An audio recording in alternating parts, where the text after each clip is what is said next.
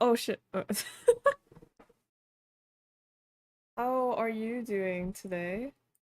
Are you doing, or is everything comfy? Everything good? Well, that's good. Because it's the same here. I don't know where the volume should go. So, oh shit, I should have had like a recap or something written. Okay. Well, last time I thought that I could finish our life because I thought, oh, hey, I covered 2 steps in one stream for the first stream, and then I was like, oh, okay, well, since there's 4 steps in total, I can just cover steps 3 and 4 in the next one, and everything will be fine.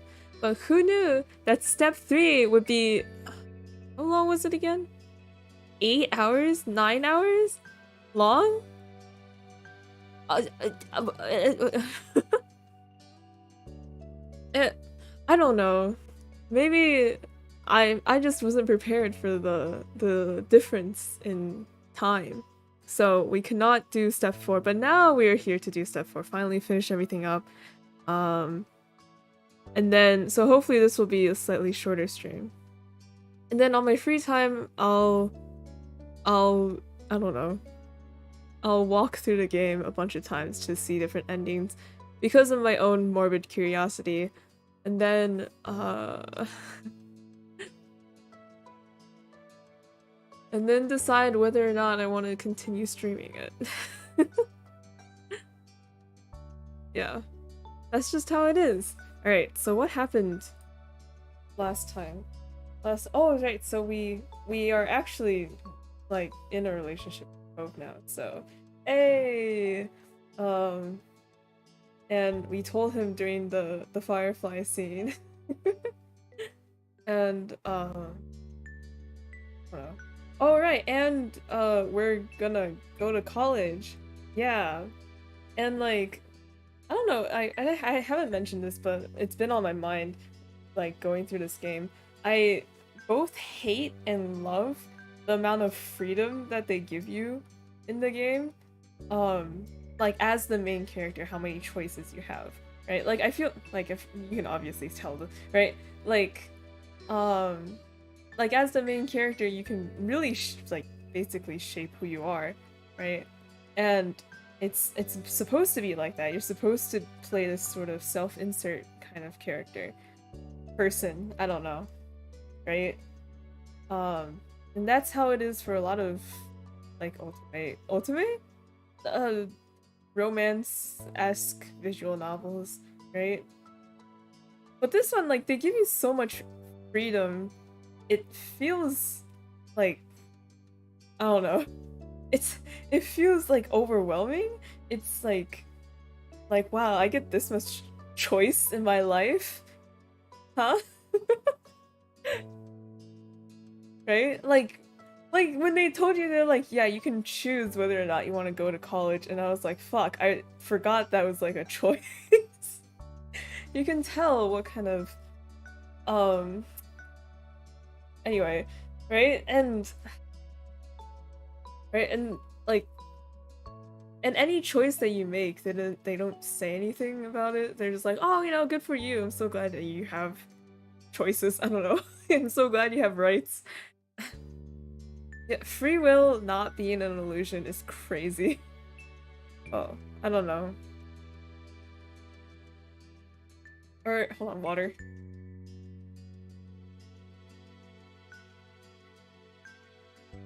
Not really, I don't know if it's free will.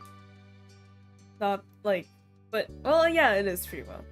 But like, yeah, just having so many choices overwhelms me. Because, I don't know.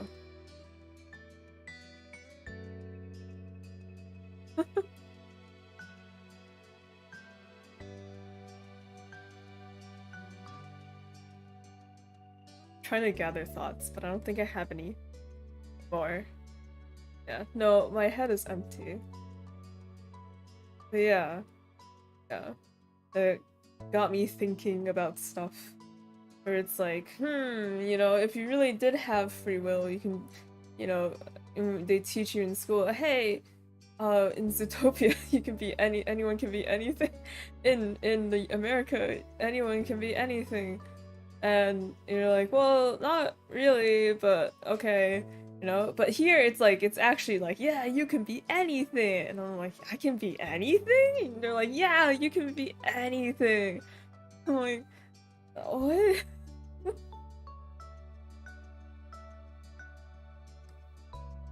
I don't know. It's awkward. It's nice, but it's also awkward. Because it's very, like, oh god. It's very utopia to the point where it feels like there's a catch. But it's not that type of game, so I won't go into conspiracy theories. But yeah, we're moving up on our ranks. Moving up. Also, another thing that I forgot to... I wanted to make a joke because... Oh, what the hell? 3 times. No, I'm sorry, I didn't mean to... No! No! The song is good, but I didn't want to... Okay.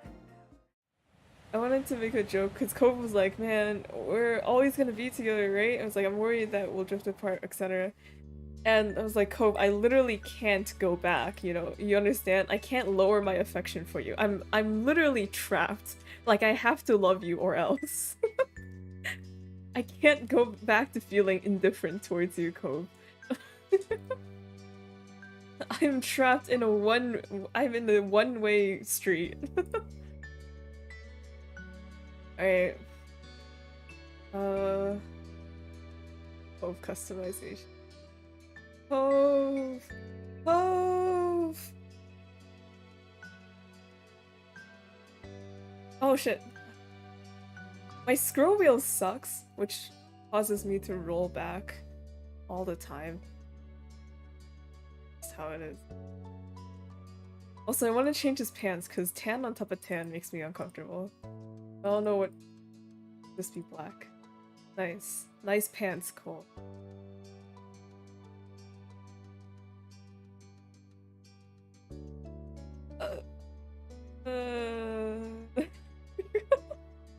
You're like, I don't know.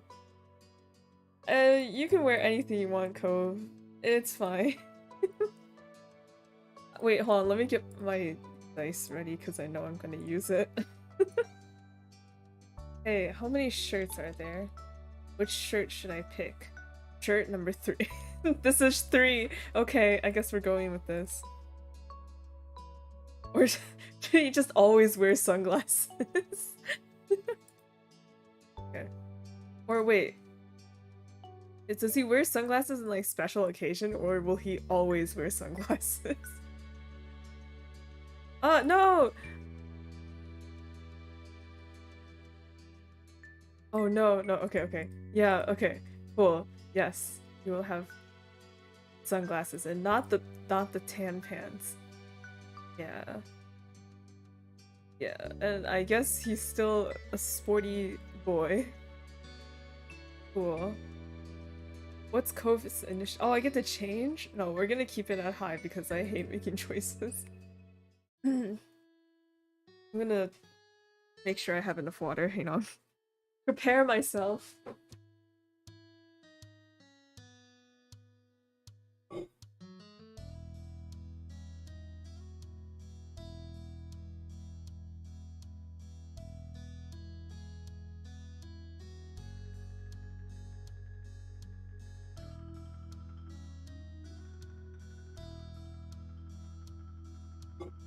Okay.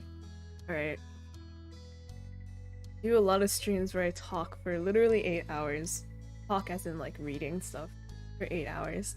And for someone who doesn't talk a lot normally, that is not good on my voice. Or my throat, my tongue, I don't know. Everything around. I'm gesturing but you can't see my mouth, throat area. Alright. And so, your days growing up in the loving cradle of Sunset Bird came to an end. In the years that passed since graduation, you'd moved out of your childhood home and made your own way in the world. You? Lived alone, lived with the pets, lived... Oh, we can live with Cove? Oh man! Oh, live with Cove, his fish and the pet you picked? Well, yeah! And you Worked at a fine company, had a business. Owned a business with Cove? Whoa, what kind of fantasy are we dreaming up here? Owning businesses? And well, actually no, a lot of people own businesses. But like living off your just your own self-entrepreneur business in this economy. You I worked at a fine company. I don't like it if I'm dating someone who's in the same field as me. In the... Oh no, in the STEM field! Let's go, STEMmies! Your family members went through the same kinds of leaps into independence.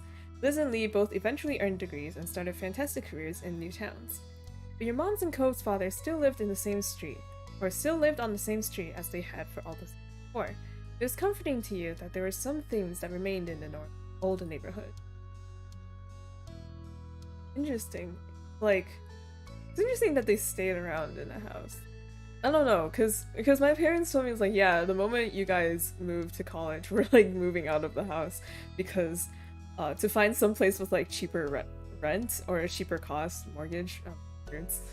Who knows all these adulting words? And I was like, yeah, that's cool, but like I know some people, like if their parents move out of their like childhood home, there's like a slight sadness. Yeah. So it's nice that they stayed. I don't know how the rent is in Sunset Bird. It does seem like a retirement community, so. And despite the ever-changing reality... Oh wait, no, but it's a tourist. Is it expensive to live in touristy areas? No. Anyway. I'm very off track. What were we talking about? And despite the ever-changing reality of your adult life, your friends were still your friends. Though, of course, things weren't exactly the same for them. Very recently, Terry publicly came out as a man and switched the spelling of his name Y instead of I. He also confessed his love for Miranda, which she excitedly reciprocated. They moved in together recently in the city out past Sunset Bird. Derek was as busy as always, but doing well. You always made an effort to keep in touch, and you even saw each other in person occasionally. One person who did disappear into the shuffle of memories inside your mind was Baxter. After his vacation in Sunset Bird one year, he was just gone. Bye, Zebra Boy. That was a loss he felt. He had become someone you considered a friend during the... How do you... Nah, Baxter was okay. Baxter came on strong, but he's fine. He's just a little awkward. And then there's what became of the sad little boy you grew up with, Cove Holden. Goodbye, Zebra Boy. Your deep affection for him was something that continued to last unabated over the years. In fact, you literally couldn't, like, go back in affection. He was your fiance! Hopefully you commit to each other with something. You don't want your relationship to change from... Oh, I don't know. Do we get married to Cove Holden? Do we believe in marriage?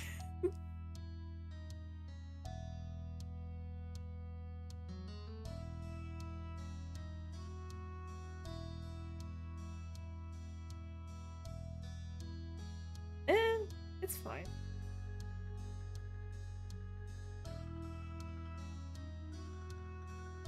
He truly thrived in his continued efforts of cultivating loving and supporting relationships with family and friends. You couldn't say his personality had changed exactly, instead it became more refined. Cove was a warm, inviting, considerate man who took to the lessons he learned over the years to treat people around him with patience and understanding. And Cove eventually developed a picture of the future he wanted to have as an adult. It ended up being a surprise to most based on his past interests. He went to college to study marine biology. How is this a surprise? My first thought was that, like, if Cove would have to choose a major, it would definitely be marine biology. His ultimate goal was set on becoming a nature resource technician, and he still volunteered with Orca when his workload allowed it. Cove got a 2-year degree. After that, he began working full-time at Orca, helping educate the public on ocean conservation and participating in shore restoration efforts. As an adult, Cove also was able to recognize and have diagnosed that he was on the autism spectrum. It was something that hadn't been noticed by his doctors as a child, but he was still the same Cove he was always to you, and he was just as glad to understand himself better. It thrilled you to see how happy and successful he'd grown up to be. On the whole, life continued a steady beat forward, and you all went with it down the paths you chose. It was strange and wonderful, but no matter how old you got, how far you roamed, or how long you were away, the home you had in Sunset Bird still called you back eventually. Oh, are we going back? Oh, of course we're going back. The car rumbled down the highway. You had started to zone out when a truck in the left lane loudly zoomed past. Your driver didn't remark on it, just like anything else in this trip. He went back to staring out the window, letting the scenery pass you by. You did appreciate the spacious backseat of your ride. You hadn't known exactly when you would be coming in, so you decided to use a ride app rather than ask your mom to pick you up. Damn, we got money. Ride apps are expensive. They it costs a lot. Or I mean, me. It had turned out to be a convenient choice. You looked forward to surprising your parents at the door. You smiled at the thought of their faces lighting up. Luckily, this hadn't been that big of a trip for you. You lived close enough that the travel hadn't turned into a big production. However, that didn't make the occasion mundane. For once, your moms had decided to have a modest celebration dinner for their anniversary. I just said for once. For once, they toned it down. Unlike when you were growing up and they preferred not to make a big deal out of it. Oh, never mind. The opposite. Unlike when you were growing up and they preferred not to make a big deal out of it, this year they were comfortable having a party. As time went on, they had found being the center of attention easier to handle. You were happy to see it. With this going on, there was no way that either you or Liz would miss your mom's anniversary. Both of you made plans to come back home for it. You didn't hear from Liz about her exact schedule, but you hadn't shared yours. It reminded you of when you were kids, and both knew to show up for dinner, but didn't keep each other in the loop for each other's pre-dinner plans. This was the same concept after all. Some things stayed the same, and yet it was definitely different from when you would see your sister every day and knew sort of what she was doing anyway from osmosis. Today you had no idea. Things were always changing. You mused on how at times it was hard to believe you didn't live with your parents anymore, and yet you couldn't imagine going back and living as a kid under the rules. The rest of the drive flew by. Your silent driver provided a smooth ride. No sharp turns or hard stops jostled you out of your own head. Your past thoughts turned from introspective to observant. The landscape passing by became more and more familiar. You frequently recognized the landmarks that dotted the area. A grin came to your face as you passed the now entering sign for Sunset Bird. Excitement built within you. You were really here! You were really doing this! Your driver turned off on the street and you realized that their map program was taking you the way home that Ma preferred. You usually would have used the other side street to pass by the beach. In no time at all, the car had gone through the whole town and pulled in front of your mom's condo. The car slowed to a stop and parked. With the buzz of the highway gone, you realized that you could hear the familiar sound of waves. The air smelled like salt, and a rush of childhood memories floated back. You started to gather your things and humming to yourself once more about how happy your moms would be able to see you. After that, you notified everyone else that you made the trip safely. You pulled over your suitcase from the other seat and yanked out your bag from down near the feet. Tap tap. You started at the sudden sound of tapping on the glass. It caused you to pause. Did you really hear what you thought you did? You weren't entirely sure because you soon heard something else, the window of the opposite side of the car rolling down. It confused you until you put it together that despite the driver's silence, you weren't actually alone in the car. The driver must have pressed a button. Someone had to be there. What? You turned your head to face the now open window. Oh! Hey, it's Cove! Okay, man, I'm bad at reading. I thought that Cove was like in the car with us and like throughout the entire drive he was just like hiding there and like all of a sudden he popped out at the end. It was like, what, Cove? You were here the entire time? It was like, wow, that must have been uncomfortable. Or like it was some sort of like mind fuck where like it's tap tap on the window, you turn over at the driver's seat and he he takes off his hat and it's like, oh my god, green hair? It's Cove! Cove was my Uber driver the entire time! But no, he's just outside. Okay, hey, it's Cove.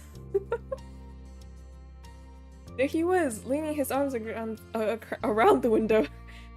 Across the window, your beloved Cove Holden. He beamed at you with one of his precious open smiles. My! Hey, my! What a surprise this is! I didn't expect you to see you in this neighborhood.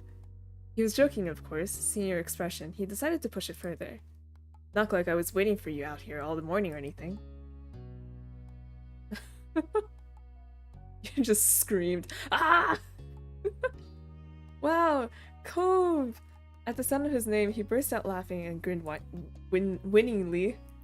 He then gripped the top of the car door and pushed half of his torso through the opening. That was enough to make the driver break their silence with a sharp "Hey!" The driver takes off his hat, and you see black and white hair, and it's like, oh my god, Baxter? No. No, he takes off his hat, and it's brown curly. Sheila? No, it's just a normal guy.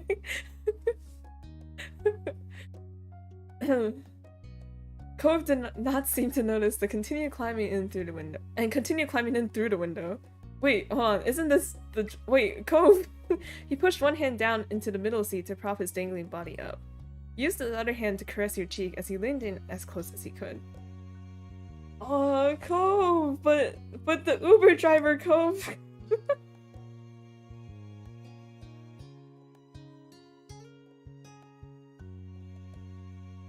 The Uber driver, Cove. Stretched your hand out and gave him a solid friendly flick to the bridge of his nose. Hey! He gasped indignantly, but even then he couldn't cover his smile with a fake affront. Okay, now get out the window, you crazy person. You and your windows.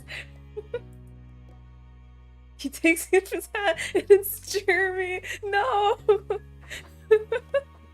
The worst outcome.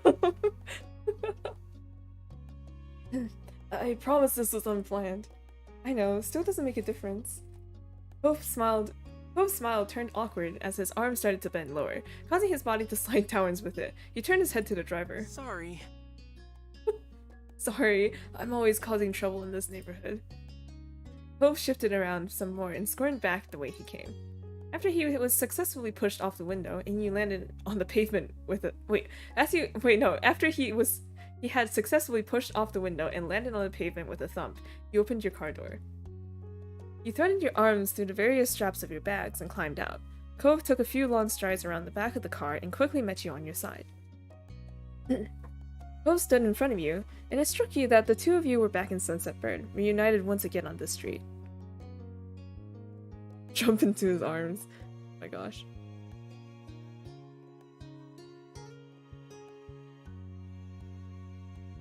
Hair. You gave his hair a satisfying tousle. He laughed and shook his hair after you were done, completing the windswept look. You really were ecstatic to be around him again, and absolutely thrilled that it was here in this town where you were together. I thought, like, we lived with him, but okay. Even if it had only been a short time since you had seen him off, you had still missed Cove greatly. It somehow felt a lot longer. So tall, he's barely in the frame. It just keeps going, up and up and up. One day, he won't even need to climb the window. His head will appear above it on the second floor. Given your different schedules and travel abilities, it had worked out better for Cove to head out to Sunset Bird first. He only arrived the evening before, however, and secured a hotel room.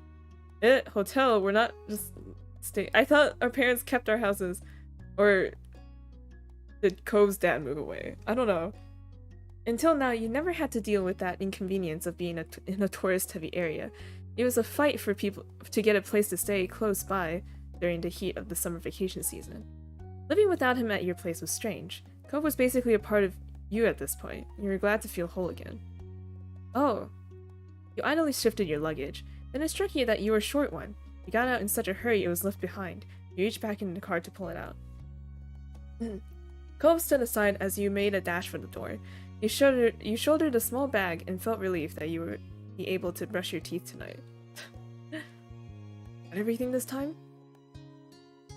You sat up straight, everything truly gathered up and out of the car. You gave the backseat one last glance and then nodded. Cove shut the car door after you had moved out of the way. The two of you stepped off the street to give the driver some room. Cove waved. Sorry again. The driver said nothing and drove off. Yeah, that was definitely Jeremy. With the road clear, you let your gaze drift across the neighborhood that you had known forever. It was such a small place. It was such a small place to spend so many days. You were flooded with memories of going up and down the street during every stage of your life. Being a little kid, following your big sister to the playground, becoming a teen and staying out later, and growing into an adult who left their parents' house behind to be independent. You could feel the summer sun on your skin from all the times you headed out to the beach. You saw the same surroundings that you, as a young adult, did while leaving home. It was hard to quantify the amount of history you had here, and now you were back! Despite taking in the neighborhood again, you never lost awareness of Ko's presence. From the corner of your eye, seeing him there was a very familiar sight as well. So many of your memories included him. Your mind drifted from the neighborhood itself to the person who used to live there. You couldn't help this feeling of nostalgia. Still remember his face, his voice, the scar on his arm from days long gone. Is it still there, or is it not there? Oh, it's still there. Okay. He had changed so much since you had first met him, yet even with those changes, he was always recognizable. Yeah, he had green hair. He was familiar like the sky was, in the way that you knew the sea. Every day they may appear different, but they're still an inextricable part of life. It was the world with help from Mr. Holden and his ill-thought $20 bill that brought you together to begin with, but the two of you had chosen each other. That's like a really weird meet cute. You know how people talk about meet cutes like ideal like love at first sight, or I don't know, like meeting each other moment, like bumping into each other on the street and spilling coffee, like that sort of thing. You know, that's a weird meet cute where the person's dad pays you $20 to be their friend. It was like, yeah, that's a story you should not tell your children. Or I don't know if we'll have children. That's a story you shouldn't tell your fish. Nee the fish! It was the world with the help of Mr. Holden and his ill-thought $20 bill, right? You had never let your interactions fade. You had decided to nurture your relationship into what it was. And you would continue to keep Cove close into all the rest of your adult years. Cove was the partner you wanted for life. You couldn't be more grateful to call him your boyfriend. It would be impossible to imagine life without him. Cove noticed you staring at him after a while and smiled with his eyebrows rising in curiosity. He was very transparent in his question, as if there was something you wanted to say. You shook his head and returned him a soft expression. You let yourself get carried away in the tide of memories, but now it was time to focus on the present. Ready to go see my mom's? Cove nodded and then pointed at all your luggage bundled around your legs. Can I help with any of that? No. You can help with all of it. Yeah, you can help, because I have noodles. You gratefully passed him a bag. It was a lot easier to balance everything with that out of the way. Oh no, old moms. He used both his hands to take hold of the one piece of luggage and stood tall, pleased to be able to provide his assistance. The bag situation resolved, the two of you strolled over to the last residence store. You started to pat your pockets instinctively, only to realize that you no longer carried a key to the house. Your eyes scanned the entryway, a little lost, only to spy a doorbell. The thought of having to ring it felt super weird. Have we just not come back? Like, after, like, this is our first time coming back. As you pressed the inconveniently placed button on the side wall, you remember that no matter how much this place would always be a home to you, it wasn't where you lived. Being back here was like putting on a uniform after you quit the store where it came from. It had remained the same, but your circumstance had changed. Cove shifted on his feet awkwardly, obviously also thrown about you being stuck out here keyless. You heard muffling voices and shuffling around from inside. Your heartbeat sped up in anticipation. The door swung open, and there was your mom's smiling face. She immediately brightened at seeing you standing there. Oh, Mom! She doesn't look that much older. Well.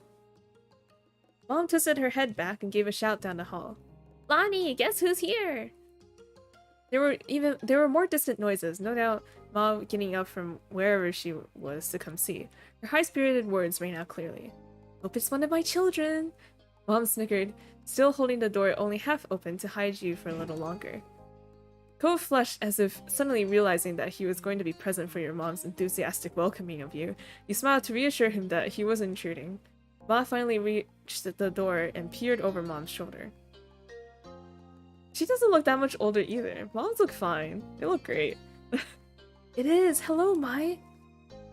She gave you a once-over, patting the top of your shoulders and moving down the sides of your arms, before she nodded in satisfaction that you were in one piece. How sweet. This is a wonderful surprise. I thought they invited us here. Mom inclined her head to Cove next, not leaving him out either. Hello, sweetie. You count as one of my kids at this point anyway. I have double the surprise today. Yeah. You stared at your mom's greetings. They never changed. Cove bashfully waved at them. He hadn't relaxed fully, but he had settled down at their welcome. Well, don't just stand there. Come on in. Your mom moved aside and held the door open for you, gesturing for you to enter. You stepped into the what's this on the counter? Oh, and a vegetable on the thing? I don't know what vegetable. Everything else kind of looks the same. But there's stuff on the counter. Stepped into the living room. It was comfortable and cool.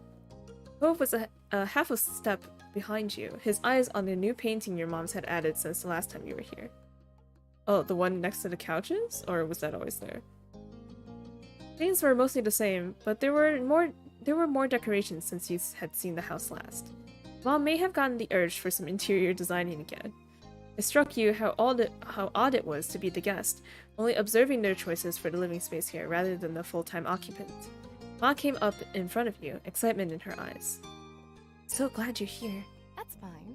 You know, your mom and I would have been happy to pick you up, but you're self-sufficient and responsible. That's okay. What matters is that you arrived safely. Mom appeared at her side with a nod. Welcome back, kiddos.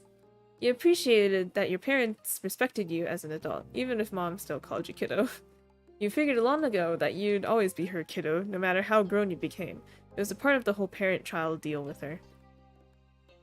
Yeah, hug. You gave them a thumbs up. Yeah, hey Mom, thumbs up. You took another step forward and pulled Mom and Ma into a great big hug, squeezing them tight. Their arms wrapped around you in return, and you can feel their love for you in their embrace.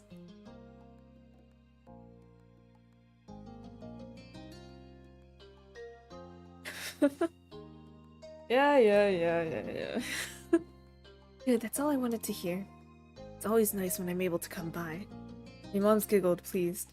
Oh, Otaro, hello. Thank you for the super chat. Your mom's giggled, pleased. I hope you had been doing well. Is everything set up for your anniversary dinner? No problem. We're happy to help if there's something we can do. We've been plenty fine. It's been a little quiet, but that's not a bad thing. Your mom placed her arm around Ma's shoulder and gave her a side hug. Don't worry about it. Don't worry about the party. We're just planning to eat at the Cypress, nothing fancy. Which is kind of a funny thing to say about a pretty fancy country club. Biggest issue has just been making sure that everyone can make it for the day. Speaking of which, Liz will be arriving tonight. We planned on picking her up later. I guess Liz isn't as grown up as Mai. Mom snickered at her own joke, and Ma lightly elbowed her with a barely hidden grin. Shush. Shush. As I was saying, we could drop you off wherever you're staying, if you don't mind waiting for that. I'm sorry there's not space for you in the house. It's gotten crowded in these old rooms since you and Liz moved out. I don't know where all this stuff keeps coming from. Sure you don't, Pamela. It's okay, Cove already has a hotel room I'm gonna be staying in anyway. Cove sent you some pictures of the place when he arrived. Stylish and roomy, it seemed very nice.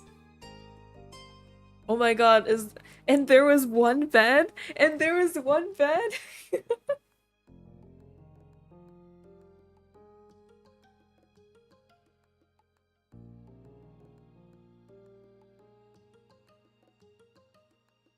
For some reason, with the more and more playthroughs of this game, I'm getting thirstier and thirstier, and I don't know if, like, this is like a direct correlation to a more metaphorical thing, or Yeah. He claimed that the bed was comfortable, so you had high hopes about that, though mostly you were looking forward to having him next to you as he slept once again. Your mom smiled, relieved. Kyra's already here, isn't she? She directed her question at Cove. He bobbed his head a little to go along with his reply. Yeah, I heard she made it. She's gonna be staying with Dad a while she's in town. Oh. Have you gone over and said hello? Sorry. Have you gone over and said hello yet? Cove chuckled self-consciously, and this time he shook his head. He raised an eyebrow since you had figured he would have taken the chance while waiting for you. Not yet. I should go do that now. I just want Mai to be there too. He caught your eyes with an adoring smile. Mom laughed at that, no doubt thinking that Cove was sweet but ridiculous. Oh, nice. It's nice to know your priorities. Yeah. Cove awkwardly rubbed his arm and shifted on his feet, looking all too much like he did as a kid. So? What a loser. Mai, do you want to go over to my house now? That's a good idea. We won't be leaving until late evening. You heard Ma, let's go see your parents. Cove perked back up, excited once more. We'll keep an eye on your things while you're out. There's no reason to be carrying all that around. You set down your bags in the living room, looked into a corner where they wouldn't be in the way. Cove helped. Your moms waved the two of you off as you walked back to the entranceway. Thanks, see you soon. You walked back and opened the front door for Cove. With that, you were on your way to Cove's family next. This trip put a little special pep in Cove's steps as you crossed the street to his dad's house again. Or to his dad's house together. Your spirits were equally high. Doing this, you felt like a teen again. You had known Cove's parents for a long time now. When it came to what you called his dad, Mr. Holden. Nah, it's weird to call him anything other than Mr. Holden. It's like calling your teachers by their first name, and it's just weird. Right? Or maybe I'm just stuck with a sense of, I don't know, seniority? I don't know, how do you call it? At this point, you couldn't imagine calling him anything else. Despite it being formal, it rolled off your tongue naturally. Whereas Mom 3 in a non-serious way. No! Mom 3 is funny, but like, not like always. No, Kyra, she always, oh my god, I can't. She always preferred that, even when you were just a kid. Honestly, you couldn't imagine her calling her anything else. Cove hopped up to the front door and didn't bother knocking. He twisted a knob and swung open. With a grin, Cove gave you a gratified thumbs up. You shook your head in disapproval, and you both knew that you hypocritically supported his behavior. Your dad is lucky that we aren't criminals. You brushed your comment aside and went right into his old home. Mr. Holden was there, standing in his kitchen and babysitting a pan on the stove. Oh wow! Why does Mr. Holden's hair gets like more and more L'Oreal Paris, you know what I mean? Like like cause first it was in a ponytail and then like it was out of the ponytail and this like gradually became more and more less ponytail and now it's like hair model. What's happening? It's a side hobby. It's a side gig. His head turned at the sound of footsteps, and he brightened instantly at the sight of you both. Cove matched his enthusiasm instantly. It was like, if it was anyone else, you would have thought he was lighting up with a childlike joy over seeing his dad again. But since you knew, sorry, I was thinking of something else. But since you knew what Cove was actually like as a kid, you were aware of this level of happiness with Mr. Holden. This level of happiness with Mr. Holden was definitely not equivalent to any childhood feelings of his. Dad! Oh! Cove! Let me read this again.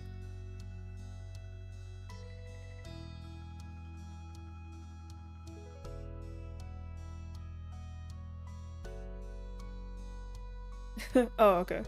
Yeah, character progression. We love to see it. Mr. Holden gracefully pushed what he was cooking to a different burner and flipped off the heat. He rushed over to you both. Cove flew forward and met him halfway in a hug.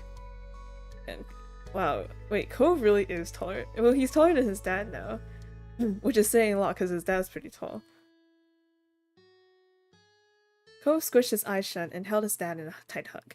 Mr. Holden soothingly rubbed his son's back. The more of an adult Cove became, the more he turned into a Big Daddy's boy it seemed. That's good. I missed you. I missed you too. It was sweet. And teasing aside, it was wonderful to see them at this place in their relationship after years of struggling to connect. When the hug broke, Mr. Holden hooked an arm around his son's neck. He let out a deep laugh. I still can't believe you outgrew me. I really thought I had that on him after he graduated from high school, but then he had to keep going. Chuckling, he shook his fist in mock anger. Cove ducked his head and laughed in kind. Sorry, Dad. Cove's cheeks turned pink and he averted his eyes. He was becoming bashful, so you knew he had more he wanted to say. Cove softly added, That's... But I was raised really well. His sad expression instantly crumbled with emotion. He sniffed. Cove put an arm around him too and tugged him into a side hug. You observed their little reunion fondly, happy to let them enjoy their moment. They were a perfect pair of sentimentality. So, Cove is like just like his dad and cries easily. I mean, what? No. Who cries appropriately, who has a healthy dose of emotion, unlike us who's emotionally constipated, and has to bully people to express our affection. Mr. Holden eventually turned his attention to you. Hey, Mai, so great to see you. He pulled away from Cove and approached you with a little wave. He was back to his cheery self. Hi. You waved, offering a fine high five. High five? Wait, what did he do? Let's just Uno reverse. He waved. Okay, wave. Excited, the words burst from you like a firecracker. You hopped forward with a big wave, and his head tilted back, roaring with happy laughter. I missed having you around. Nodding, you could feel a blush rising in your face. It felt good being back home. Mr. Holden cleared his throat, pulling attention to himself. He crossed his arms. But before we get too carried away, it's not a real reunion yet. Kyra's still in the guest suite. I'll go get her. Sorry. He eagerly bolted down the hall, and you couldn't hear every step he took. It ended with a distinct knock. Kyra, they're here! It was only seconds before there was the sound of a door being yanked open. The pounding of feet hitting the wood floor grew even louder this time. My baby! Oh, Kyra! Literally hasn't aged, she just cut her hair a little shorter. Nice. Next to you, Kyra literally- wait, what? She doesn't age at all! What's your secret? Next to you, Cove let out a nervous laugh. His parents entered the living room, and Kyra stretched her arms out wide when she spotted you both. Wait, then again, Cove's parents are, like, way younger than our parents, aren't they? Yeah. Maybe that makes sense. I don't know. But she looks exactly the same. His parents entered the living room, and Kyra stretched her arms out wide when she spotted you both. Cove went to her easily. Yeah, hug. She pulled you tightly into her arms with Cove. You were squished but felt every bit of love Kyra had held in her heart for you both. Cove wrapped his free arm around her too. He rested his head on top of hers and let out a happy sigh. After a moment, Kyra let go and pulled back to get a better look at your faces. She surveyed every inch of them and appeared satisfied. You're both looking- what was her voice? You're both looking well. That's wonderful. And just what I like to see. Thanks. Thanks. And, hi, Mom. Thanks, Kyra. Her smile widened, and then she took to Cove one more time. He brushed a few strands of her hair back into place. Now you look just as sweet as Mai. So, what's new?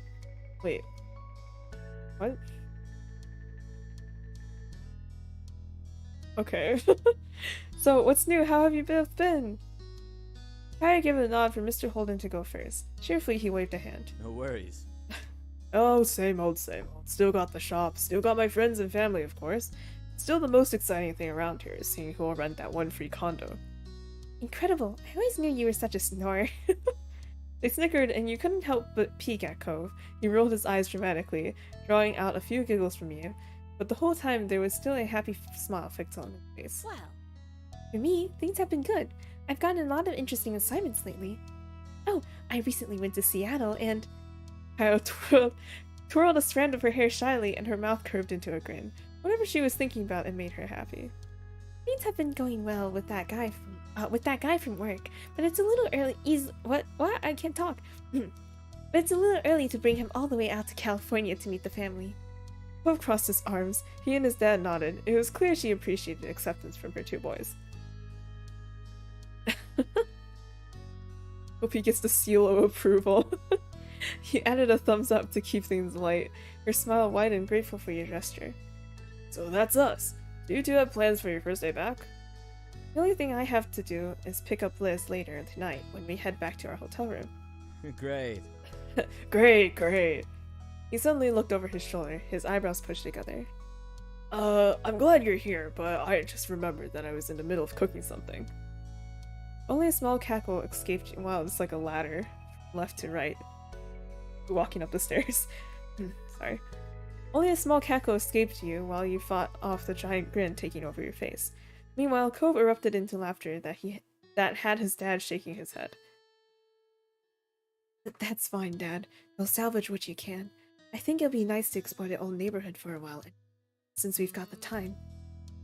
Cove directed the last part to you as he spoke, hoping that you would want to go with him. You nodded automatically. You were already looking forward to it. That's a perfect idea. Makes sense. I think so too. You should go enjoy the day. I'll hang back here so I won't be a third wheel. And someone's got to keep an eye on Cliff before he catches the whole kitchen on fire. You're not a third wheel. Oh, stiffly stuck his arms against his side like a little child. A small smirk tugged at Kyra's mouth. She winked. Self-voicing enabled. This is not what I wanted. Self-voicing disabled. Oh god, that scared me. I pressed V accidentally. Oh my gosh. You know what I mean. Have a good walk. See you both later. What does self-voicing actually sound like? Self-voicing enabled. Cheerily, Mr. Holden waved before going back to his cooking. Cove smiled warmly. Oh wow, I can take a break. Bye. Cove, okay, bye. Bye, we'll see you soon. Cove trailed behind you as you walked into the welcoming summer sun. He stopped, closing his eyes to stretch his arms in the warm rays. Self-voicing disabled. That's gonna take fucking forever. He reads so slow. Satisfied, Cove gave you a bland smile and dropped down, but sorry. And dropped down. No, not the piggyback ride! That's so embarrassing. Why did I do that?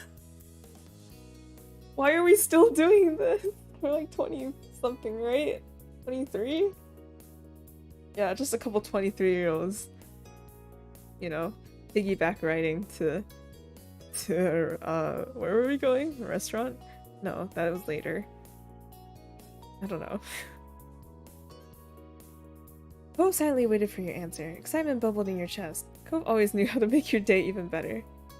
He always knew just the right thing to do. Cove hummed in agreement while you climbed onto his back. When you both had a secure grip, he stood up. The movement bounced you more than usual. Chuckling into Cove's hair, you were pleased to enjoy another afternoon of your favorite mode of transportation. And that's all Cove is to us. He's just, he's like, a hoverboard, but like, slower. Under your hand, you could feel the vibrations of laughter in Cove's chest. Let's go. Naturally, you found yourself heading down the road towards the beach. Your spirits rose even higher as you strolled across the sand, heading for the shopping district. Voicing things scared me so bad. What do you mean? After... Oh, sorry. Arriving, you wove past tourists who were taking in the sights for the very first time.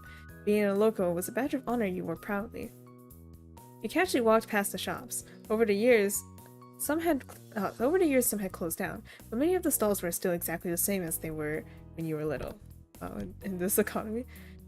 Cove snapped his head as far as it could go to one side so dramatically you couldn't have missed it. Something clearly caught his eye, but you couldn't see it. What? Is it a person? Please? Oh no, it's a pretzel stand. It's food.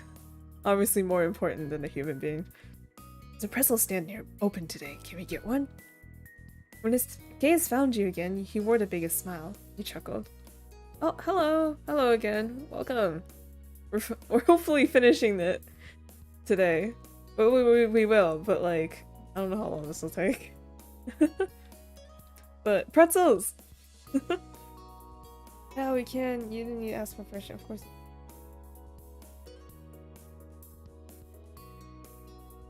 Yeah, let's go get pretzels. You finally thought about retracting your previous thought. Cove was beaming now. You're gonna get the one that comes with a little frosting cup, aren't you? That's right. After that, you both happily made your way over, being pulled in faster by the delicious aroma of the stall. With that, you changed course to the pretzel stand for a snack break. Cove was very pleased by the morsel he picked up, and that was good to see. Did we go to the pretzel stand while still, like, piggyback riding? Because imagine, like, two adults approaching the pretzel stand, and he's like, hey, we'd like to get 2 pretzels, and the pretzel guy just stares at you like, what the hell are you guys doing? Oh, god, okay. The sun arched across the sky as you went up and down. As you went up and down the road as a pair. By the time you returned to the beach, each day was beginning to fade into night. Cove kicked his shoes off, tossing them into the sand. He wanted to get his feet wet in the waves as fast as possible. Yeah, water. In seconds, you had your feet free and your shoes abandoned in the sand. You kept going until you were ankle-deep in the water. Cove sighed contently. You followed his line of sight to the setting sun, painting the sky with hues of orange and pink. Water? It really feels like summer now. He wore a bent smile when he turned to you. The light illuminated like a halo behind him, and the sight took your breath away.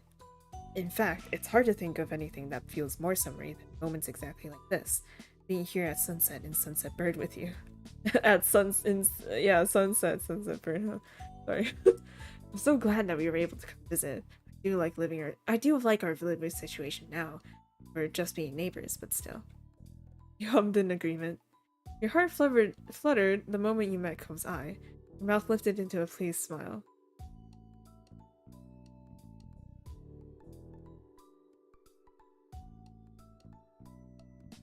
Yeah. You crossed your arms. Cove looked up from the sand, meeting your gaze with a bent smile. It's inevitable. Cove murmured quietly, losing himself in thoughts again. Shortly after, you saw his hand shoot down into the sand. He stood straight back up with a lopsided smile, and got to work brushing the sand off his prize.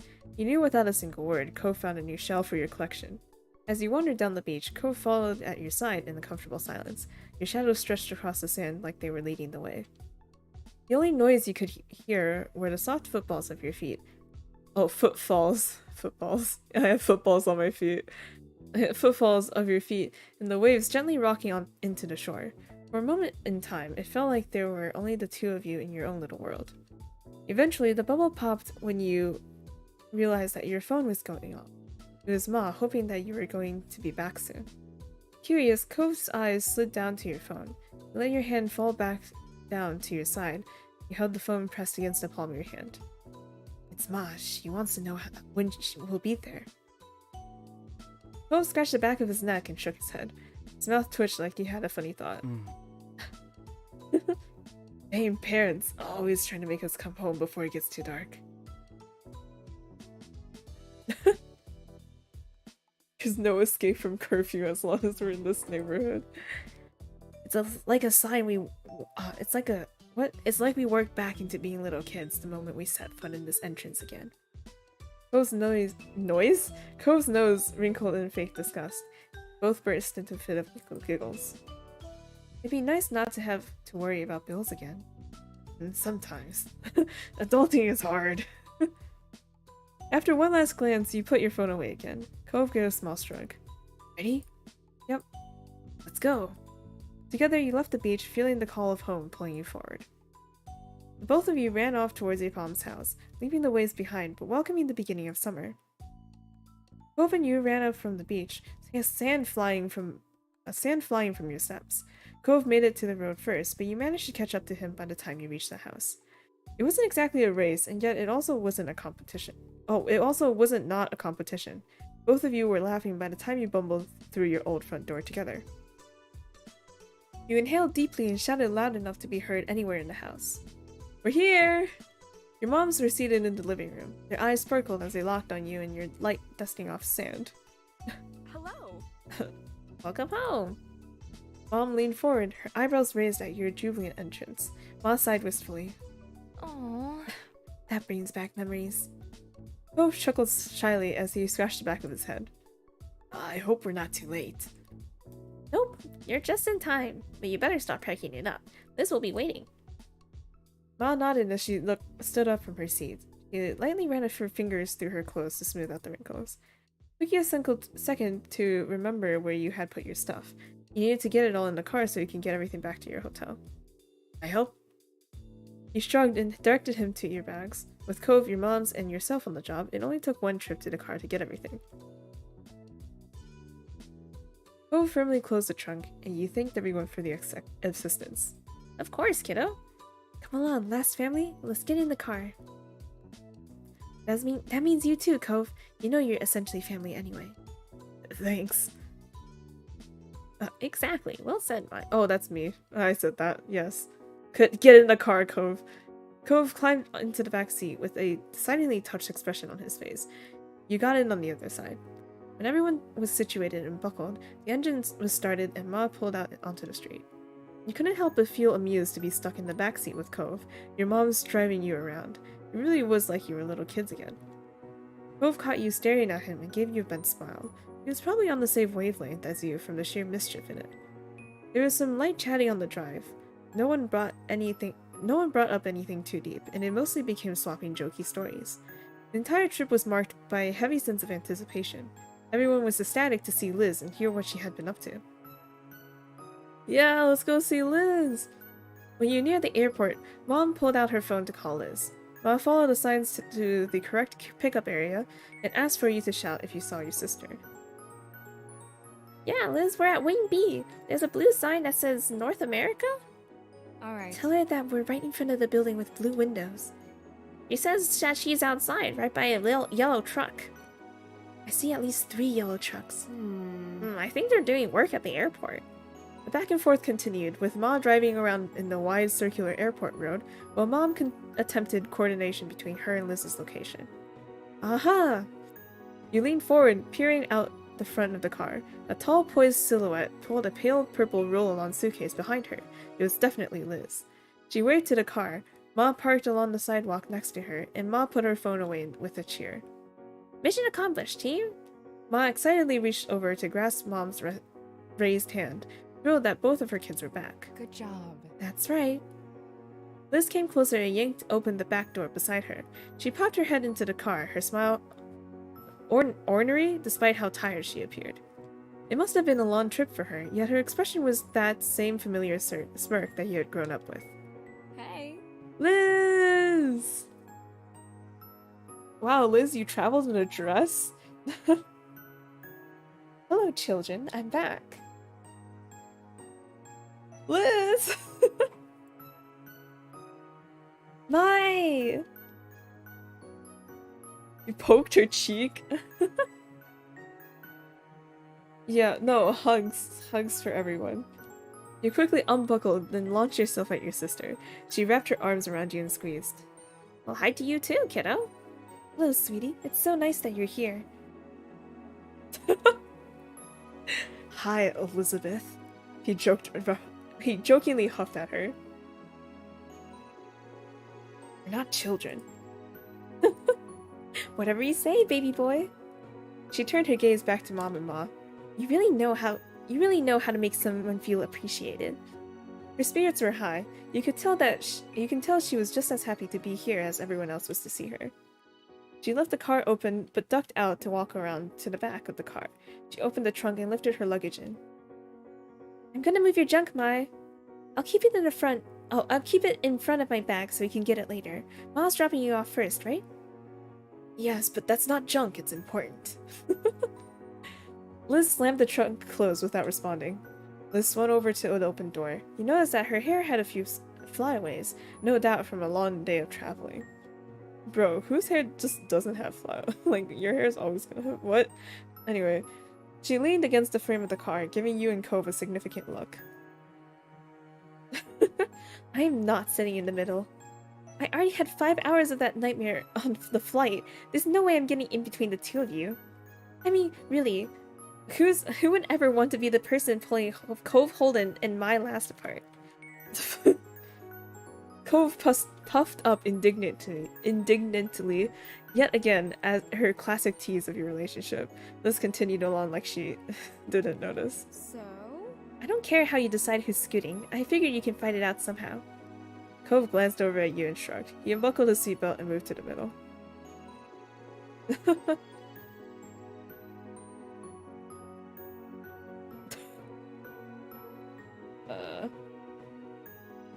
I don't know, thanks.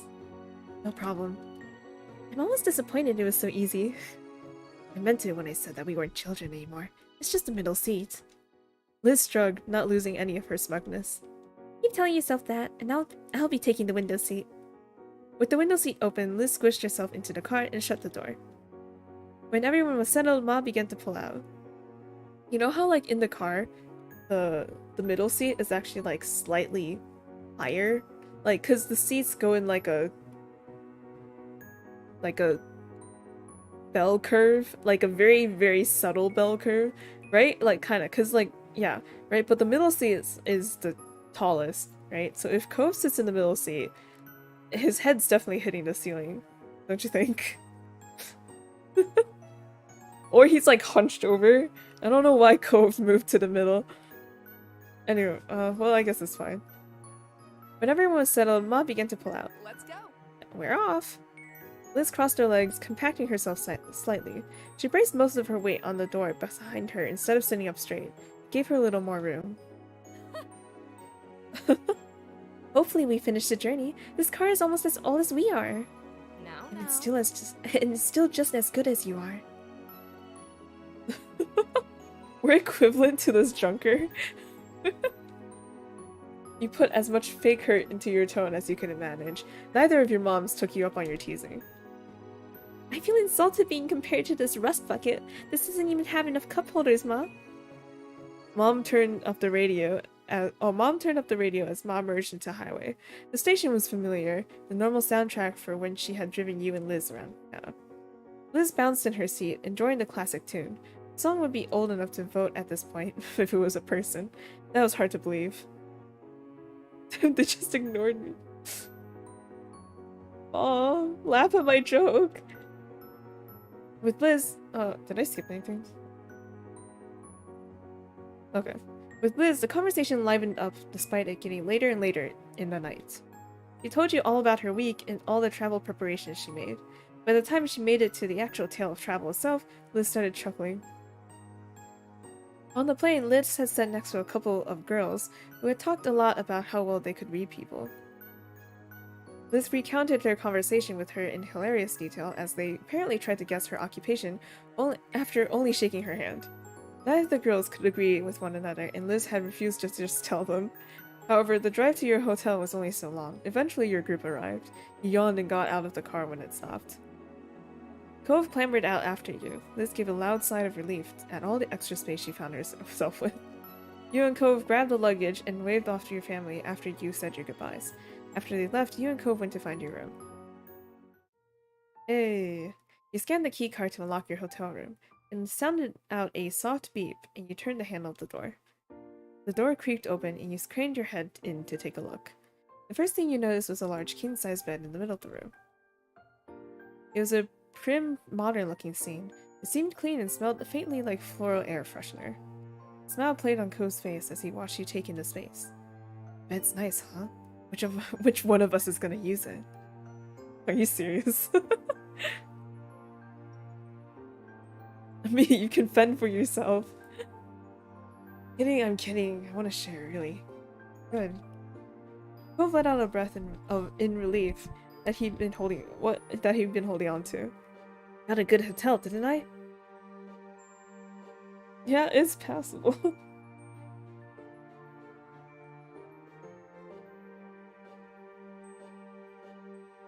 Oh, sorry.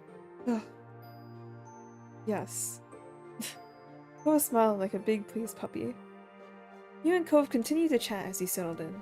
You unpacked some of your stuff and checked out all of the room's amenities. Cove pointed out the mini fridge and started puzzling over what food could be ordered to the room. What? We're ordering food in a hotel room? What is this? You never order food in a hotel room because it's so expensive. And you never open the mini fridge because if you take anything out, they monitor it, right? So if you take out a bottle of water, they'll charge you later on your card, right? Don't do that shit. They'll trick you. That's how they get you.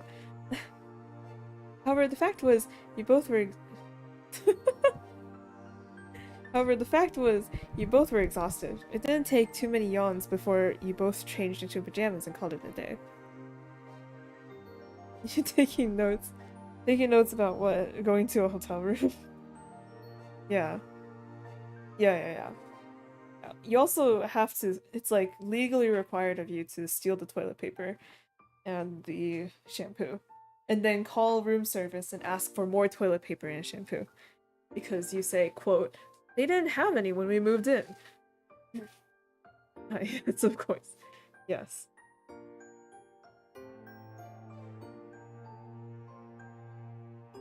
You had to hunt along the wall to locate the light switch. When you finally found it, you flicked it off with a sense of triumph.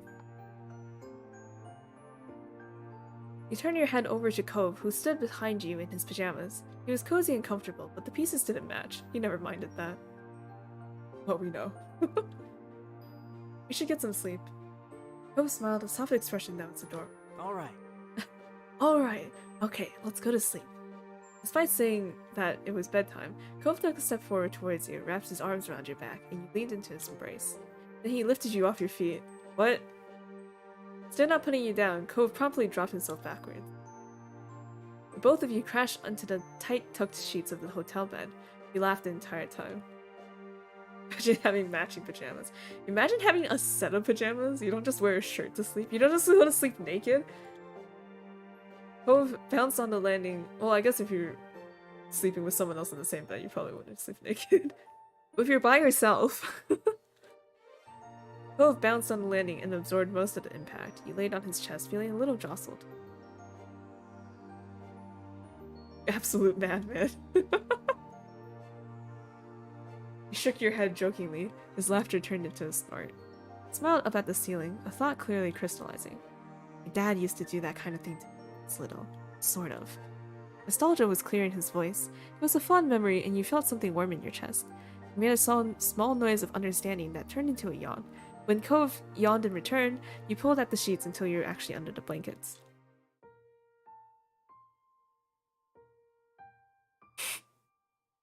Hey, so do you know why pigeons are called pigeons when they're actually doves? What? Random topic? This is why we can't fall asleep when we go to bed. It's because all sorts of fucking thinking. Head is only full when it hits the pillows. And like once you wake up, it's always empty. Why is it like that? Cove blinked at your random tangent. You yawned and continued talking, your sleepy brain happy to info dump. Pigeon... so we're like half asleep. Pigeon actually used to refer to a young chirping bird. Not a species like it does now. Cove nodded along as you continued, seemingly interested despite the random topic. By the time you finished, he was watching you intently.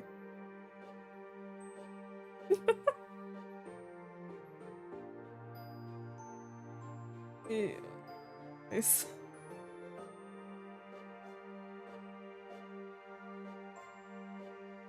Hair! Oh my god, we're destined to just mess up his hair.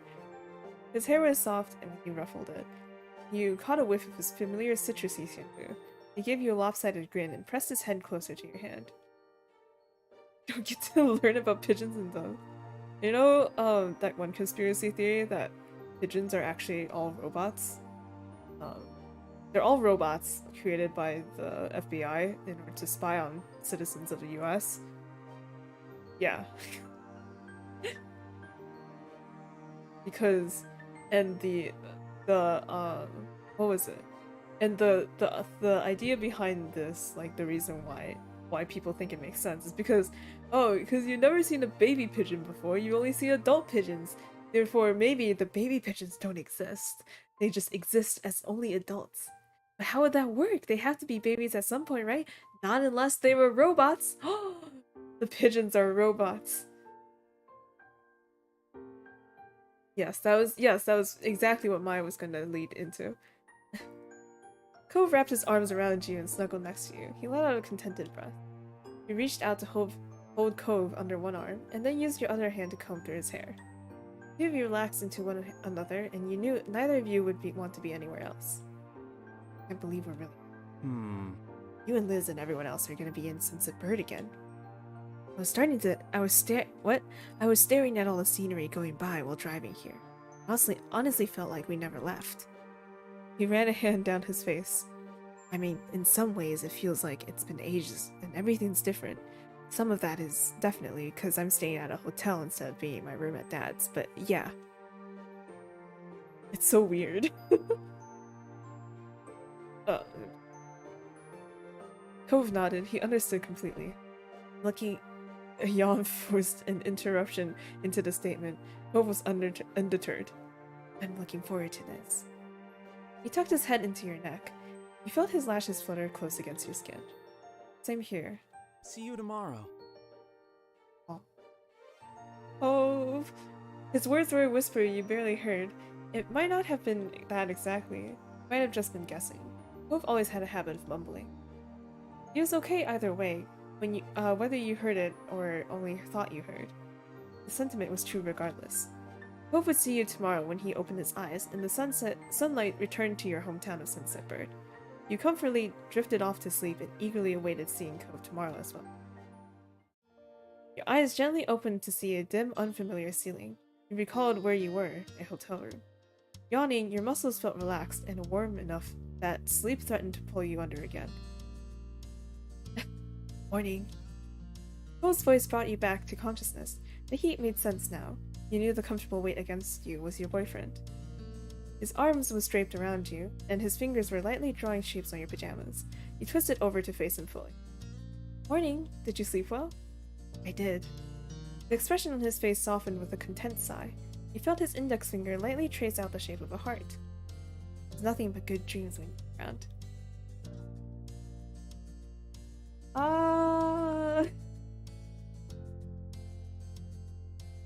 That was... okay.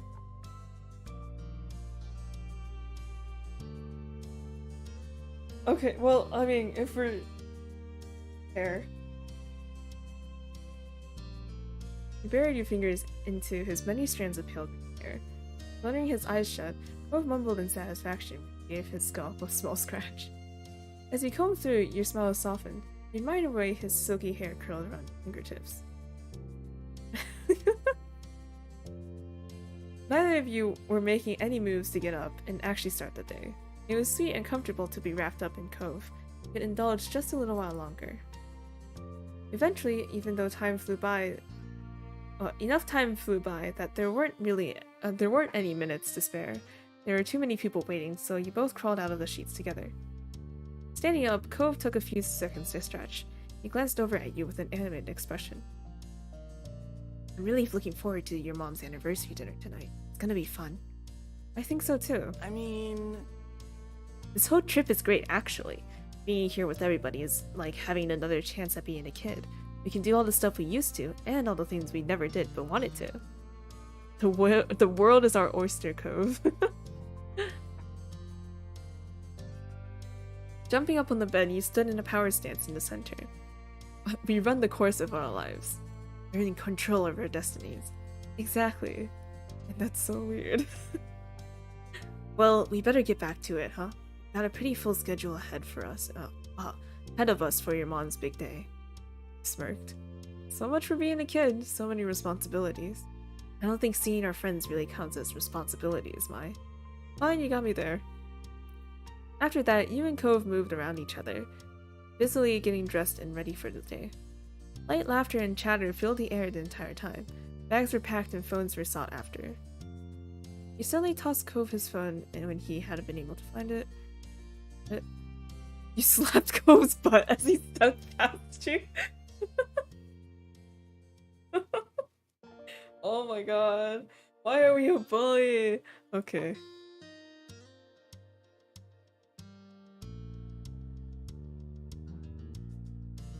Running out of water. Cove let out a small yelp. He met his eyes with an impish grin and he shook his head. Oh, Careful. His shyness melted away as he put himself inches from you. You raised your hands in a playful surrender, smile bent in a pleased smile. There was nothing else stopping either of you now. In minutes you were hopping into your ride and heading back to the neighborhood. It was another beautiful summer day in Sunset Bird. You couldn't resist rolling the window down so you could absorb it all during the drive. Yeah, so anywhoosies, Post sat across the seat from you, near the opposite window. His gaze was locked outside, catching all the old landmarks the vehicle was passing. Your spirits rose even higher the moment you made it home once more. Eager, you hopped out of the car and let yourself inside. Your moms knew you were going to be there that morning.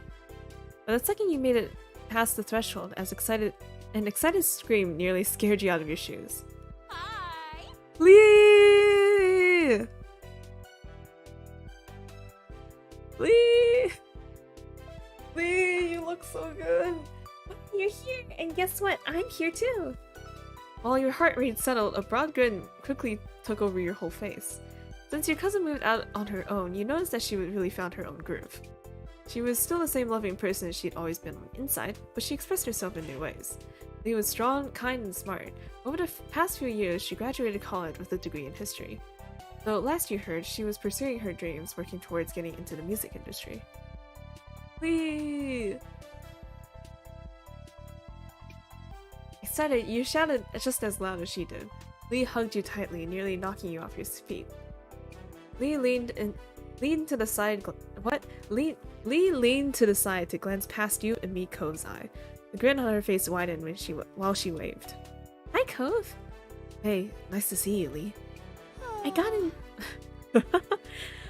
practically at dawn. It was a whole thing, but at least I made it here alive. Lee exhaled and slumped her shoulders to emphasize how exhausting the ordeal was. Behind her, Liz made her way over. She crossed her arms at the scene. I'm here too, in case you were wondering. Nope. I wasn't, but thanks anyway. Lee giggled and Liz's eyes narrowed at your remark. She seemed to stand up straighter, and the demure smile on her face didn't move. It wouldn't kill you to say hello, you know? You neither, but I'm glad to see you too. Thanks. Thanks! The feeling's mutual. Another family-friendly shout ran out in the living room. It was as cheery as it ever was from the many times you heard it over the years. Good morning, family!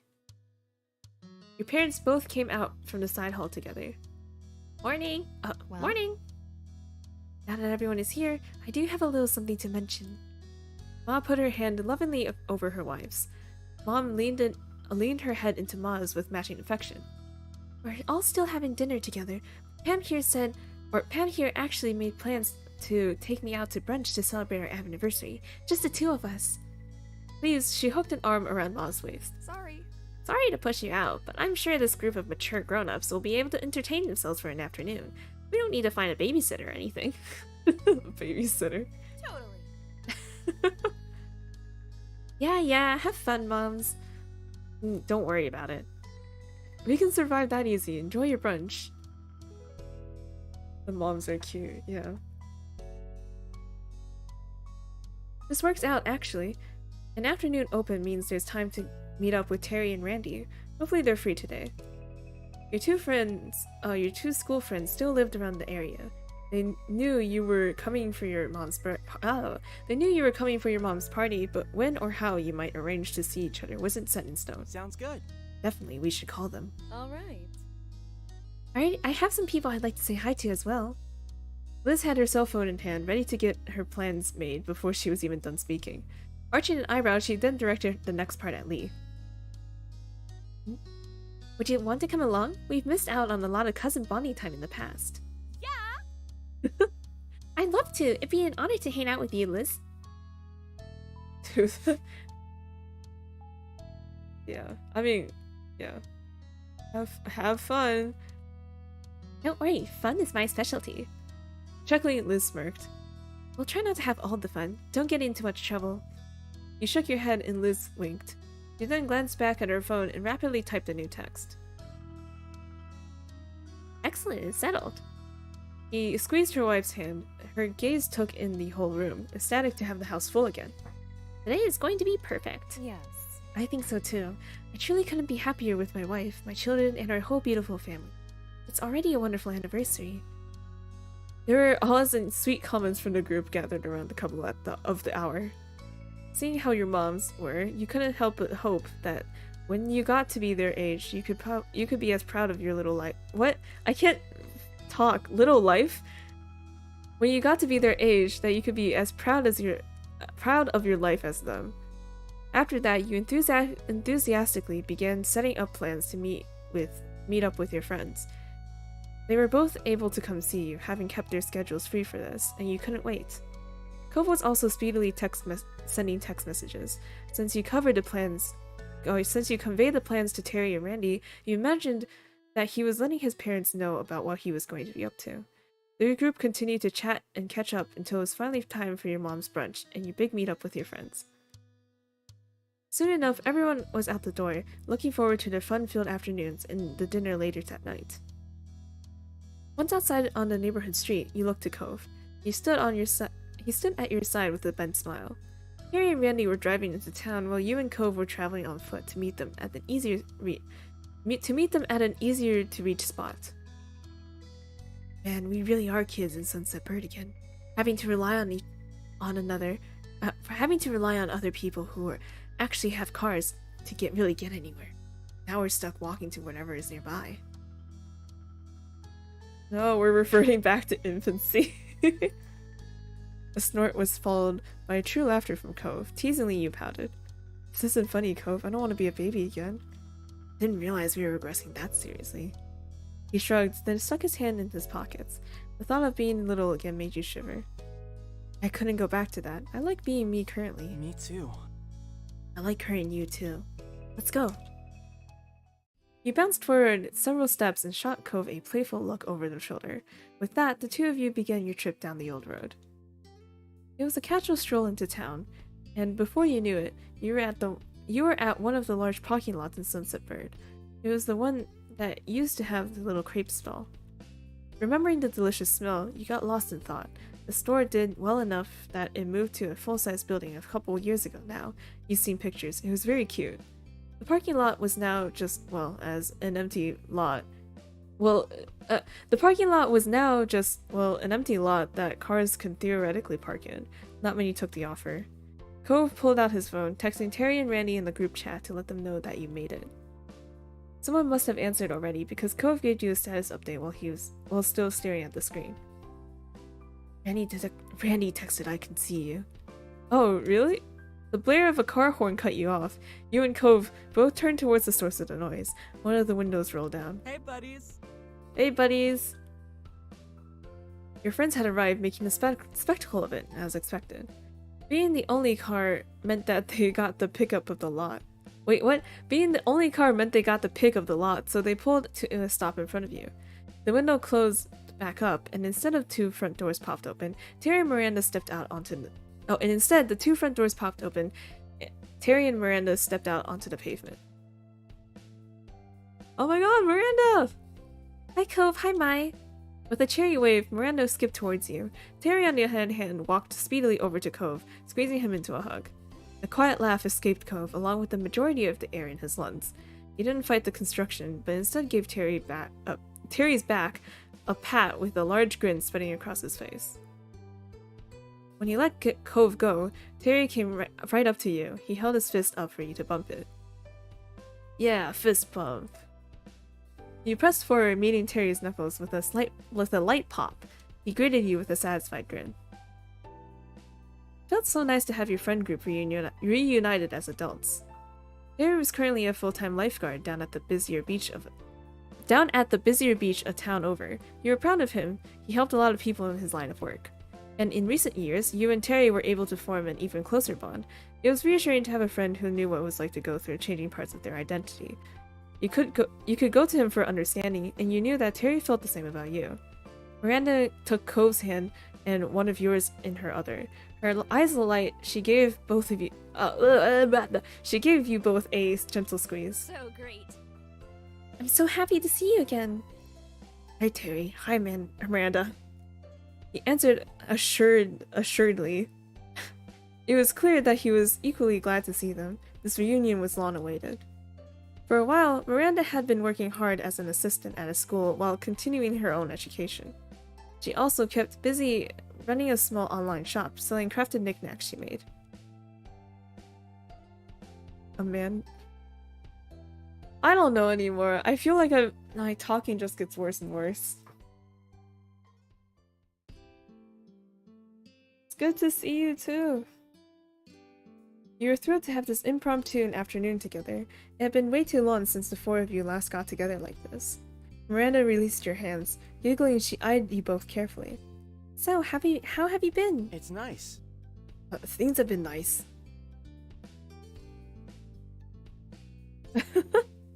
Yeah, it's great. Thumbs up. That's cool. 5 stars. Yeah, I'm really glad for you. You stood more confidently and straightened your back. That made her giggle again. You're sparkling. What about you? I'm super. Harry sided up next to Miranda and put his arms around her shoulder. Sighing dreamily, Randy chuckled up at her boyfriend. Yeah, things have been unbelievable. He pressed his cheek against Miranda's, and she let out a light squeak. Sight put an amused grin on your face. Your friends made a wonderful couple.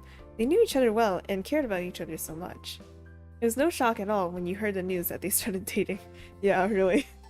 The corner of your mouth curled playfully while you took in the warm welcomes all around. At times, it was still kind of funny how your group of 4 friends evolved into 2 couples. Not that you were complaining about it, you thought it was an amazing thing. Cove then pulled his phone out and peeked at the screen. He repeated the motion every so often. He raised a curious eyebrow at his unusual behavior. Cove was too focused on whatever he was doing to even notice you noticing him, which was even stranger. So... Is there anything either of you want to do while we're here? Any place you want to see? I'd be up for a lot of things, but actually, there is something I want to do right here. Kids these days, always on their cell phones. Oh yeah? What's that? Harry poked at Cove's arm playfully. Miranda met your eyes, slightly asking you if you had any idea what Cove was talking about. You shrugged. I just want to see my friends. Cove, you're already doing that. Well... True, but I could be doing it even more. You, Terry, and Miranda all turned to Cove with identical incredulous expressions. His stare moved to a point past you 3, and you heard the scrape of sand and gravel underfoot. Someone else stepped into the parking lot. Startled, you jumped at the call of a warm voice shouting over. Sup, guys, Oh my gals god! and pals? Oh my god, it's Derek! Derek! Running a hand through his hair, the person who crossed the lot was unmistakably Derek Suarez. He was beaming the whole way. Oh man, I'm gonna fill my water bottle. Water! Water so my throat doesn't die.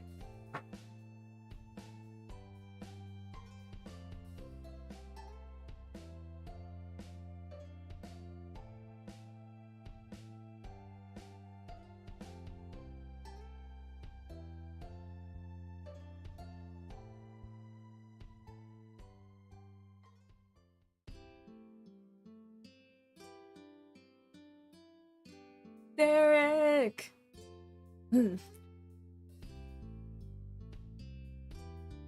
Why are you like this? It's been too long, even though it hasn't actually been that long, but long enough. Derek! What is this? You screeched his name and waved both arms to welcome him. Bashful, Derek scratched the back of his head. Oh, you're here! You're in the flesh. I missed you. Oh my god, he missed us. He spoke to you gently. You were thrilled just being there, reunited with him. Derek was a good friend of yours, and he had been for a long time. Hey. He waved over to Terry and Miranda pleasantly. Over the years, they had all met several times in passing, simply through being friends with the same people. What's up, big man? Hi, it's great that you could come. Cove put himself next to Derek. Happily, he clapped a hand on his friend's shoulder. Sorry. Hi, thanks for coming. Thanks. Thanks! Of course, thanks for inviting me. Sheepishly, Cove looked back at you and the others. That's when it clicked in your mind. It wasn't his parents that he was texting earlier, it was Derek the entire time. Derek's in town for a few months to help my dad and his dad with some work. Yep, I'm working on my own business thing too. But I'm still involved with running the whole scoop. Well, what? But I'm still involved with running the scuba shop when it's called for. Very nifty. I mean, Derek elbowed Cove. So? But hey, we don't have to stand out here for my sake. What's the plan? Let's hit the town. Eager to get going, everyone piled into Terry's car. The rest of the afternoon was spent visiting spots all over Sunset Bird, laughing and reminiscing the whole way. Once it started to get late, Terry brought you and Cove back to the neighborhood. You didn't have to walk there after all. You didn't get out until promises were made to see each other again before your trip ended. Side by side, you and Cove stood in the street and waved at the car as it drove away. Terry tapped the horn for 2 honks, while Miranda stuck her hand out the window to wave back. You caught Derek in the back window, giving you both a wide grin. Sighing as soon as the car turned down this other street, they were finally out of sight. Well, that was one party. Time for another. Ready to go see your moms? Always. Let's keep the celebration going. You shimmied a bit right there in the street for added emphasis. He looked at you amusedly and rolled his eyes. Come on. Come on, let's go. Honk honk, Terry said. Wait, did he... Did he actually? Or... Oh, whatever. It's fine. Sometimes I read things and my mind doesn't register anything else. Spirits high, you and Cove crossed the distance to your house. It was almost time for the anniversary dinner. You barely stepped over the threshold of the condo before Ma descended, eagerly welcoming you both. The usual greetings were followed by questions on everyone's well-being, after which the conversation moved on to excited chatter about tonight's dinner plans. Cove excused himself to the restroom to freshen up before being on the move again. Button up! You're gonna catch a cold! What? Wait, hold on.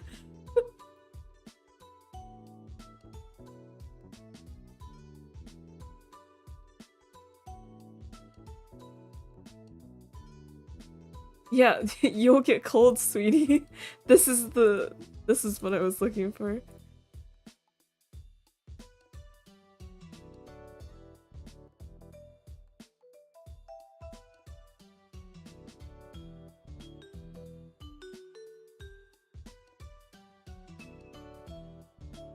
Hi.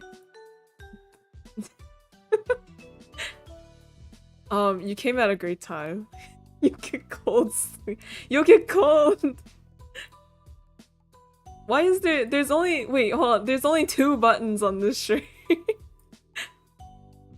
just gonna put this here. Anyway. But when you returned, you were shocked to see that he entirely changed outfits. Where did that come from? Why does it only have three buttons? Sorry, I'm a mom. Packed it with me so I could get dressed before dinner without having to go back to the hotel. Didn't you? Or maybe you have stuff still here in your mom's place? No, Cove, I did not do that. I thought this was a casual dinner. Huh. But your mom's party is at the country club.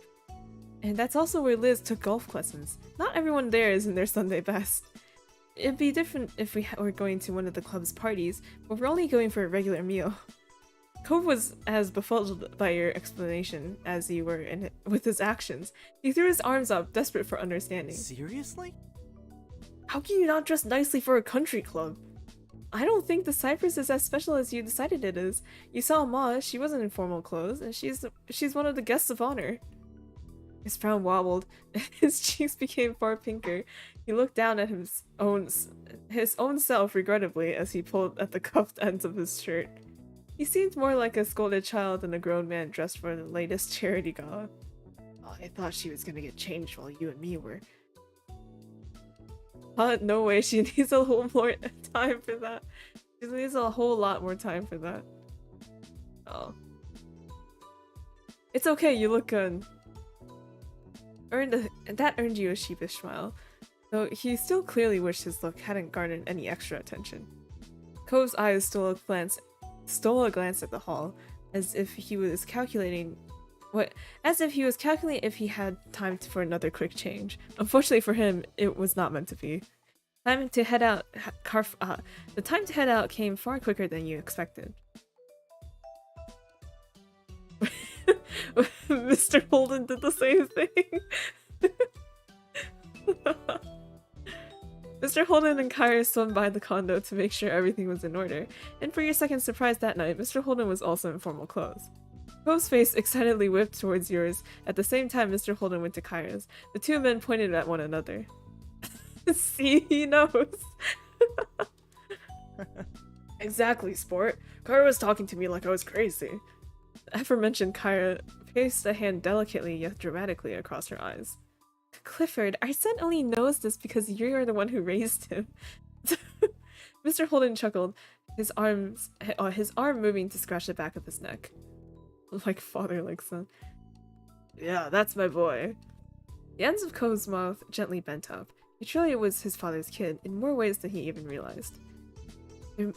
They may be the only ones in the group, potentially the only guests in the entire club, all gussied up, but at least they could now take solace in one another. That looked to be good enough for them. All of the last family, as well as the honorary members Cliff, Kyra, and Cove, headed out at the same time to the Cypress. It was to be a perfect reunion. And an impeccably smart host greeted you on arrival, smoothly leading the way to set the tables reserved for your group. As you look closer at the host, you realize that the familiar... who would it be? Familiar green bowl cut, and you looked up and it was Jeremy! No. Once you all settled in, chosen drinks were poured into delicate glasses. The food would be coming out later, letting you soak up the atmosphere for a little longer. Smiling, your parents faced the group of familiar faces, all gathered here together to share this special day with them. Mom reached over and took Ma's hand, clasping it between both of hers. Thanks. Jeremy's every NPC that doesn't get a sprite. Yeah. Yeah, it's just like different versions of him, but like the bowl cut's like different colors. Thanks for being here tonight, gang. Marrying this lady right here is the best thing I've ever done. There's no one else. Well, there's no one else I'd rather celebrate that with. Yes, we're so lucky. Not only do we have each other, but we've got such a large and loving family through all of you. Around you, you heard people saying "aw" and chuckling appreciatively at their comment. Lee had clasped her hands tightly in front of her, her eyes shining. Your eyes met Liz's misty ones, and affection she had for her mom's carried over to you too. Oh, cute! You returned your attention towards the happy couple just as they leaned into a kiss, smiling all the while. The table responded with cheers and clapping, shouts of happy anniversary and other congratulations continuing even after they'd broken apart. Mom beamed as she watched Ma giggle dreamily. The waiters reappeared, delivering delicious plates of food, and the dinner began in earnest. You forget about the CG because it isn't Cove. Both conversation and laughter continued to flow freely as the night went on, with the two families relishing the opportunity to be together once more. Eventually, after your hunger and thirst had been fully satisfied, the plates were cleared and the event began to draw to a close. Cliff and Kyra exchanged goodbyes with your family before heading out together. Cove gathered his goodbyes to his parents while hanging back until your moms were ready to head off. You were getting a lift back with your moms. It was already late, so you discussed the possibility of going straight to a hotel rather than going back to the condo, but Cove had asked if they'd mind taking him back to the neighborhood. He wanted to visit it a little longer. Your moms had happily agreed. Liz and Lee were feeling tired, so your moms swung by their hotels during the trip home, while you and Cove made a full journey with them. Riding in the back seat of your mom's car with Cove felt more than a little nostalgic. As your eyes drifted over to him, his red head blah blah blah blah blah blah blah, his head resting on the window, it was hard to believe how much time had passed. Mom stretched as she got out of the car, smiling over her shoulder as she headed towards the house. Time to put my feet up. You two joining us? Cove shook his head. No, thanks. It's your anniversary. You don't have to entertain me. I'll take a walk. It's never any trouble to have you over, Cove. You alright with that? Let him do what he pleases, Lottie. But you better not stay out too much later, or there'll be trouble. Ma chuckled as Mom waggled a finger, her expression exaggeratedly severe as she reprised a role that, in truth, she never really played. Neither of your parents had been particularly harsh as you grown up. Ma joined in on the act. Don't go too wild just because there's no school tomorrow. Laughing, they made their way inside, leaving you standing out in the dark street with Cove. You didn't even need to ask him why. You already had the answer for this. He wasn't yet ready for the day to end. Without a word, Cove began to stroll down the road.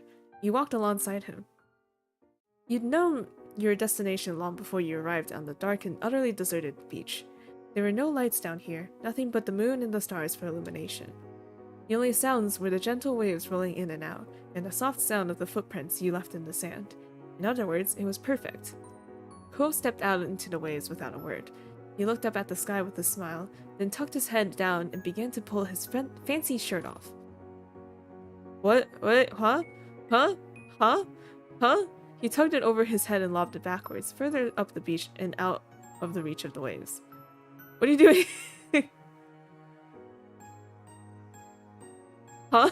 Huh? What? It's nighttime, Cove. It's nighttime, Cove. What are you doing? This is YouTube, Cove. I need to censor that.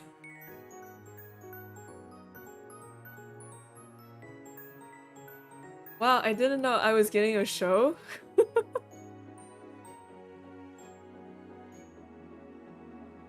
Cove froze, his arm still raised from when he'd thrown his shirt. Slowly, he came back to life, stiffly pulling his arm back down. Your commentary had made him self-conscious. Sorry, Cove. Laughing, you clapped your hands in delight at his awkwardness. Cove slipped his dress pants off and tossed them back in roughly the same direction as his shirt. He was just down in his polka dot boxer brief. Sometimes you were really struck by the ways in which he was braver than his younger self. This was definitely one of those times. He never ever would have done this when you were both living on this street, but you also know he wouldn't do it with anyone other than someone he spent all those years with.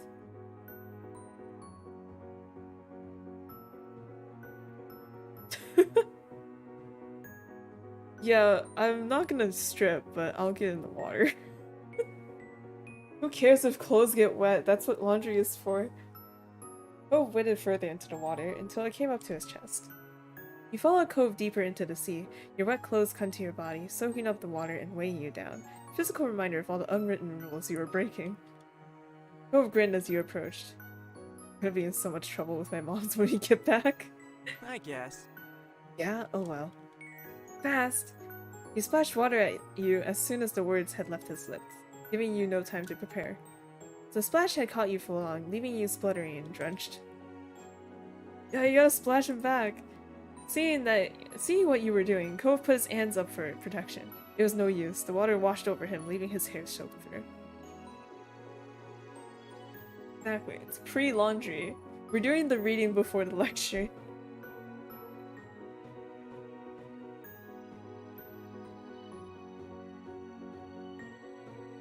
What? Didn't you? Oh, wait. You said laundry twice. I was like, you spelled it correctly. I was like, oh, never mind. Seeing what you were doing, Cove put his hands up for protection. It was no use. The water washed over him, leaving his hair soaked through. Cove sighed, then looked at you mournfully. The sudden shift in mood alarmed you, but those words disappeared as soon as he opened his mouth. We're still not merfolk. The world is cruel. You snickered. After a moment, Cove's mock sadness broke, and he joined in. The two of you wound up drifting further along the shoreline, chatting and enjoying the chance to be back on the beach that had provided the backdrop for so much of your childhood. Eventually, a silhouette of structures appeared up ahead. As you drew closer, you realized it was the old playground. Bo spotted it too and hurried towards it, dragging himself out of the water and heading into the park. Wet sand coated his feet and lower legs with every step, clinging thickly enough that it began to resemble a bizarre pair of boots. As you followed him, you wondered how many visitors this little park got these days. There were officially no children living in that neighborhood now. Cove gazed at his surroundings in wide-eyed awe. He didn't care at all that he was soaking wet and dressed only in his underwear. Crouching, he gently pushed one of the child's head-sized swing sets, marveling at it all. Wow. I can't believe how tiny everything is. Are we seriously small enough to use these? Right? You ever, I don't know if you had this in your, like, kindergarten, or, like, if you ever visited your kindergarten class after leaving kindergarten and growing up. But, like the desk and chairs, they're all, like, fit for, like, tiny children, right? So they're all really tiny. You know, and sometimes when you walk back, like, it goes up to your knee, and you're like, wow, did I really used to sit there and, like, it was normal size? That's crazy. He shook his head, unable to fathom. Maybe it's not your knee. No, it definitely is your knee. Sorry. Unable to fathom just how little you'd been when you first met. Then you walked over to the monkey bars. Once, these had been a challenge for you, now. Once these had been a challenge for you. Now they were a little more than waist height next to Cove. Yeah, right? Cove turned back to the bars and hopped onto them with ease, sitting on them comfortably. Yeah, we gotta sit on the bars. It was strange seeing adult Cove juxtaposed with the baby playground, but you took your own place on the structure. This place had been something so exciting to Cove back when he first arrived, and apparently it was to this day. Cove smiled eagerly as you approached, kicking his feet in the air happily, briefly forgetting the low vantage points until the tip of his toe scraped along the ground. He continued to swing his feet, but with a little more care. He thought it was adorable. I thought he was going to swing his feet hard enough that the sand that got stuck to his feet, the wet sand, flung up and hit our face, but I guess it didn't happen. In this moment, you were home. It was just so happened to be the place that you'd grown up, but really anywhere you could be with Cove was that for you. He had held a special place in your heart for so long, and so much of your life had been shared. You'd grown up on the same street, which had given you some common ground, but it went far beyond that. You had both chosen from a young age to share your life with each other. You wouldn't have it any other way. Here we are again. Here we are. The mood has shifted now. The funny, impulsive night beach trip, with the spike of adrenaline that came from you playing in the water under the moonlight, has settled into something quieter and more nostalgic. Cove leaned back, tilting his head towards the sky to admire the stars above. Dinner was really nice. It was great to do all of this. The smile he had when he spoke those words fell as quickly as it had appeared. It went by so fast. Then all came out when... It went by so fast. We all came out here for a party, and it's over. Liz, Lee, our parents, we're all going back to our own things now. God.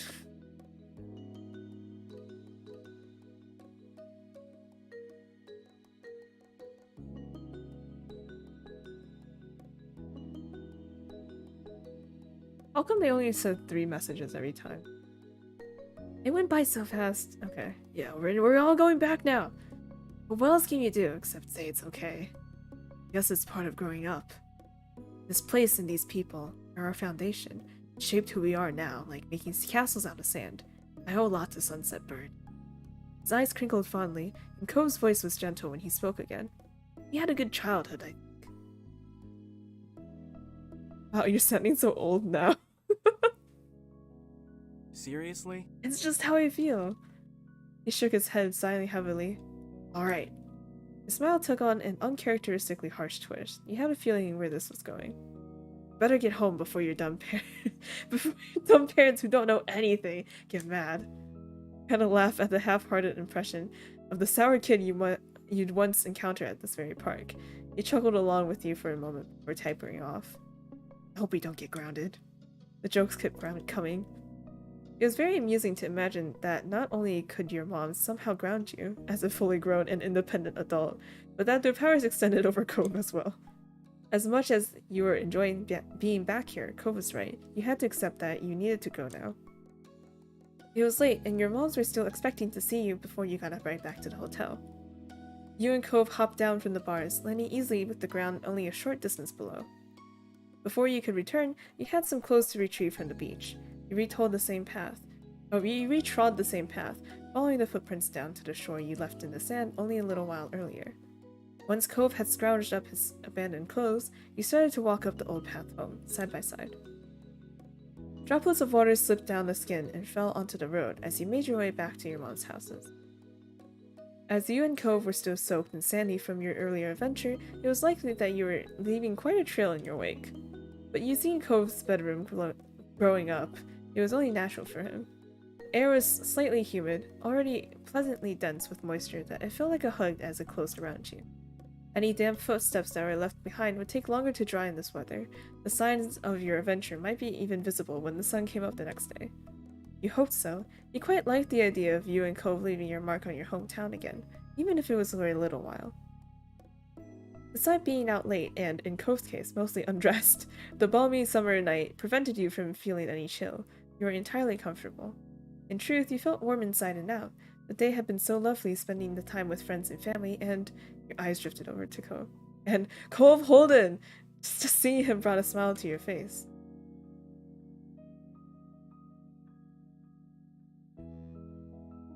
Talking is hard. Oh my PC. Cove Holden, your boyfriend. Just seeing him brought a smile to your face.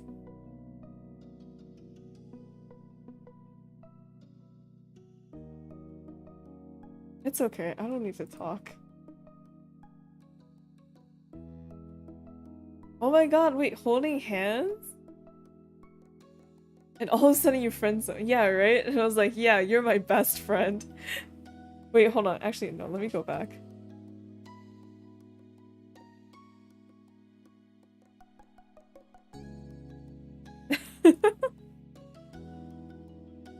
No, it's the same, it doesn't really matter.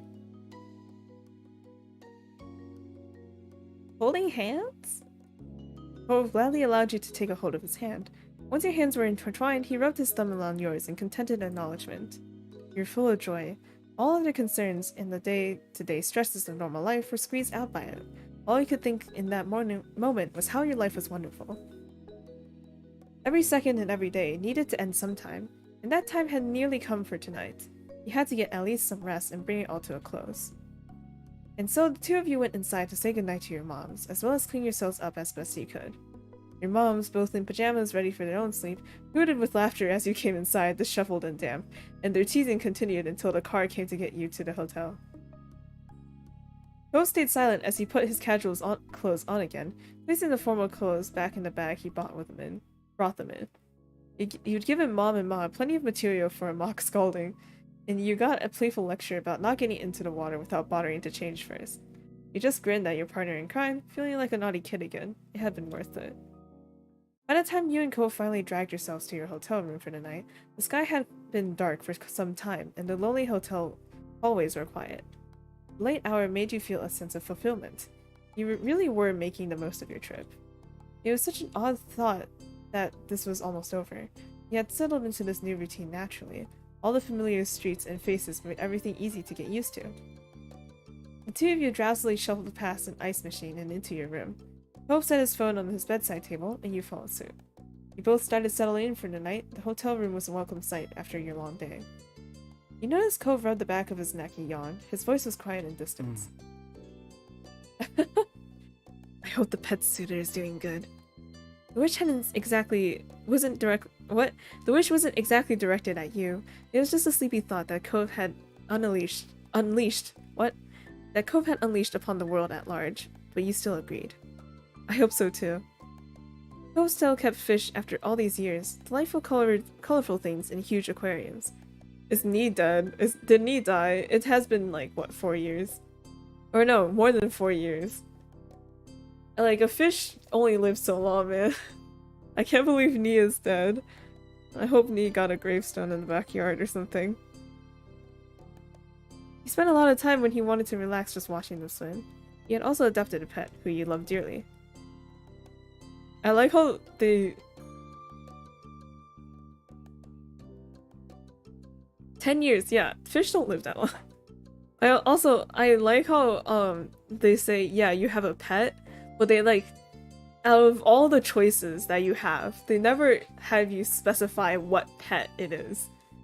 You know, like a cat or a dog or whatever, right? It's just pet. Very vague pet. It could be literally anything. We could walk home to like an alligator or something. Your home was a lovely place full of critters that both of you cared for, which is why, with the both of you gone, it had been important to find a decent pet sitter. Cove's anxiety about leaving them hadn't subsided. Over the vacation, you had caught him a few times texting the pet sitter and asking about his fish. It'll be okay.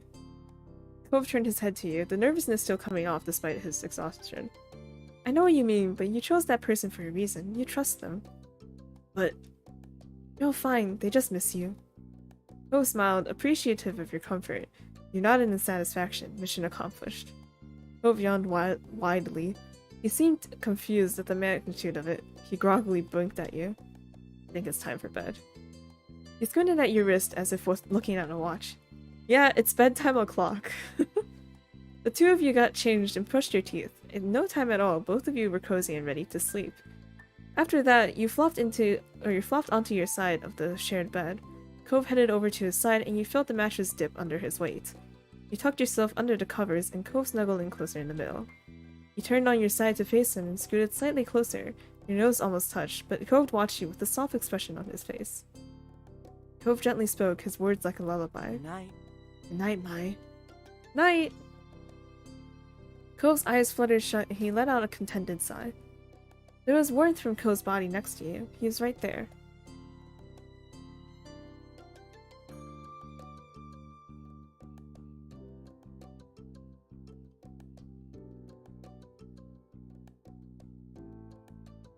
Eyes felt closed sometimes after.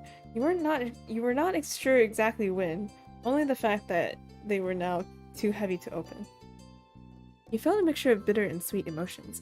You're happy to be here, but sad that it was ending.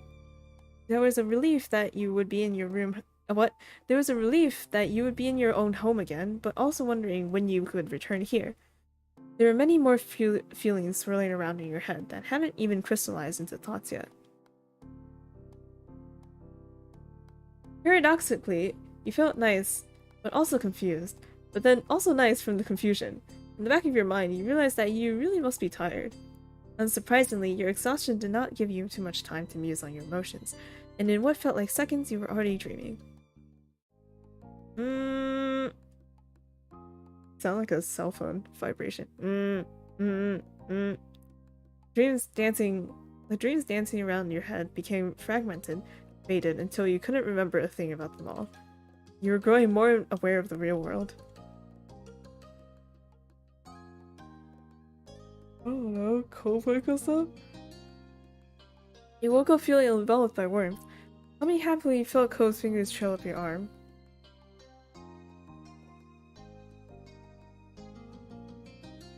Hello world. Morning, did you have any good dreams?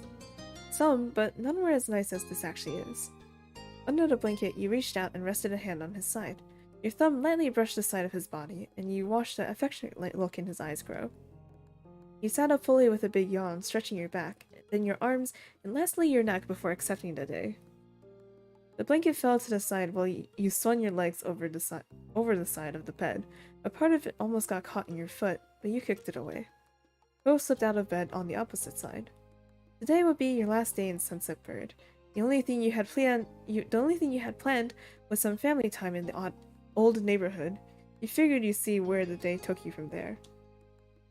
Yawning again, you glanced over at your clothes. There was just one more day to live out of your bag. I don't have anything clean left, but oh well. That's me every day. What's that third option? What does that mean? Where's my dice?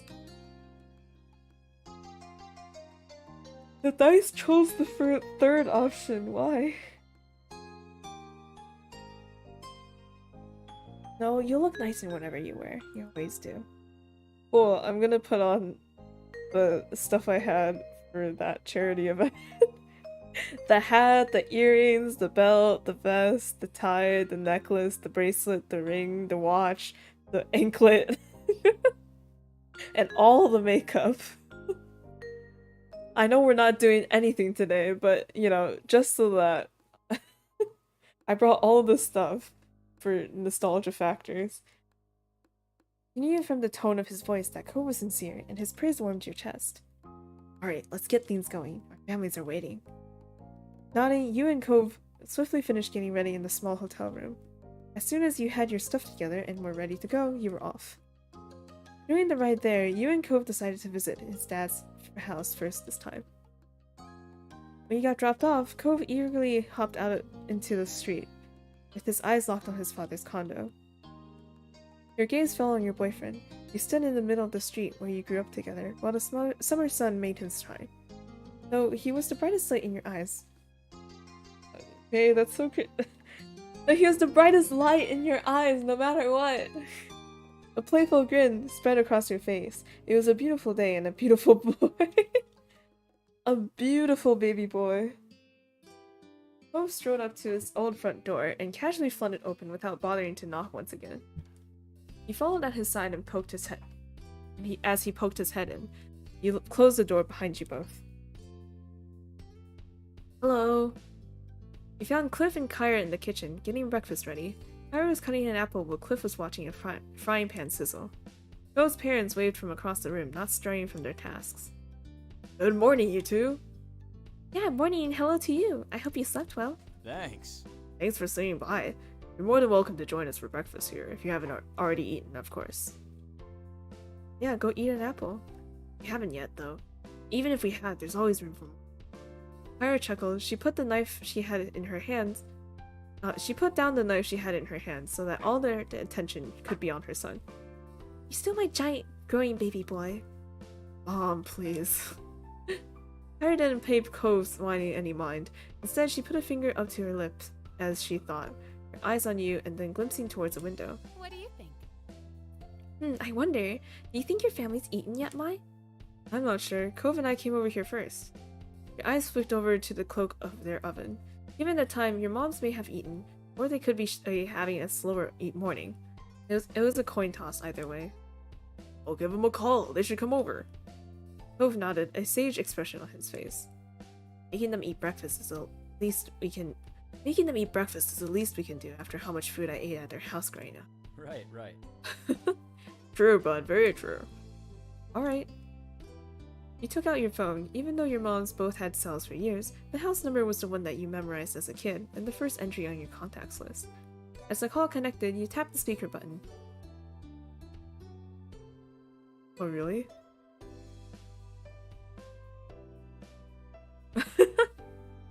Aging, but not like, you know, with gray hairs, but with darker hairs. As the call connected, you tapped the speaker button. You figured it would be easier if everyone could hear what was going on. You heard a click and familiar static. Hello. Hello, Mai. It's nice to hear from you. Hey Ma, good morning. I'm across the street right now, and Cove's family wanted to invite everyone to breakfast. Want to come over?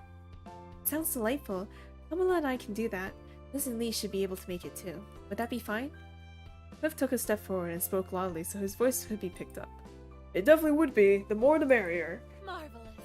We may have gotten together for dinner last night, but now there's no law that we can't do it again for breakfast today. Enjoy the company while you can, is what I think. Ma giggled, and you could hear some rustling over the line. Thank you. I'll let them know and we'll be right over. Cliff gave a thumbs up. Cove shook his head with amusement. Dad just gave a thumbs up. I'm telling you since you can't see him over the phone. Kyra snorted and Ma's laughter ran out, filling the kitchen. Cliff switched the thumbs up hand to instead scratch the back of his head. See you.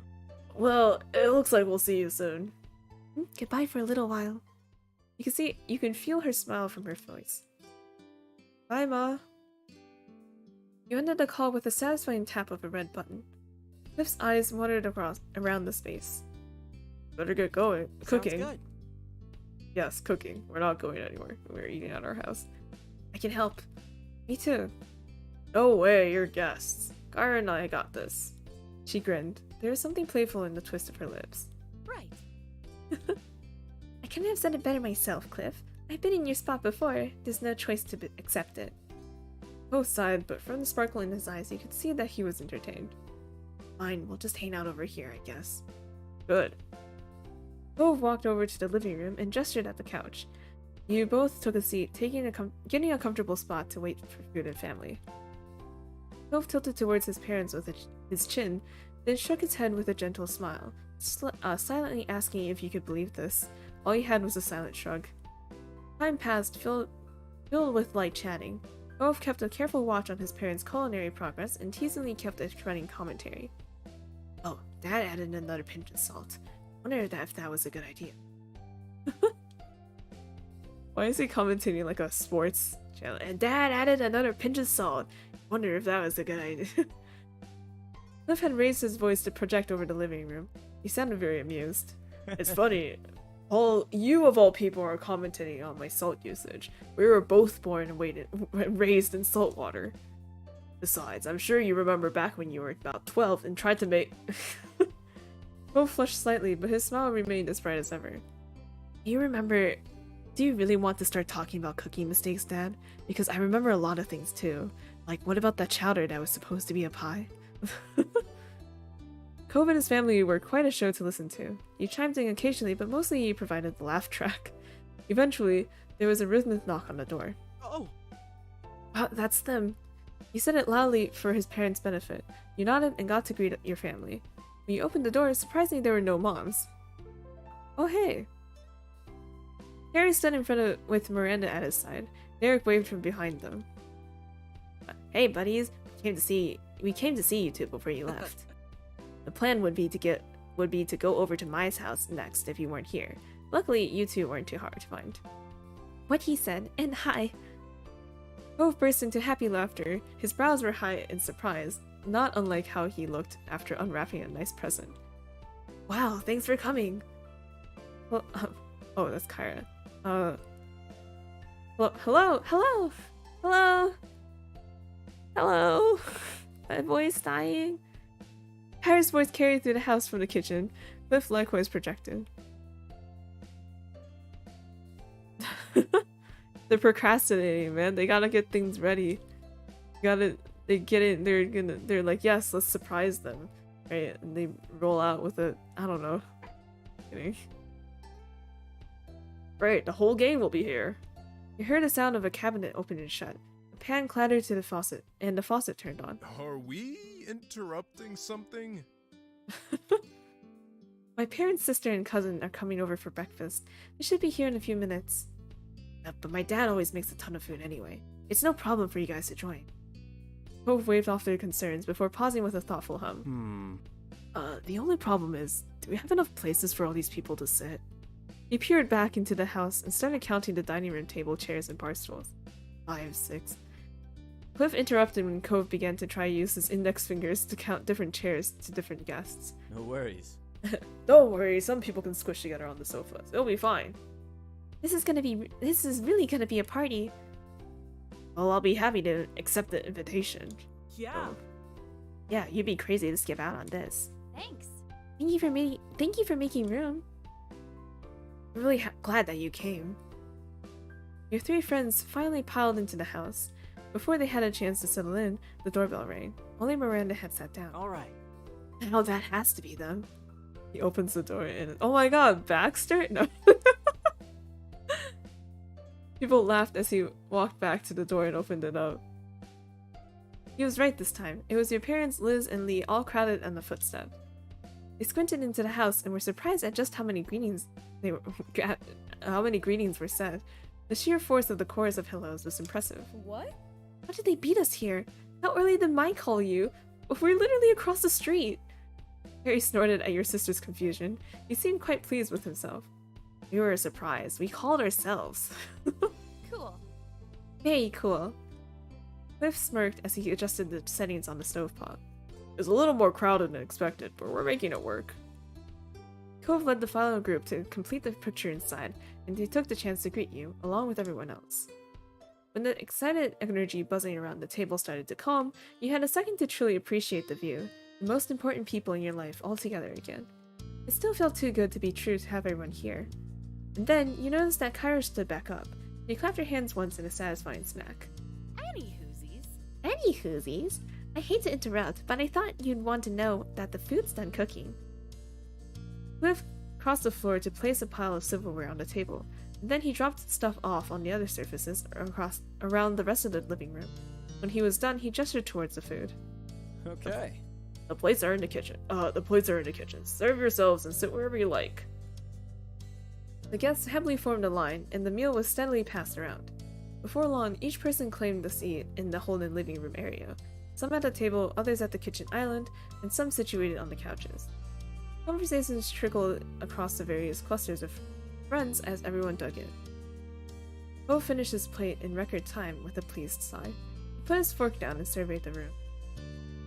This is really cool. Just how we're getting to do this kind of thing. I like this too, Cove. I hope we'll be able to make this happen again. Of course, there'll always be more reasons to get the game back together in the future. Yes, the two of you might even dare to celebrate your yearly anniversary, gasp. What? Gasp?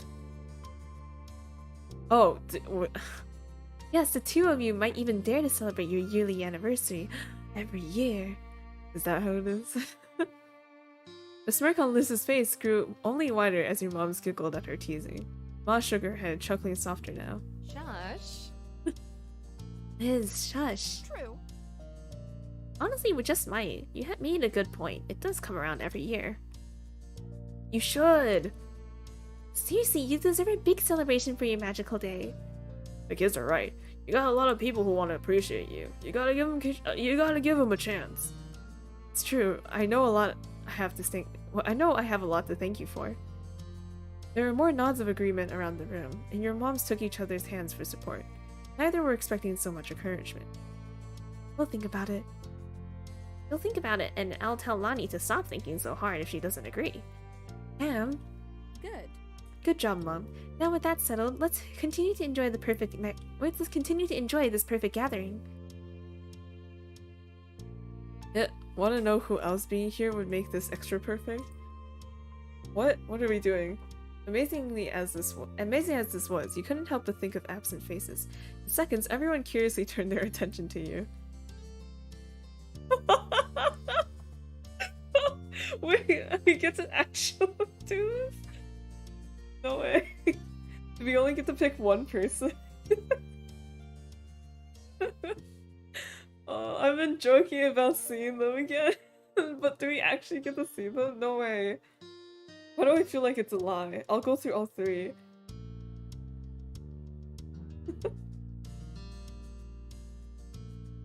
Why do I feel like it's a joke? It's a joke, right? We wouldn't see them again. We don't even know their number. A loud snort came from Liz before she slapped a hand over her mouth. Her shoulders trembled with laughter. Oh shit. Her shoulders trembled with laughter at your suggestion. No. Oh my, I'm really not sure about that. But I guess I am a little curious about what ended up happening to him. I bet he's doing well. He's a bright kid. Hope shrugged, listening to the thread of conversation. When you caught his gaze, he smiled softly. You hoped that wherever Shiloh was... Yeah, was it Shiloh or Shiloh? Shiloh. Was that... wherever Shiloh was, that he was doing as well as you, Cove and Liz. Oh my god, we do get to that. It'd be cool if Jeremy was here too. Cove's expression twisted into a sour grimace the second Jeremy's name rolled off your tongue. Sniggering, your grin widened, thinking back to the angry little bowl cut boy that you had been making jokes about for years. The amusement on your face faltered the moment your eyes fell on Derek. His eyebrows were pinched together while he sat there silently confused. Derek, don't you remember Jeremy? Huh? Not really, no. Should I? Not really. We met him around the playground, I think. Many years ago. Oh wow, I don't remember him at all. He was mean and loud. And had a bowl cut hairstyle. Yeah, that's still not ringing any bells. Sorry. It's alright. It's probably for the best. No. And Baxter. Cove turned to you with a genuinely thoughtful look. He rubbed at his forearm while he composed his thoughts. I think I'd be up for seeing him again. It'd be kind of interesting to see what Baxter would be like now. Derek's memory sucks. Yeah. Then again, didn't we only see him like that one time? Yeah, I think so too. You'd at least have a ball with everyone gathered today. Ooh. Ooh. Ooh, yeah. Baxter was that cool guy with the eyes, shirt, and fancy rental car, right? I liked him. He was pretty nice. Sir. There's a playfulness in Kyra's stance as she scanned the room. She slowly placed her index finger on her chin. Now that I think about it, or now that I think of it, there's something I haven't... Sorry. Now that I think of it, there's something I haven't done in a while. Eyebrows were raised at Kyra's incomplete thought. She was wordlessly urged to continue. Kyra didn't hesitate. Oh my gosh. Look, the amount of photos Cliff has here. Wouldn't that be fun for all of us? What? Mom, why would you say that? Practically all those photos are of me. Very cute. That's exactly why. Embarrassing my baby boy is just one of the perks of being a mom. Much to Cove's dismay, his mom was thoroughly entertained at his outburst. She winked in your direction. Meanwhile, Cliff eagerly stood up with a wave of proud affection for his son and completely missed Kyra's teasing intent. Oh. I think that's a great idea. Anyone else interested in pictures? Yes. I am. Lee shot her hand up before Cliff could even take a full step. Harry and Miranda snuck each other a glance before nodding with matching grins. That sounds swell. That's fantastic. That would be lovely, Cliff. Mom tried to hide her amusement behind her hand, but she couldn't stop the snicker that slipped out. Oh boy. Oh my god. Wow. Poor Cove, everyone loves to pick on you. Yeah, I was just about to say, I was like, wow, this really is bullying Cove Simulator. Only out of love. A snort and giggle slipped out of Liz before she could hide her mouth with her hand. She shook her head, feeling embarrassed by Kyra's knowing smile and unwavering gaze. Of course. Cove buried his face in his hands and sighed slowly. His shoulders deflated in defeat. Fine, we can take a look. Everyone happy with picture time? Yay! Fun. That was a bad yay. Oh my god, my headphone almost fell. My earphone. Yes. They both excitedly raised a fist in victory. Smaller cheers worked their ways around the room. Your friends and family were delighted with this turn of events. Mr. Holden flipped open his faded album of physical pictures. He held it up to his face. The corner of his eyes crinkled, and though the book covered much of his face, you were certain he was smiling fondly. But he didn't keep it to himself long. Laying the family album on the dining table, you and the rest of the party gathered around to take a peek.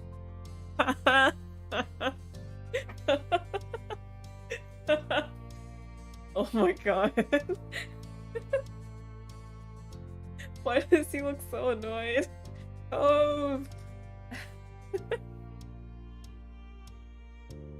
First picture on the first page was baby Cove with in a cute little onesie.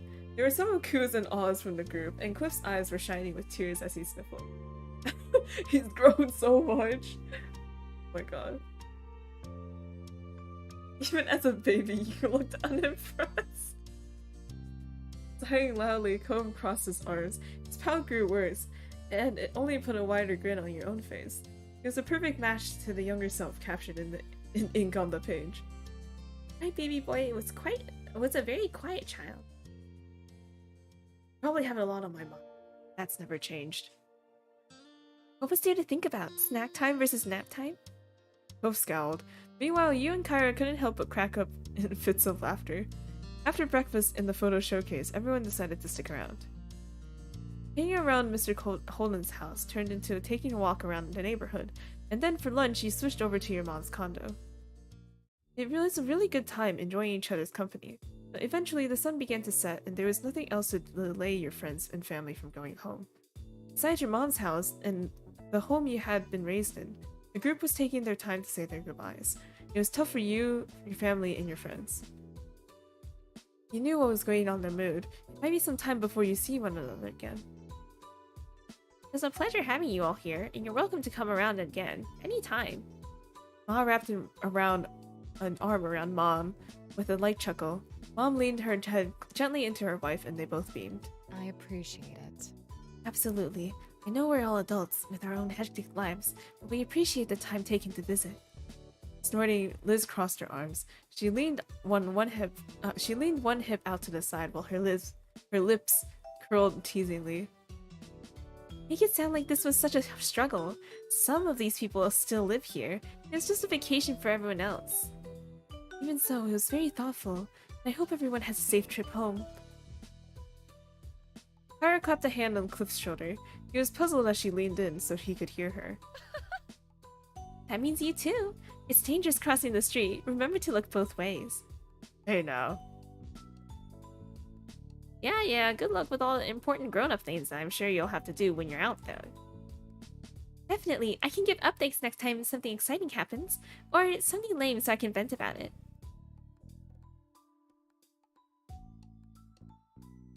Hey now. Stop looking, it's spoilers. Oh nice, I'm glad Lee won't be forgetting the little people. Never ever. I'll keep in touch too. Very nice. You better.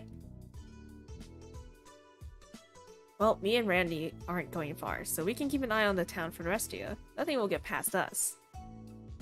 Right, we'll make sure everything is okay. No need to worry at all. Thanks. That's kind of you. Miranda and Terry gave each other pleased smiles, already committing to their self-appointed task. Derek scratched the back of his head, wearing a pensive look. It's always sad when I have to leave the town. It happens too often, but at least there will be people looking out for Sunset Bird. That makes me feel better about it. Why are you looking? Stop! All the spoilers! Yes, it's Derek, I know!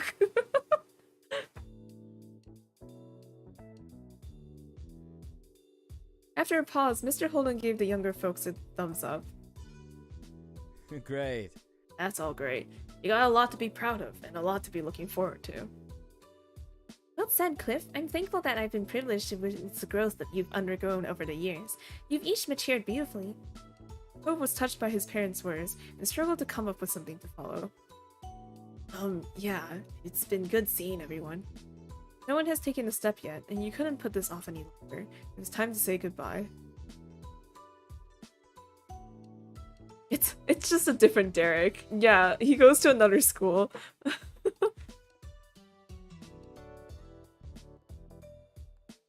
Yes. Me too. Today was even better than I imagined. Don't know what we're gonna do without the kids around. I don't know. I know they keep it. No. I know they keep us young. Not that old. Some of us still got it. Like Kaya, for example, who literally hasn't aged. She winked at Cliff teasingly, and he shook his head. Both of your moms laughed at that, and you caught several more cracks of smiles among your friends. Really? I have it in live chat right now. Oh no, I found it.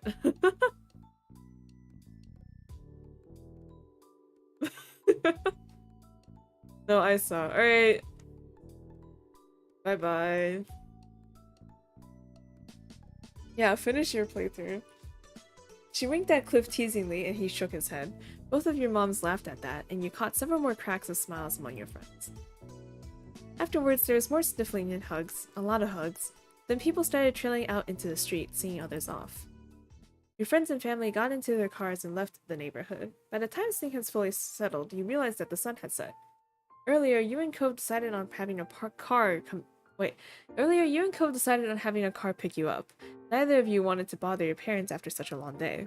It would be a little while longer before it would be there, though.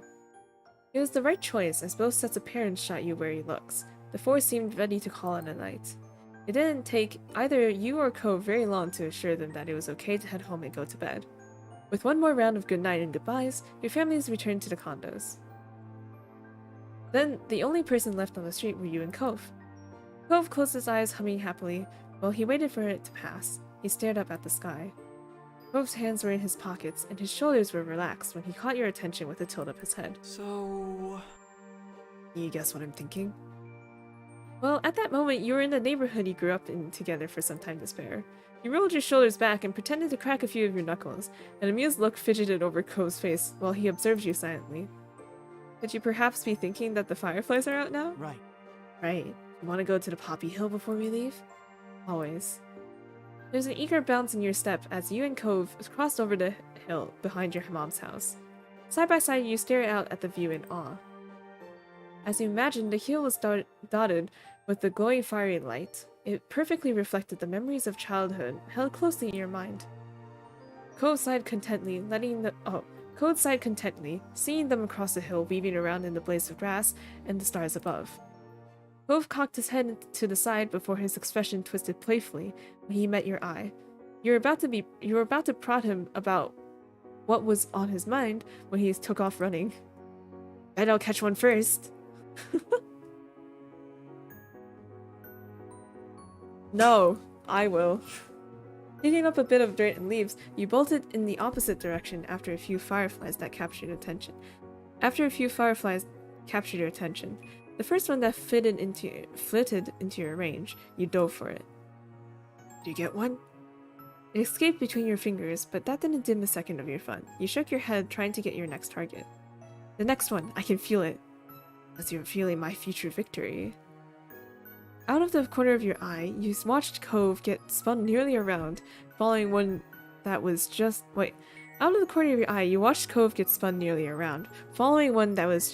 staying just out of reach. Chuckling, you crouched down low, searching the air. The pursuit for fireflies continued until a handful had been caught. Cove crossed over to you with a bright grin that could rival easy to every twinkling bug and star around you. Cupped between both his hands, Cove carefully held a firefly. The corners of his mouth twisted before a few giggles escaped him, and you knew that feeling well. The way the firefly would buzz around, tickling the palms of your hands. Cove's eyelids fluttered open, meeting yours. He watched you with a complicated mix of emotions, heavy with the weight of 15 years of history, of memories.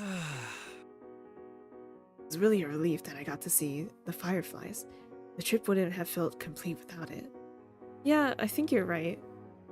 You spotted another firefly lowering to your eye level before looping up to the top of Cove's head. It landed right on his hair, and you smirked.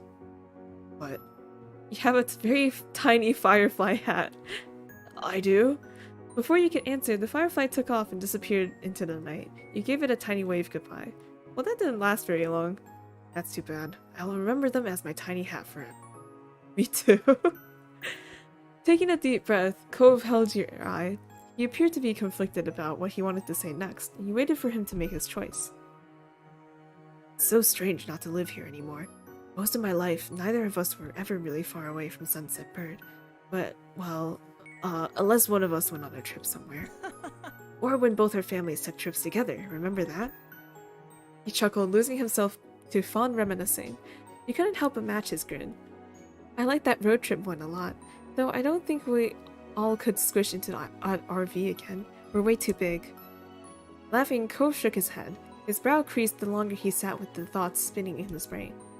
Those visits back then with my mom, I remember what a big deal they felt like then, to be away from here without anyone else coming for a whole few weeks. Oh, how little I knew.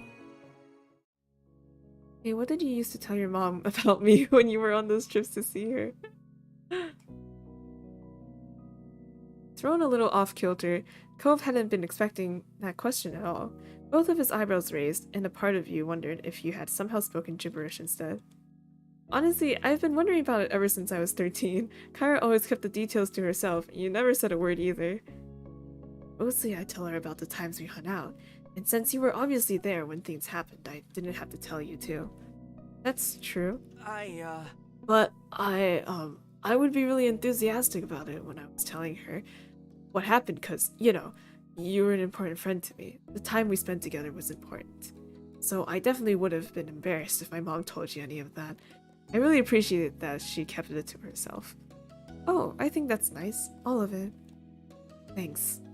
Thank you for telling me. Finally, Cove parted his hands and released the firefly back into the hill. It flew up around his face before darting away up into the sky, but your gaze was fixated on him. There's a touch of wistfulness in his features as he watched the bug disappear into the night. It wasn't until Cove turned his attention back to you that his demeanor warmed. Okay, ready to go now. Yeah, let's go. You took one last look at everything around you, breathing in the summer air. The ocean salt tickled your nose. Take care of the hill for us, little fireflies. Trailing a few steps behind Cove, you looked back down the hill. You spotted your childhood home immediately. I'm grateful that we could come home here and see how things are without us. It was nice. Yeah. It really was. With Cove right there along with you, you made your way down the hill. With the same stars above trailing the way, your last night in Sunset Bird was closing out. You were lost deep within a dream, adrift in the current of your unconscious mind. Cove was with you even there, his presence strong as your mind flitted from scene to scene, the logic of the conscious world melting around you. Something jolted you from your slumber. The visions you'd constructed slipping away even as you scrambled to catch them. It had been a good dream. You opened your eyes to an unlit, unfamiliar ceiling. The darkness permeated the room so thoroughly that you were sure it was still the middle of the night. As your eyes adjusted to what little light there was to catch onto, a smiling face cozied itself right above you. There he was. My. Oh my god, it's Cove. Good morning, Mai. The grin was bright enough to make it seem like maybe the sun had risen after all. Oh, it's my dream come true.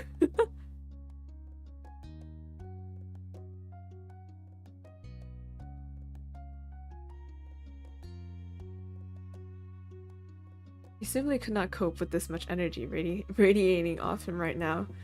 Cove laughed at your response. Sorry. The word slipped so easily from his lips that you knew he did not feel sorry at all.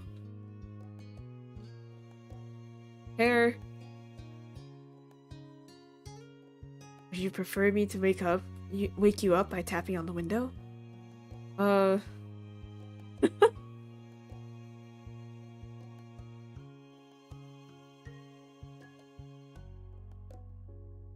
Where's my dice? Where's my dice? Maybe. Cove simply smirked, amused by his own wit. Come on. I mean, you really should have expected this is gonna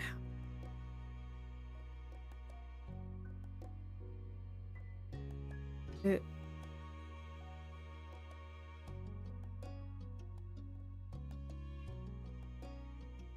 Shame on me, because you got me more than once. Way more than once. I'm guessing you woke me up for some reason. Are you gonna let me know? Well, this is our last day here. Everyone might be still asleep, but if we get up now, we can at least see the neighborhood. Do you want to?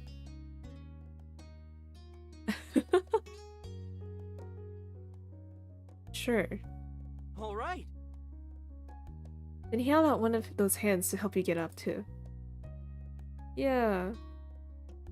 Cove's grip was strong as his fingers closed around yours. He pulled, tugging you up with ease. Before you can head out, you and Cove both needed to get dressed. You did so quietly. The strangeness of the hour meant that your body still seemed less coordinated than usual. Each article of clothing a new puzzle, but you still managed it.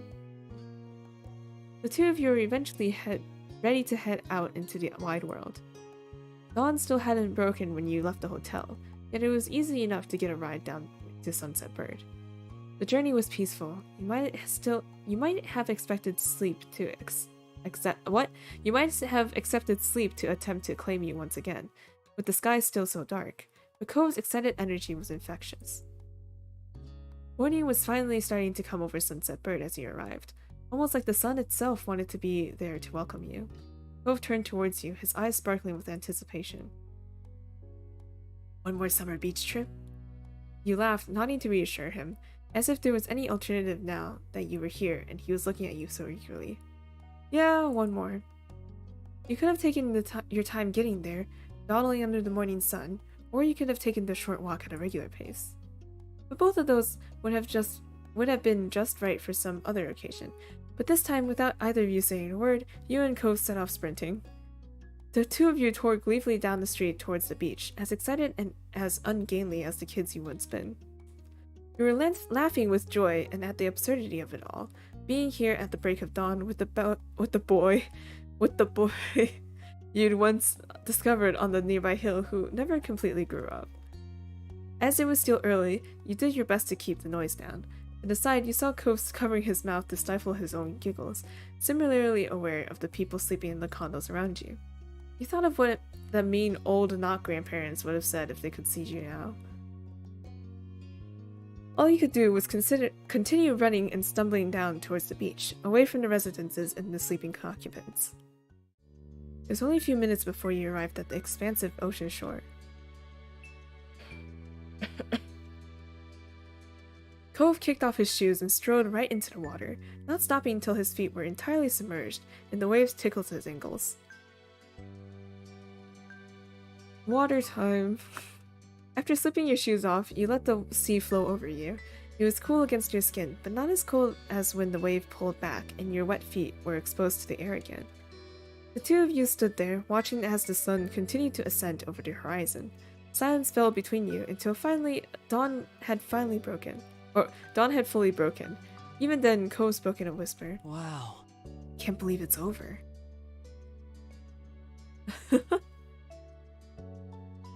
How are we already at this point? It went by so fast. A ghost of a smile crept over Cove's face, like the sun peeking out between clouds on an overcast day. Oh, Cove! Cove reached out and enveloped your hand in his, pressing your palms together like tightly. The silence returned just for a second. Glad we came this morning. That we came on this whole world. What? Ah, I can't read. Too many thoughts. I'm glad we came this morning, and that we came this whole visit back. I'm so glad. But more than anything, I'm glad for ending up in this town in the first place, where I got to grow up with a really nice neighbor.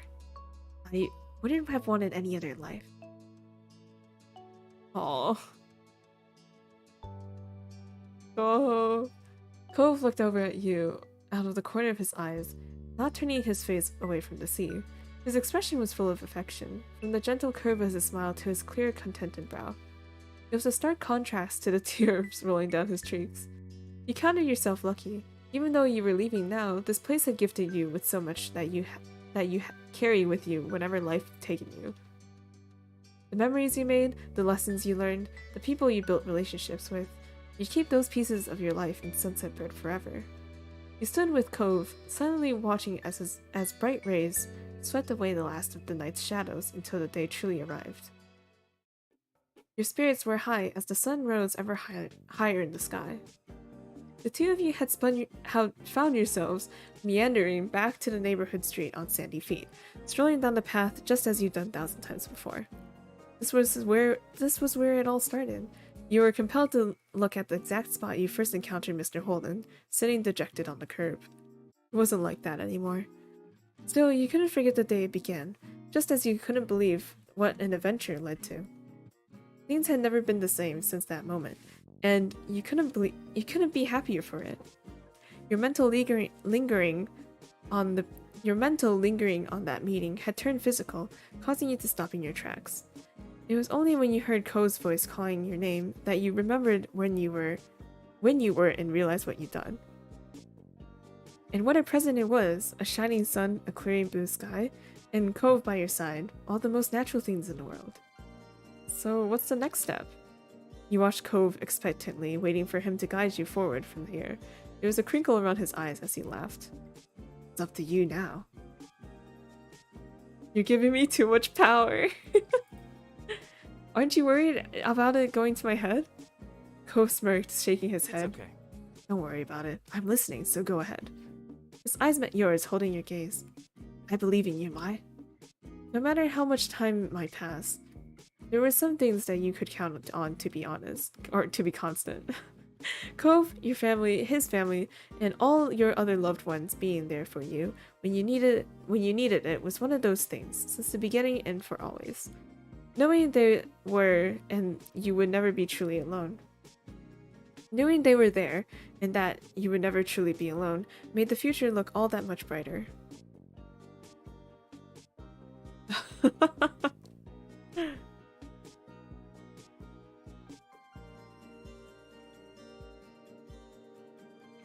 What? Whoa! It said a lot of things, actually. Food. Your early morning escape escapade has stirred up your appetite, and you were positive it would have for Cove as well. Cove nodded, his gaze shifting from you to roam across the little place that you both called home. There's a lot that's still out there in the world. A lot of different ways things could go in the future. But for this, I think that'd be the perfect choice. You beamed his approval of your suggestion, lifting your spirits ever higher.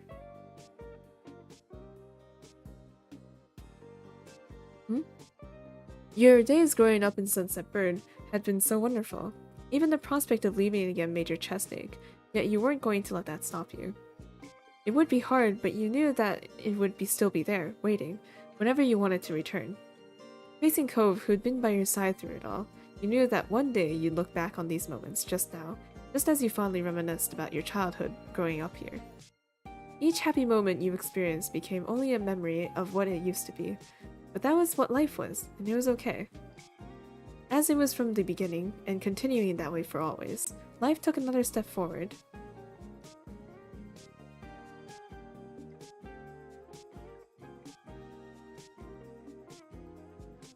You can come back again always.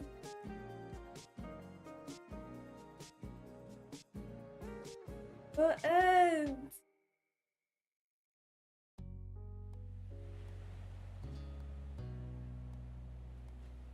We did it! That's the end!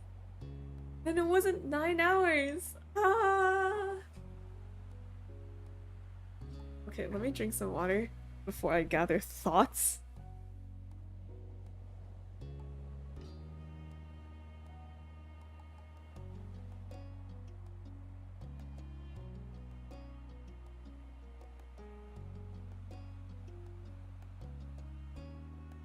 So, going into this game, I thought it was something a little bit different. Because they were describing it as like a, oh yeah, you know, you like shape your personality from childhood to adulthood, right? So I thought it was like, wow, that's so complex, right? Like I thought that all the choices that I made childhood would like shape my personality, you know? But in the end, the personality that you choose to put forward is still dependent on the user input, right? I thought like if I was a little kid and I picked like a bunch of like mean choices, right? Sometimes then the text would just say mean things for me, right? Because they're like, well, that's just kind of the person you are, or that's the person that your choices indicated that you are, or something like that. I thought that was what's gonna happen, and that would be like reflected in Cove. But instead, it's a lot more like, there's like a lot more choices than I thought there would be. I thought it was like, okay, a few choices at the beginning, and then there's like less and less choices as you get closer to the end, because somehow like the game would like figure the player out and be like, oh, this is the kind of it's like a low-key personality test is what I'm saying. And I'm like, that would still be cool for a game, but I don't think it's exactly how it is with this. Instead, the choices here are like specific things that are remembered by Cove, right? Like the crab or making fun of Jeremy, or what else? I don't know, the $20 bill, stuff like that. And you know, and that is nice, yeah. What else? Like the game overall is like really, it's like really sweet. It's like a fun, you know, like game to play over the weekend, I would say, because it's just that kind of length. You probably couldn't play it all in one night because it's kind of long, right? And yeah.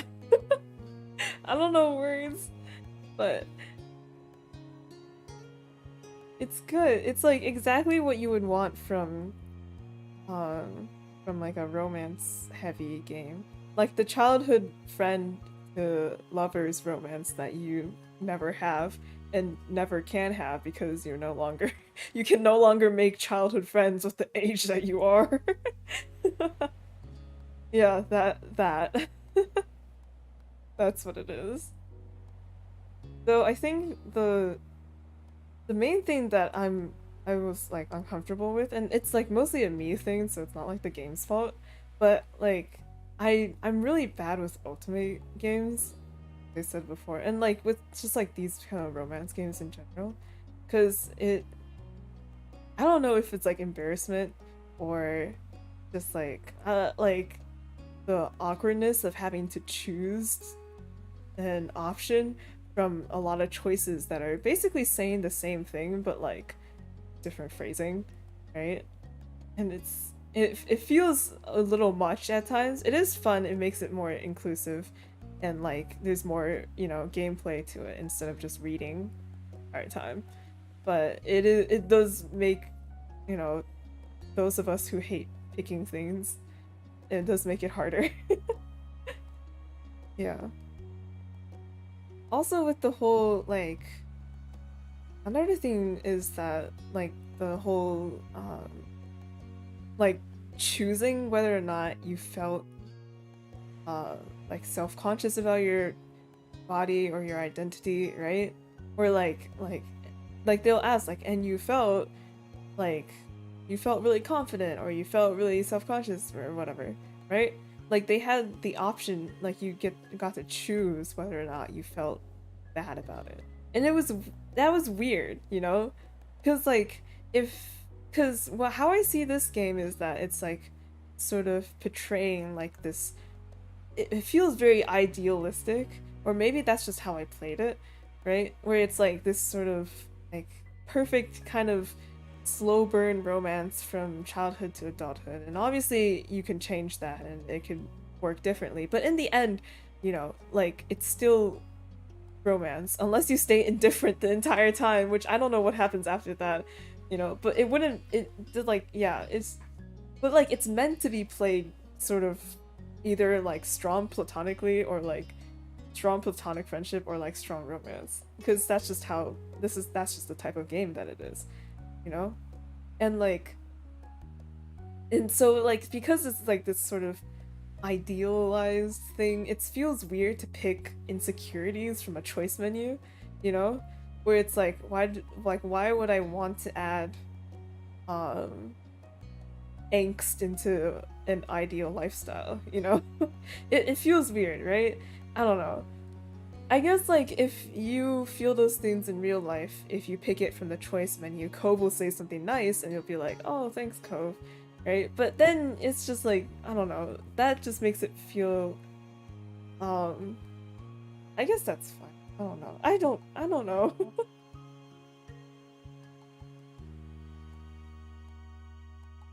Yeah.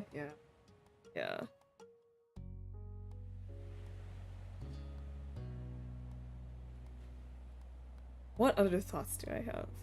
I do want to do in a separate stream because I feel like it'd be nice to like uh theme a stream around it, but like go through the entire thing but like be a jerk. Play as Jeremy, you know? Where like basically how much of a dick can I be and will Cove just go along with it? Like if I'm a dick but Cove is supposed to match my affection, like as in like if I pick my affection level is at crush or whatever, right? And I act like a complete jerk to my parents, Liz, literally everyone I meet, and to Cove, right? Like what would happen, you know? Because Cove is supposed to feel the same way that I feel about him, like no matter what. Like that was how it was explained, right? Like Cove will always mirror your affection level. So like what's up with so like if so what would happen then? It would just be like a lot of fights, right? Like, and also like what would happen if I kept the secret about the 25 when did it add $5 about the $20 bill, right? If I didn't tell Cove that and just take it with me to the grave, you know, like would it spill out accidentally through like one of the time skips, or like what would happen, you know? Like, and then if I didn't tell Cove then, right? Then wouldn't his relationship with his dad be like slightly worse, right? You know, and like obviously, so like there could be worse endings, is my thoughts. Is that there could be bad endings, right? Right? Like what if like you never become friends with Cove, you just stay indifferent to Cove like your entire playthrough, and it's like then what? What would happen? Because you're technically with him for literally all the moments, you know. So that's what I'm eager to find out. uh Water.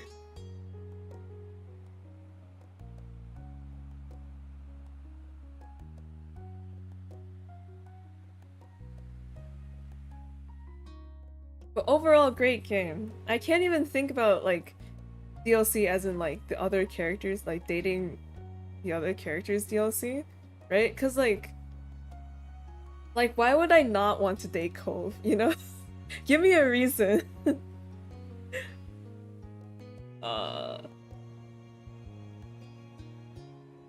Yeah, exactly. Yeah. And another thing, so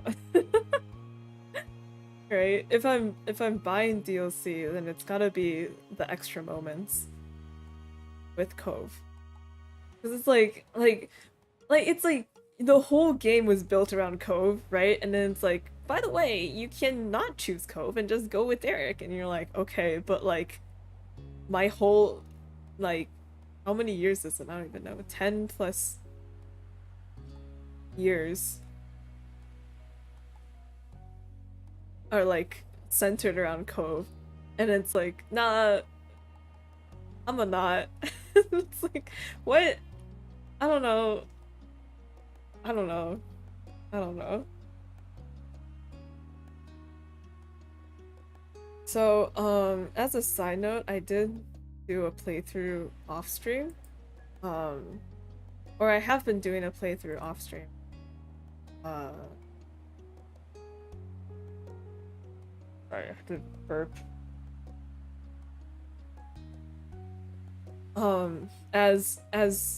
As Jamie, and like where I, instead of slow burn, I just set it to crush right away and then started going through it that way.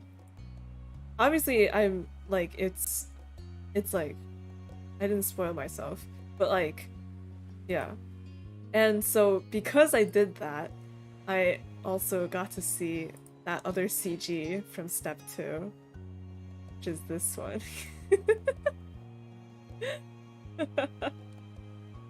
Which was really cute. This is so cute. This is such a cute Cove. Where because you know, because the fiction level was higher, right? So in the loft, it's like no, in the loft, like where we almost kissed Cove, and then he got like way too nervous and made a he shot up on the loft, hit his head, and then woke everyone in the RV up, right? And then we did it, and then we actually did it afterwards, after the whole RV trip was over, and then he, Cove, you almost kissed Cove. What do you mean no? I was like, oh, that's so cute. Yeah. Step 3 Cove. Step 4 Cove. Oh. Yeah, moms! Derek and Baxter. See, like, that's the thing. Like, 1, 2, 3, 4. These are all Cove except for, well, this, right? And then there's, like, a separate thing for Derek and Baxter. And you're like, okay, I guess. But, like, why would I not want to date Cove after all this stuff, you know? But I'm glad, like, after going back or after going through and getting this one, in that other playthrough. I'm glad I have all the CGs and I don't have to go CG hunting. Yeah, it just kind of came naturally, and that's so good. That's so nice. Yay! Alright. I'm thinking of if I should prolong the stream or I just end it here. Maybe I should just end it here. Have like a normal length stream on my channel that isn't like 9 hours long. I'll just end it here. And maybe, I don't know if I'll stream... So, what? I am? No way. I am! Huh? What? Okay, I'm gonna go CG hunting now. That's our next goal.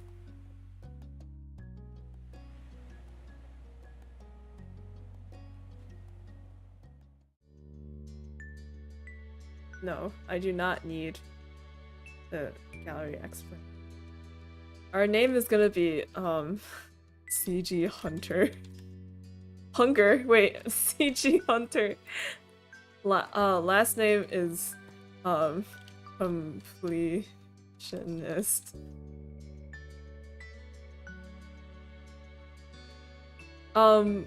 Pointing to where it happens and like, or no, like, actually, I don't know what specifics I need. I actually don't know. Round child. And child. This is fine. I'll have, oh, we'll do the anime boy haircut. Yeah. Okay. And we're just hunting for CGs, so.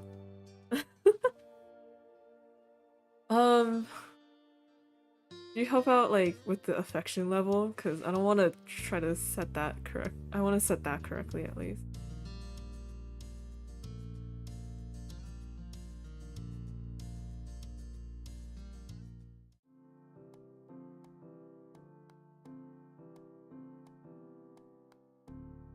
My name's CG Hunter.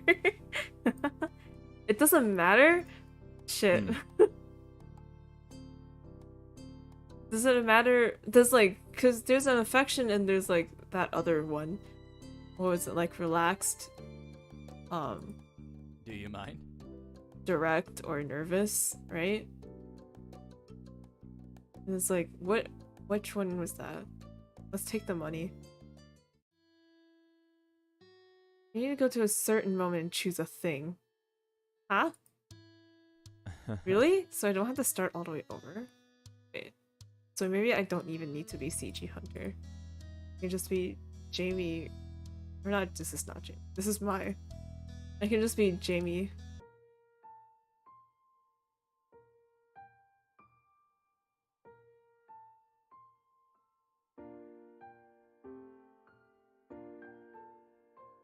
Wait, hold on. Which moment is it though?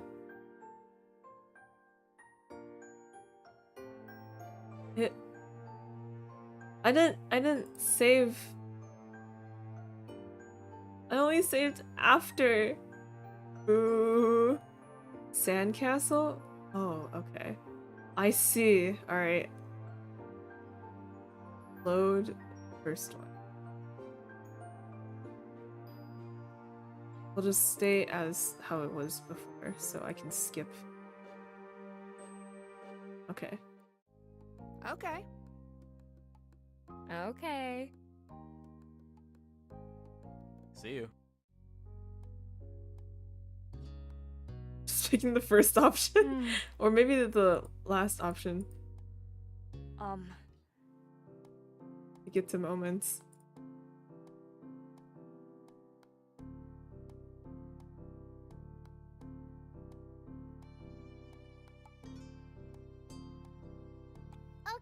I guess. No. Wow, our dick playthrough is already starting. Okay. Okay, alright.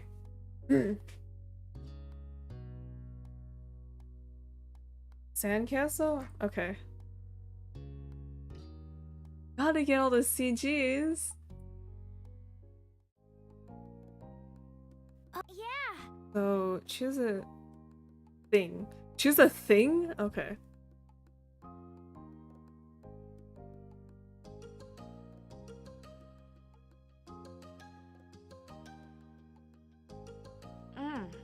I'm guessing it has to do with the sandcastle stuff? Okay. Cool. House. Okay. House.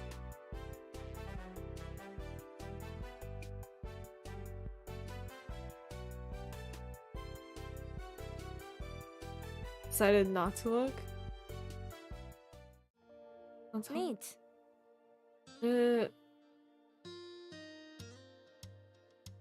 Yours kind of looks like a worm. No, asshole.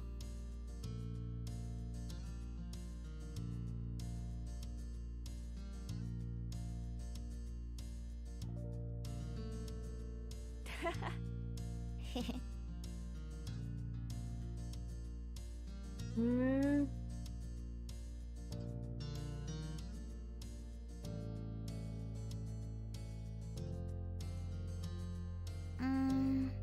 Why? I'll say. Oh.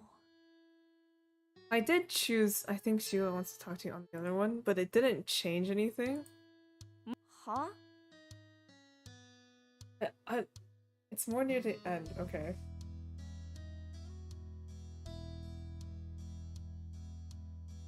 So change. What? Leon.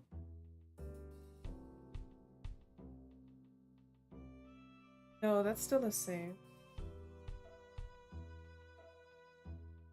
You go back to Sandcastle building.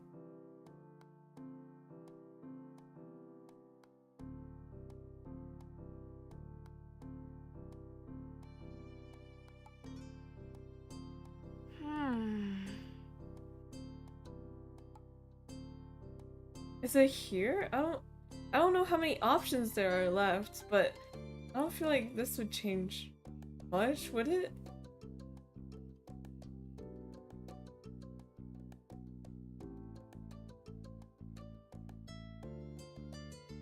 Not yet, okay.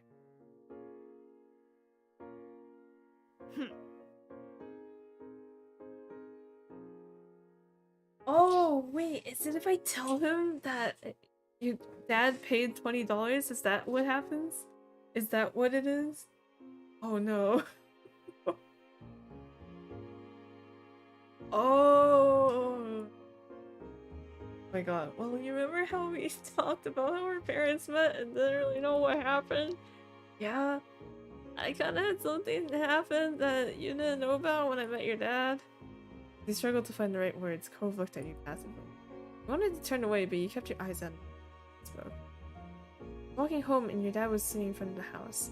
Must have been after you ran away. My moms weren't there either. I think they were looking for you. Your dad saw me. He got up and came over. Mr. Holden told me that he just moved into the house next door.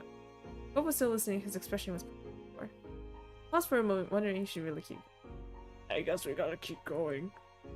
He said that he had a kid around my age named Cove. That's it. You watched for Cove's reaction, trying not to fidget. So, that's what happened? After a tense moment, he nodded his head. Okay. Okay. Wait, hold on, what?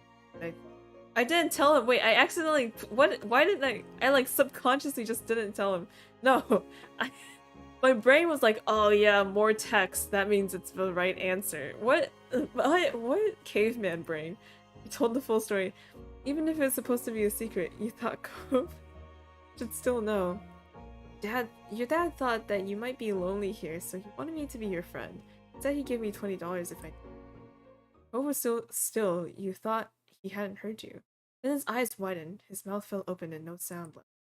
Silence stretched between you, so tense that it was almost tangible. You shifted from one foot to another, and your hands tensed up. Please say something? Instead of speaking, he closed his mouth, his eyebrows bent up, wrinkling in his forehead. He looked more sad than surprised now. He was going to cry, he was certain of it. I'm sorry, I'm really sorry. Cove raised his hands and brought them under his glasses. His fingers pressed over his eyes, hiding them from your. Then, right in the middle of the street, tears began to fall. His shoulders shook with the force of his sobs. You could glimpse wetness through the cracks of his fingers slipping down his cheeks. Cove, it's okay.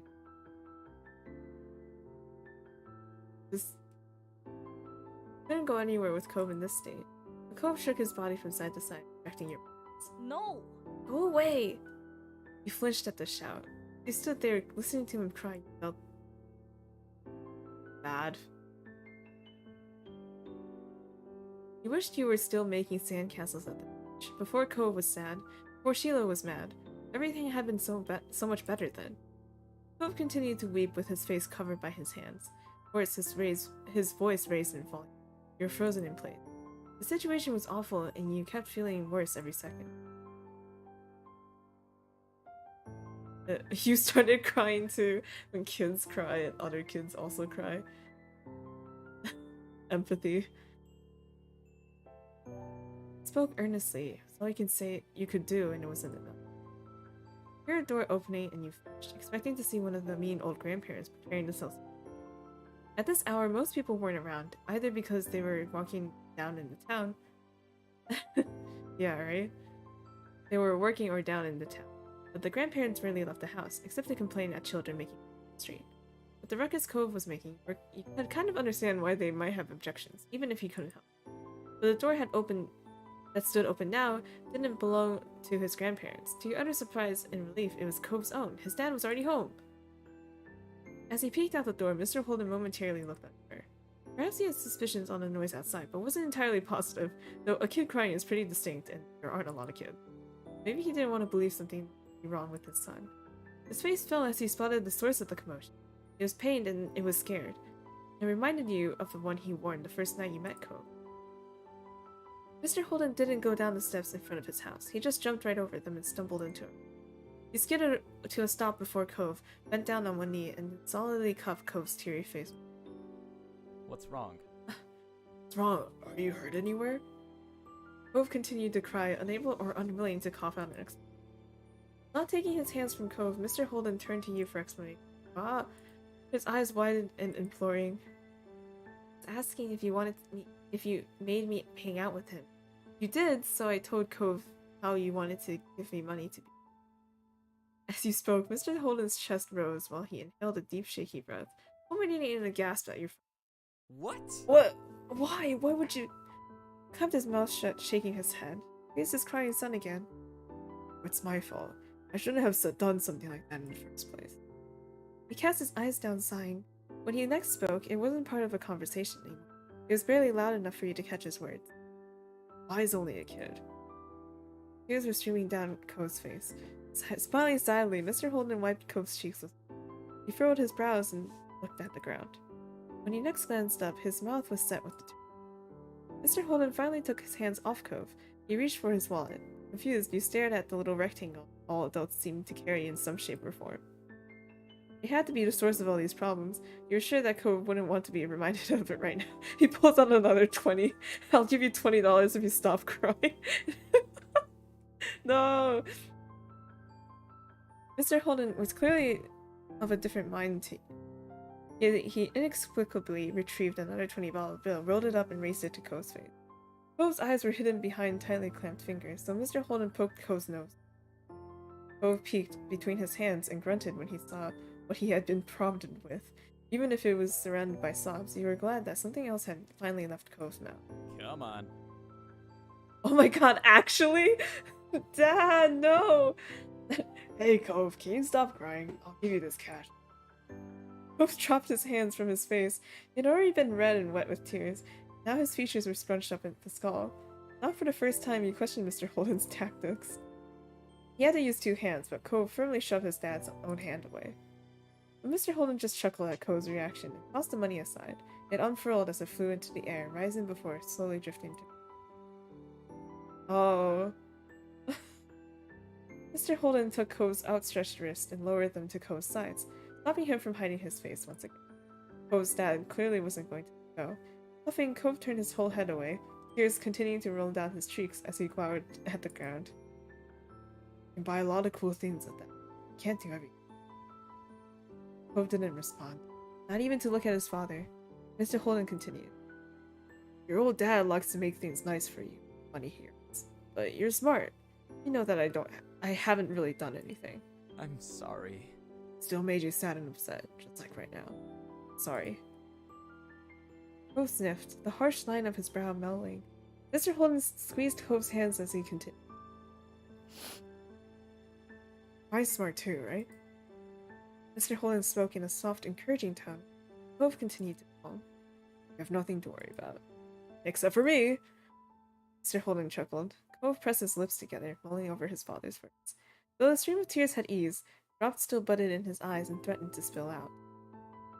Love you, son, so much. More than anyone else. Sometimes it makes me a little too hasty to see you happy. Make it all words. I make it all worse. I really am sorry. Scrunching his eyes tight, Cove. With his eyes open again, they were red and glossy, but there were no more tears on the precipice of his lower lashes. Aside from the occasional sniff, he was mostly back to his usual self. He swallowed. Okay. Though Cove had refused to echo Mr. Holden's exact words, the sentiment seemed enough for his dad. He moved his hand up under Cove's armpits and hoisted Cove high into the air with a grin. Cove's hand flew to his glasses, holding them back from falling off. Cove's lips were shut tight, all betrayed by the telltale smile in his eyes that he was trying hard to hide. Mr. Holden laughed, lowering Cove so that he was securely pinned against his chest. Cove looked away, face angled to the ground. Now that his dad could no longer see him, he was allowing himself a smile. Mr. Holden might have missed it, but you didn't. Cove wiggled, pushing a hand against his dad's shoulder. Can I go back home now? Yeah. Yeah. Mr. Holden set Cove gently on the ground, waiting until his feet found their footing before releasing him entirely. I have to do something right here. As Cove wandered away, Mr. Holden's gaze stuck to him like glue. He sighed, eyes downcast. He felt weird that you'd only been able to stand there while the event unfolded. You weren't able to fix it. It would make him feel better. Don't worry about it, please. We don't need another tragedy today. He winked and you weren't impressed. Hey, I mean that. The first part anyway. There's only so much you can do to try fixing someone else's mistakes. He smiled sincerely at you. You've done plenty for Cove. Just the fact that you were honest with him. When his own dad wasn't, proves it. That's a relief. Thanks for being such a good kid. I hope you'll keep spending time with the boy. Yeah, really. Mayan Lee genetics. As soon as the sound of his name summoned him, Cove returned, clutching the bill his dad had cast aside earlier. You cocked your head and Cove's dad raised his eyebrows. Cove looked at the crumpled note and then walked over and held it out to you. Stop crying, but I don't want this. You can... He gave you a small smile. Behind him, Mr. Holden was still watching Cove closely, clearly relieved. You shared the feeling. Cove was making peace with the deal that happened behind his back. He was 20. Yeah, so in total we have $40? Let's go! Gingerly, you pinched the slip of paper between your fingers and slowly took it from Cove. He continued to smile at you. It was a sign of Cove's trust. He believed you. Thanks for this and feeling better now. Cove continued to look at you softly, his eyes wide and earnest. Yeah. Oh, he used to be so tiny. Look at how tiny he... Tiny baby boy. Mr. Holden stood up, stretching his arms out casually. You're so rich at 8, right? Well then, it's about time for dinner. Me and the Rugrat need to be going in. You probably should too. I bet your mom's let me see you. Alright. Bye. Thanks very much. Have a good night. And thanks, Mai. Father and son waved at you as you turned and dashed back home. The note clenched tightly in your hand. You felt lighter. Okay. I get it. That wasn't as bad as I thought it was gonna be. Woo! Man, but now I gotta see what happens later, you know? Ugh. Rude.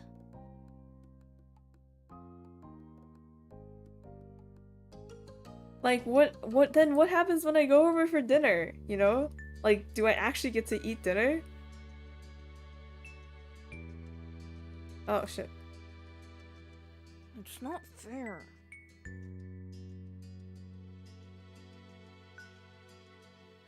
want to go home. I don't remember exactly my.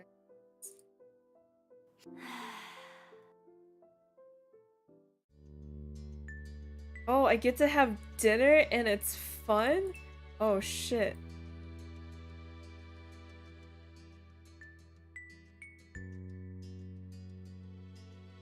Scrap.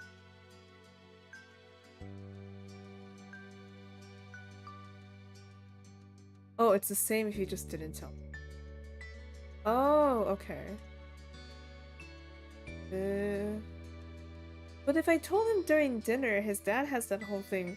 Like they have like a, cause obviously Cove is like 8 years old, you know? So like if they had like the same conversation, they couldn't have because he's literally 8, you know, and like probably couldn't like voice out exactly what feeling and have each other understand, right? But like then how does it work? Like cause maybe Mr. Holden instead just had like a self-reflection promise after that when Cove was 8. And he was like, yeah, you know, I should be better at communicating. No, but that wasn't really what happened. Or maybe it only happened in his head. But I don't know. Like that was like a huge part. Like he was like, oh, I'm gonna be better at communicating now, you know. And then the rest of everything that else that happened between Cove and Mr. Holden was like so much better. I don't know.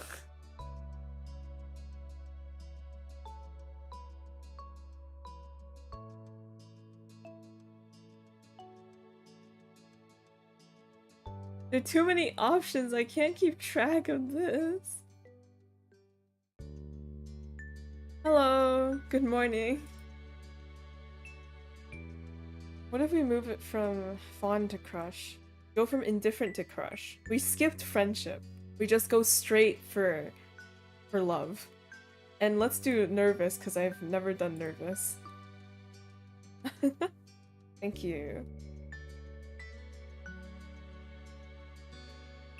And I really can't look at him without the Twin Peaks happening, without the McDonald's arches, you know. Actually, I probably shouldn't use McDonald's arches. Did you know that McDonald's arches are supposed to... Wait, where is it? This is a fact that you guys don't need to know, but will definitely be a good fun fact for you to pull out at the dinner table. I don't know if you know this, but let me Google it just to make sure I got it right.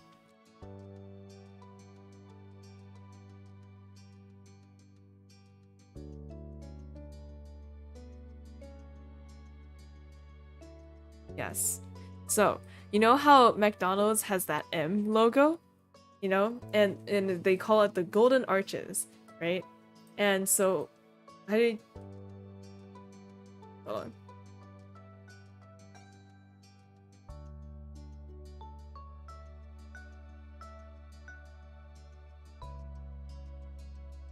Yeah, see?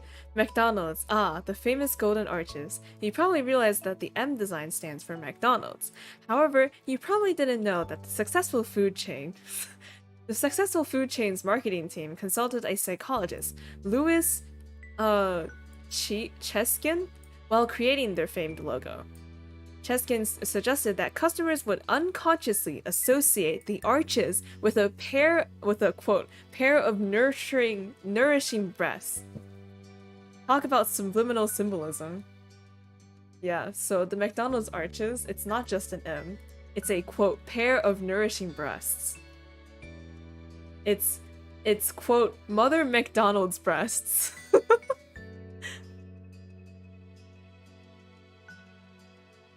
The more you know. Yeah, it's tits. It's like, but this is the thing, right? It's an M. So like, if anything, they're upside down. And I don't know what kind of, like, because they were saying that it's subliminal. They would unconsciously associate it. Like you don't see McDonald's and like, oh, titties, like Hooters, you know? But like it's like a subliminal like oh, because I love my mom, so I'll love McDonald's because both of them have titties. Like that sort of thing. It's very, I don't know what the hell kind of psychology they're studying there, but but yeah, see, the more you know, the next time, you know, Thanksgiving is coming up, so around the dinner table, if you're, and it gets quiet all of a sudden, and you're like, hey, I have a fun fact, if you guys would like to know.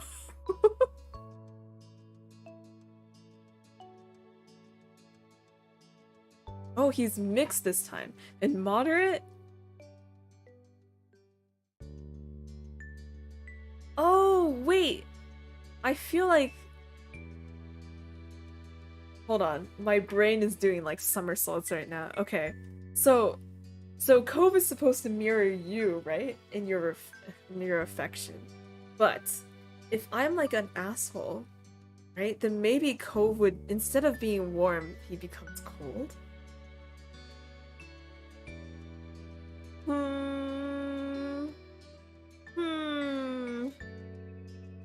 I don't know. But this is very average. He's an average boy.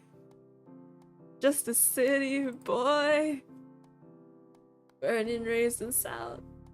Okay. Did I say burned? Originally, he treated you like everyone else, passing by as if you didn't know each other. But as the years went on, the two of you acknowledged each other more and more. How his flavor gets chosen. Maybe it's random and I'm just overthinking it. Something has started to grow between you. That year, the divorce of Coach— oh, okay. It's not the same. I'm not sure how it worked in changing Coach's thoughts on the town, yet it might have been part of the reason you came together.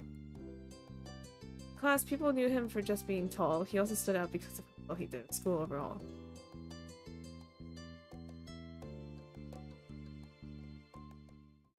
Okay, alright. We gotta get to that part. That other part. Your special boy is at the door, like he always is now. Anywhere in step 2, just because you... Well, no. Oh, wait. Was dinner step 3 or step 2? No, dinner was step 2, right? Come on. Cause I want to see the dinner, like, actually eating dinner.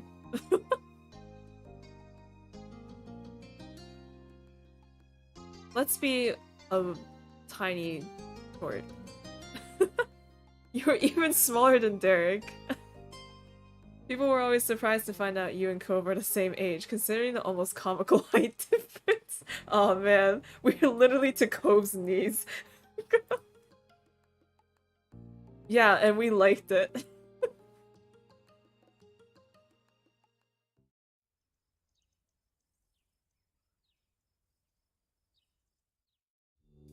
Oh. She was taller than average for an adult woman, so at your height, you were absolutely tiny in her eyes. Okay. Funny.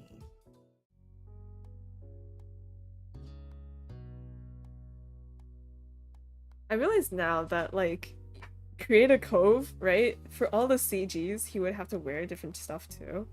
And it's like, damn, you know, that's a lot of work. Like, good job on the artists, but like, that's a lot of work. Holy shit.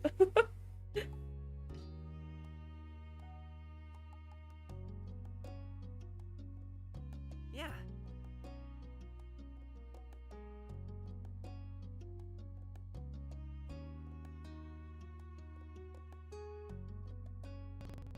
Hmm? Did the music glitch for you? It's definitely a bad idea. I think would have gone something else, but I can't eat it all. I wouldn't mind taking it. It did, okay.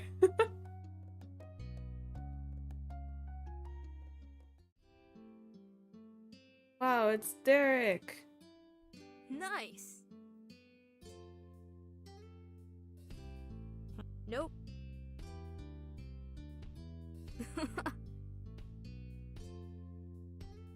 Sure.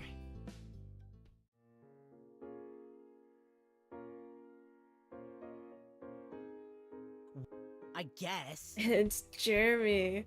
Repeating your cereal, Jeremy. Hey. I'm smarter than you are, Jeremy. Stupid. No, Cove's wavy eyebrows are so cool.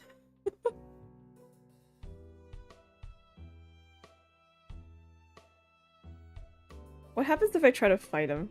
You lunged towards Jeremy. With your fist balled, you made a quick step forward. He's the one who started things, and you were ready to end them. He made it clear that words wouldn't work, leaving you to resort to action. You weren't sure what would happen, but you couldn't let this stand. Derek and Cove jumped in to stop you before you reached him. They each grabbed you by the arm. Still, Jeremy instinctively stumbled backwards. He practically fell forward. What? What happened? Were you thinking of something else? Was I not supposed to fight Jeremy?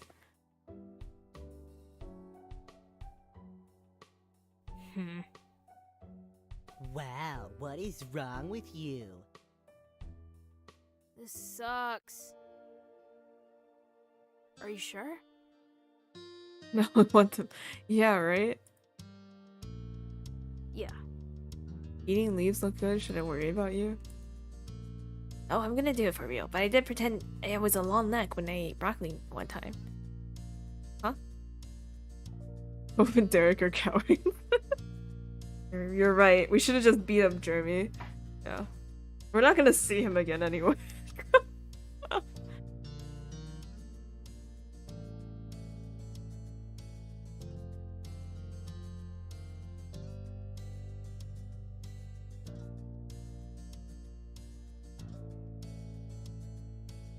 Were you seriously gonna hit that guy? Well, he had it coming. Why? That's so bad. I mean, I thought it was cool. I knew Cove has our back. When no one got me, I know Cove got me.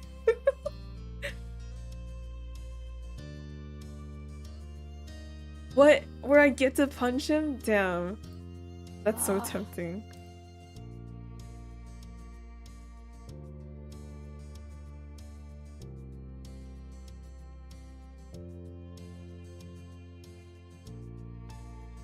Oh. No. hey! It's gone. What? You're hungry? What? Okay, what happened? Because I stay with Elizabeth most of the times, but So immature. so immature. Meanwhile, the three of you made it to the shoreline. Derek pumped his fist, grinning in triumph. We escaped and shall live to see another day. Exactly, but we should keep moving. Victory. Yeah. You threw your arms up in celebration. Struggled together, walking further down the beach side by side. Definitely wanted to stay outside a little while longer. Oh, okay. Okay, and that's all the same. But we now have no female friends. We have non-female friends. Hi! Oh yeah. Cool. Get through these.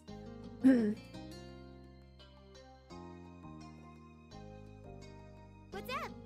Like, I thought, like, picking, like, the grade thing and everything, right, would have an effect in the end. Like, if you got, like, horrible grades and applied to college, you wouldn't get in or something like that. I don't know. Or, like, it would reflect. But, and, like, and the whole game is just, like, a personality test. But since it isn't, I guess I'll put that on a back burner and make it myself. I don't know. I don't have a psych degree. Yeah. There's nothing good about my school.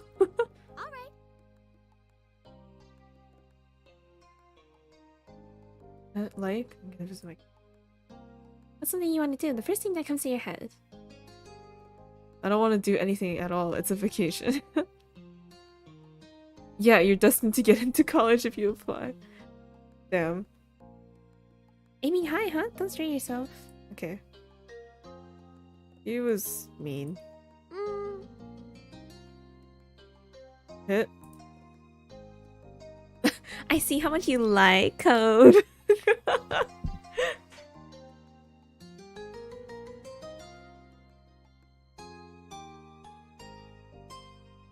Nah. Come on. Okay, so Elizabeth wants the phone, but say no. In your dreams?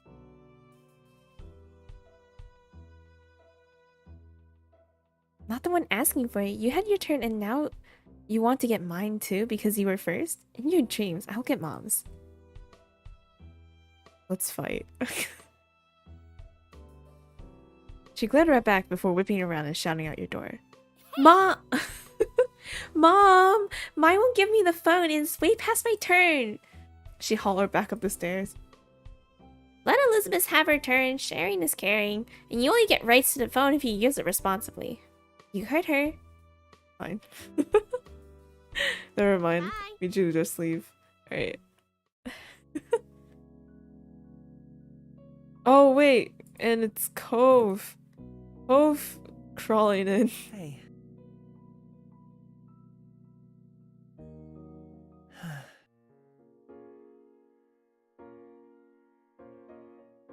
Or, yeah.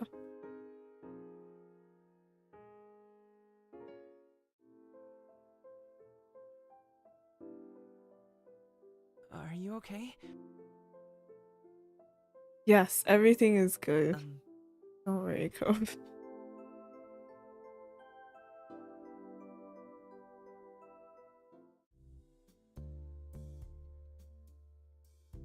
Yeah, I kept your distance and so had he. Now you consider him to be one of the people you're closest with. You were certain that there was room to get even closer. Like, that's the thing, like, what if you stay indifferent to Cove, like, the entire time? And then, like, at the very end, you're like, nah, we got a crush on the boy.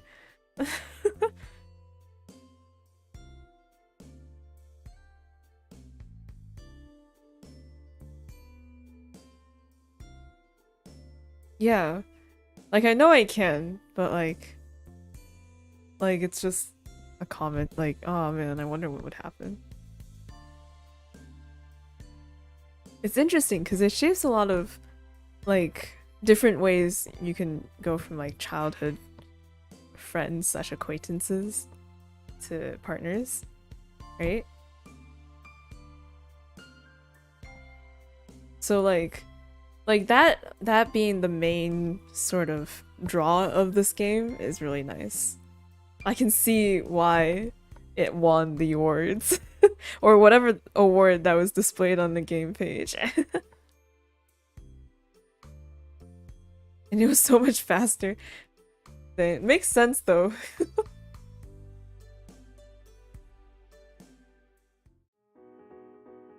Oh my god, and he's in the bed. Wait, no, we're not gonna say, are you okay? No, we just laugh at people who fall down. Oh my god.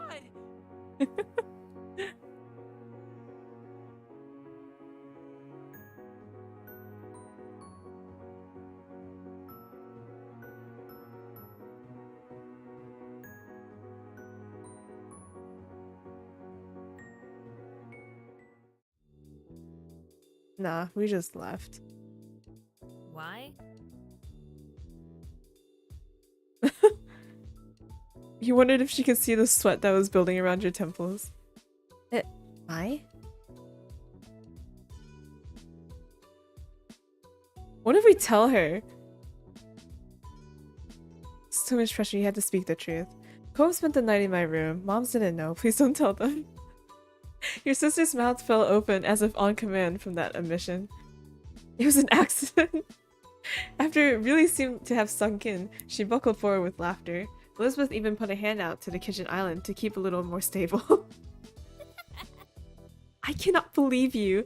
You just let the neighbor boy sneak into our house and then stay over? Wow, that's just... wow. Does his dad even know? No, it's a secret. Secret, hmm? Well... older sibling was having a good time putting the heat on like this. You were at her mercy. You're welcome. You're lucky I'm not a snitch. Unlike you, you better plan on keeping my secret starting today or else. And mercy was granted, only for now. Thanks. Yeah, sure. Right, yeah, sure. I don't know what you see in him, kid. But enjoy.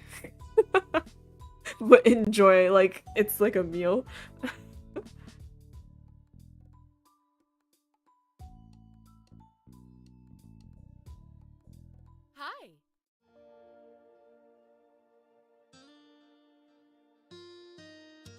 I mean, That I do.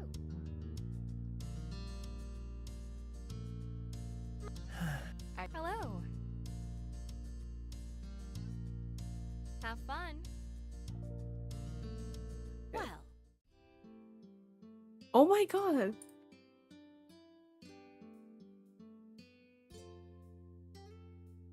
Why do the bots even come? There's like, it's like it doesn't show up in top chat, which is fine, but like I don't know.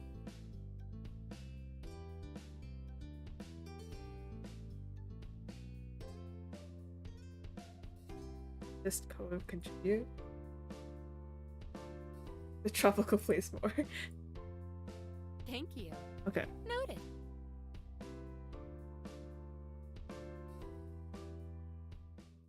Both awkwardly sunk back further into the sea and Bobo blatantly voiced. Simon must be real interesting to him right now. So, I'm really into Cove. All I meant is that I like hanging out with Cove. That's it.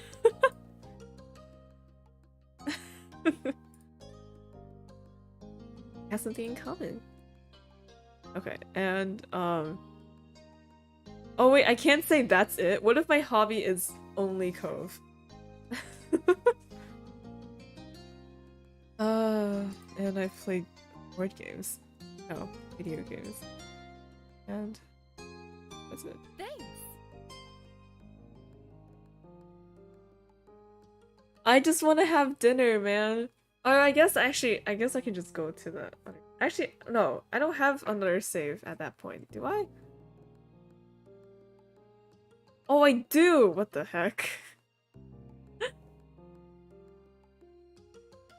Guess I'll stick this here. Wait. My saves are messy and not understandable. Alright. Dinner time. But wait, no, but I want to see like what options it'll give me, because there's the option to like there's like the option to like say it or not, right? Or does it'll just it'll probably just automatically fall into it. We're already here, it's too late now. Oh wait, I didn't do that.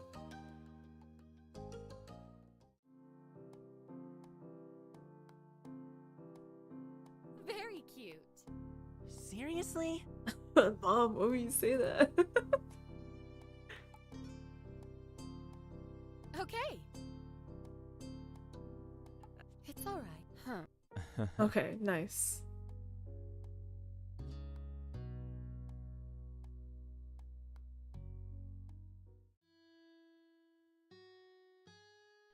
Oh, right.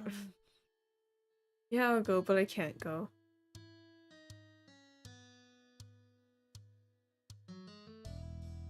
Come on.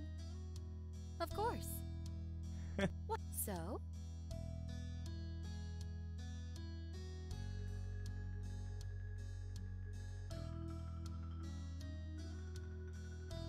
So...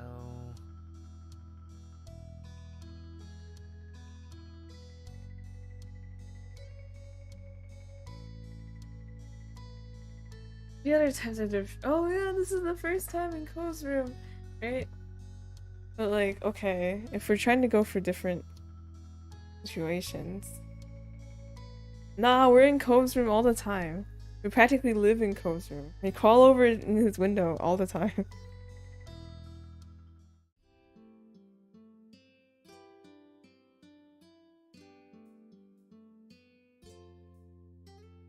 You hadn't heard Mr. Holden ever scold him for it. Not like your moms would have if you'd done it. You can sit it wherever you want.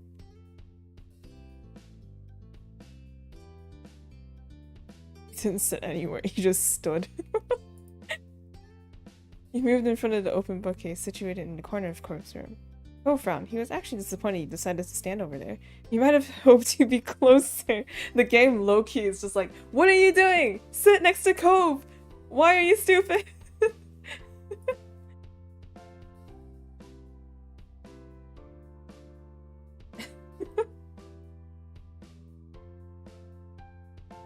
Oh my god. Don't worry about it. I mean, Oh, the names. it's nice. We gotta go with the largest fish. And instead of knee, its name is the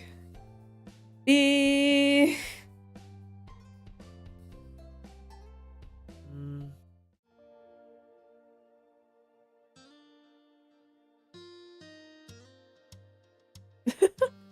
Your current conversation brought to mind a memory from years ago. It started coming out with no warning, earning a brief, confused look from Cove. One time, Lizzie or Elizabeth came back from playing at the beach and hid in her room. She came down for food, but then oh, it's this thing where Elizabeth got a lizard and really? kept it in her room.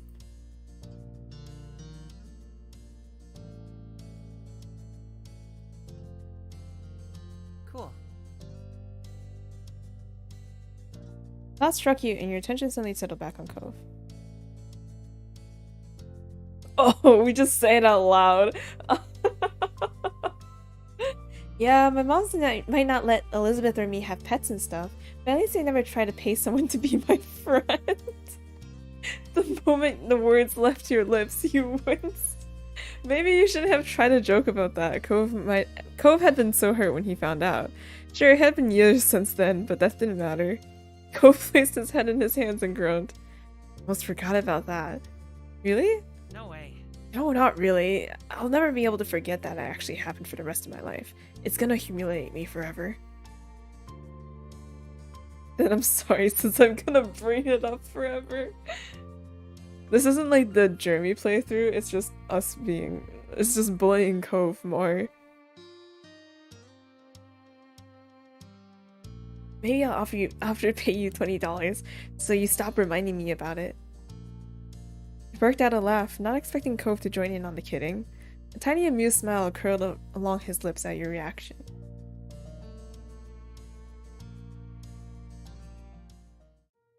Oh. It's time for dinner. Oh my god, dinner? We get to eat?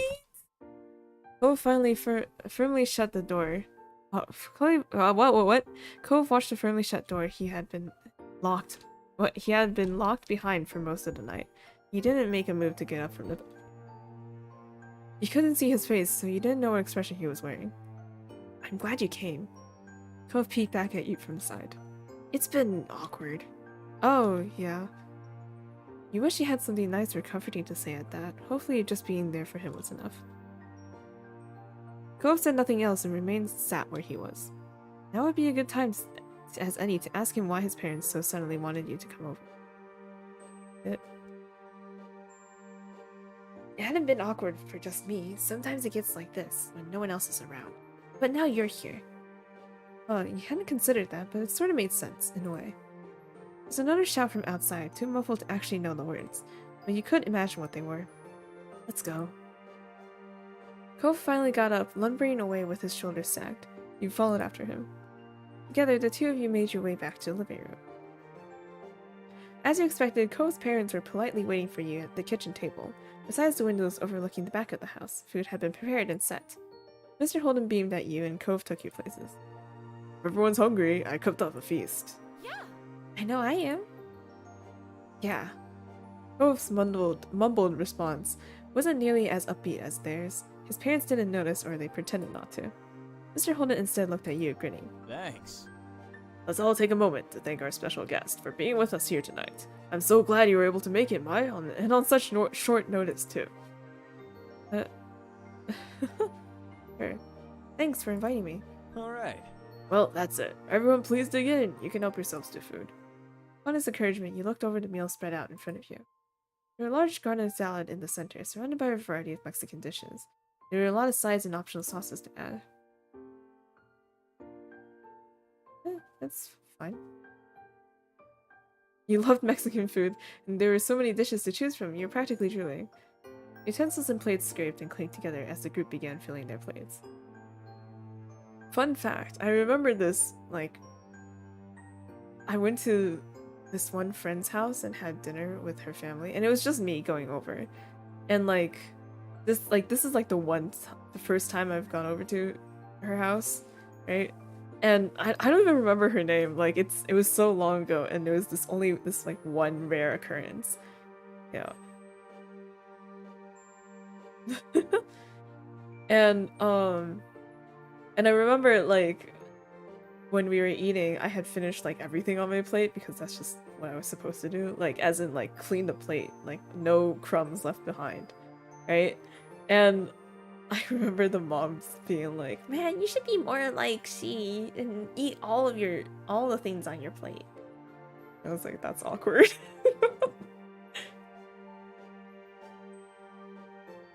It'd be like that.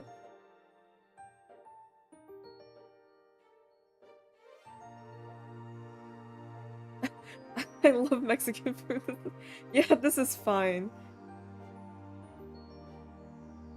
I'm gonna say I don't like Mexican food. Not because I don't like Mexican food, but because I don't like spicy things and I don't like beans. And those tend to come up a lot, right? I mean, like, if it doesn't have that, then it's fine. I'll eat anything, but I just don't like spicy food and I don't like beans. So, what can you do? Chipotle, I have to get the plainest shit at Chipotle. I rarely go there. Liv, can you pass the salsa verde? Of course. Thanks. Thank you. Let me just say, you really outdid yourself tonight. I'm so jealous. Jealous of what? Your cooking's nothing to sneeze at, Kara. Both parents made small talk, filling the silence with what seemed to be barely any effort. Not because I don't like Mexican food.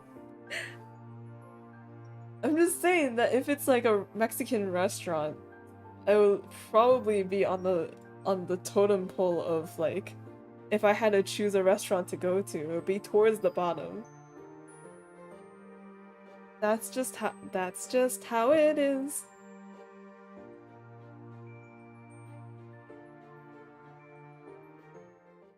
We weren't sure what to say, nor did you want to interrupt them by putting something else.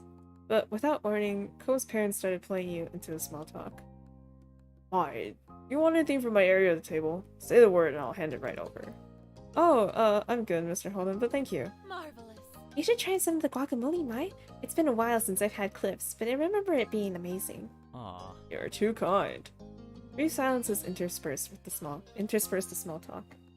You piled some food on your plate, waiting for your turn if someone was serving themselves a dish that you had your eyes on. Once the food had been divided and things settled down, Ko's parents started talking again. Now then. You sat up in your seat when you noticed the way they were both looking at you. How's it going? How's everything been over at your house? Are your moms well? You've been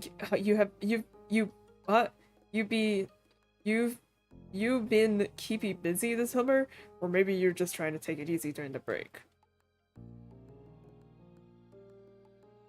Yeah. Most parents seemed honestly interested to hear from you. You were kind of flattered by the attention.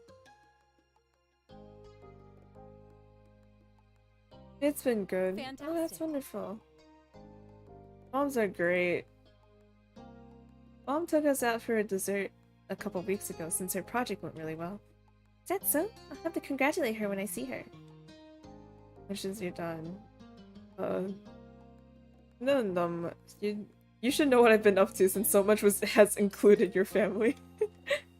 Fair point. Kyra nodded along. You can tell that she was actually listening to the words you were saying. She was trying to include you, not humor you. Did you know, Cliff? Maya's really into Kyra, no! Kyra, no!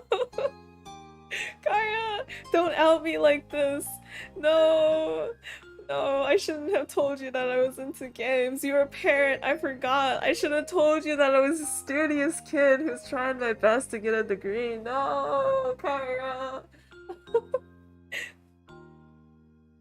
I don't have hobbies. No, Kyra! It's okay, it's my... Mr. Holden's face lit up, and he stopped eating so that he could lean forward, his arms braced against the table. Oh, work. that's right. Very cool. Oh, it's okay, you guys. You don't have to humor me. It's just a hobby. Oh, it's not a big thing. Don't downplay your interests like that. Like, what if you're like, I'm pretty serious about it. Yeah, I'm gonna go into esports. We don't even know what that is at this point, but it's gonna exist because I'm gonna create it. I was right. If you enjoy it, then it's definitely a big thing. Thanks. Cove's parents were definitely the encouraging type. We could already tell that much about them. There's a lull in conversation as everyone focused their attention on their respective plates. You noted, not for the first time, that Cove's parents were the ones guiding the conversation. You wondered if you should break the silence this time. Okay, let's go. Silence breaking time. You hesitated before pushing through your discomfort and speaking unprompted. I also like other things! Would you care to tell us more? Yeah. Yeah, absolutely. They looked genuinely eager for you to keep talking, so you did. The rest of the dinner continued just like that, with light conversation as they ate your meals. What do we tell them? Like, I also like other things. Like...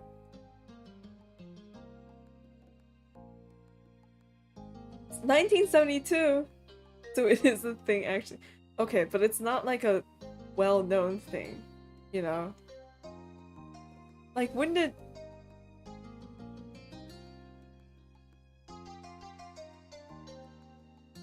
I don't know. When did not when esports started, but when did esports, like, here, how about, like, we can go to Google Trends. We'll set the record straight, okay? Google Trends, right? Esports.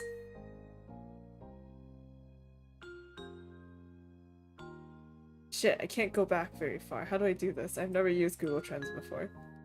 Oh, past 12 months? No. 2004 to present. Yeah, see. Okay, so it really started upping in searches. Like, 2013. That's when it started going up really high. Otherwise, it was really low-key. In the 1980s. No. No.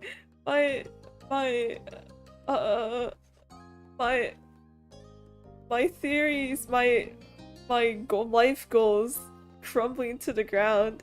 How am I supposed to event? How am I supposed to invent esports if someone already did it before me? I'm just always late to the party.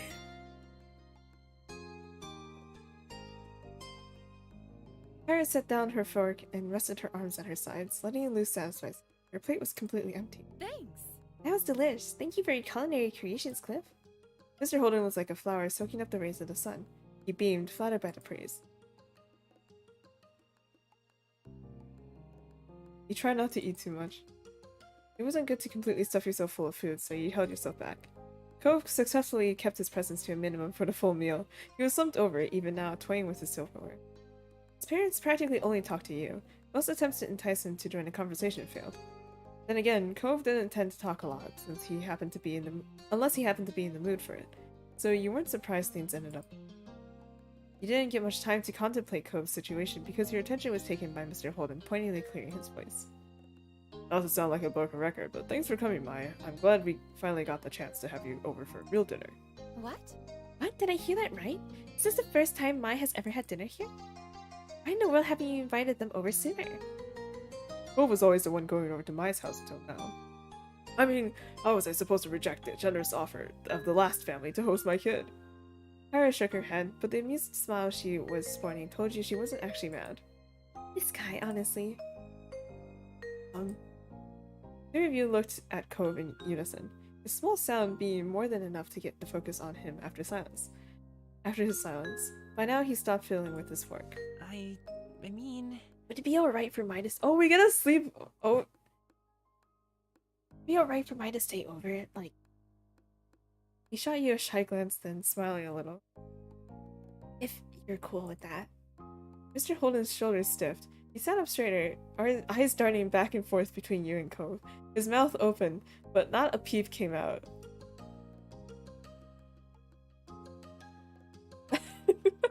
Mr. Holden's, you know that meme with the woman and like the math symbols? That's it's him right now. It's like, what's going on?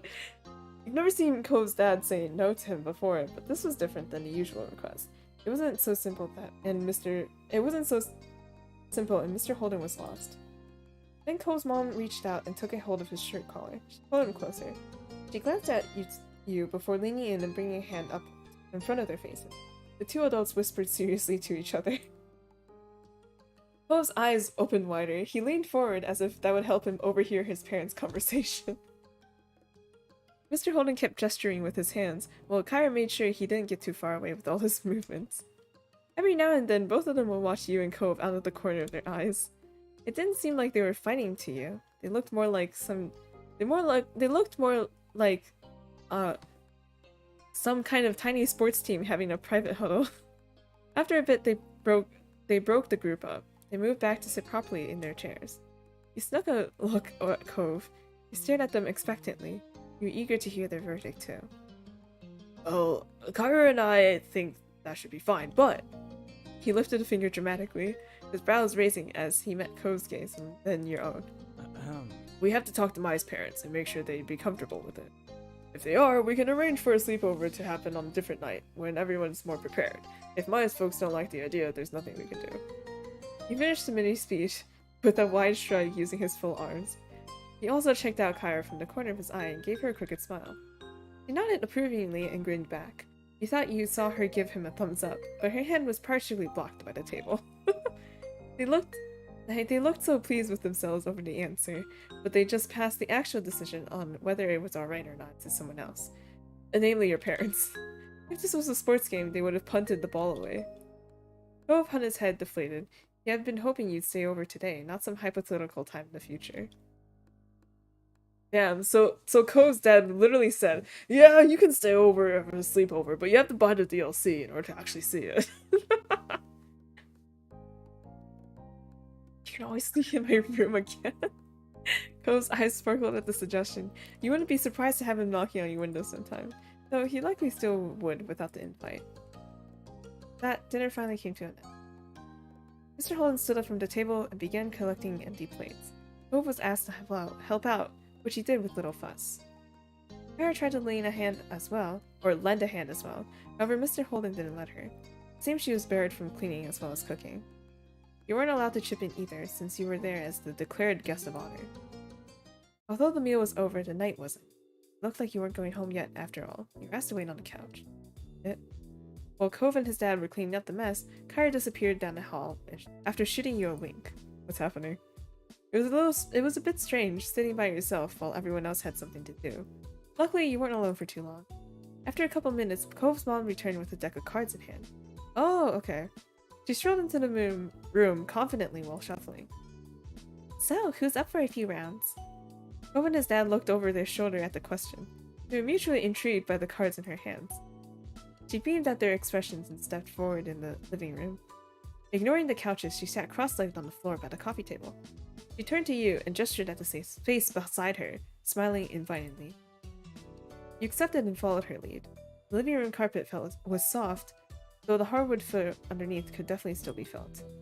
Kyra did an overhaul shuffle while she waited for the others to finish their task. A smile had yet to leave her lips. Great! This is gonna be good. Yeah. He enjoyed card games, and it would be fun to play with Cove and his parents. It didn't take much longer for Cove and his dad to wrap things up enough to call it good. Cove's dad appeared first, followed closely behind by Cove. Mr. Holden rubbed his hands together in anticipation. Alright, I'm ready. As he joined the seat across from you on the floor, you noticed that Cove hadn't joined him. He went straight down the hall instead, without even a word. He stared on confused as he disappeared through his bedroom door. Cove's parents didn't look concerned at the stunt. Kyra nonchalantly spilled the deck of cards into two, and riffled the halves together while offering an explanation of sorts. Cove doesn't keep his wallet with him when at home. He puts it away. What? Cove quickly returned to the living room, a black wallet in his hand. He took a place at the foot of the table with the rest of you. What? He blinked as Cove unzipped his wallet. You bet real money on card games? With your family? While you sat there, your hands idle in your lap, the three shot looks at one another and sized each other up. Yeah. What? That's right. $5 per round per person. Winner takes all. Big or go home. Oh, are you planning on kicking Mai to the curb? Or do you intend to donating to the guest of honor's pot, Mr. High Roller? Mr. Holden narrowed his eyes and leaned back against the side of the couch, completely at ease. No worries. If Mai wants to play, I'll fund their way in. Don't we worry about that. He rested an arm across the top of a knee as he propped up. Host, is this what rich people do to have fun? Quite the opposite. I wouldn't say rich people do this, but betting real money against your family is awkward. Cause especially like, cause Cove's like 13, right? And it's like, you know, when you're a child and you're under the support of your parents, it doesn't really make sense to bet money. Cause it's either like your allowance, which is basically your parents' money that they have given to you. Or yeah, so it's just like you know, yeah.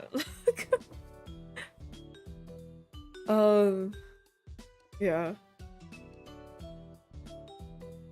I did remember I've like never played cards while betting real money, but I did remember a particular time where I wanted to play cards, but all the adults were betting real money and I couldn't play because I didn't have real money. It was so sad. It was so sad. But when you're a kid, I don't have any money. I don't get allowance. Like I don't have money. I just sit on the I get up in the morning, go to the bathroom and eat paste, and then just stay there. He rested an arm across the top of the knee that he propped up. Cove's dad was acting slick in a way that you've never seen before. So like before didn't the Cove's dad say like, because he was like, oh yeah, I used to, you know, like play cards all the time, I'm such a big shot. And then but he was saying that like, oh yeah, but I like purposely lost to Cove a bunch of times, right? So like, were they betting real money when he lost to Cove? What? Doesn't that mean Cove is like stinking rich right now?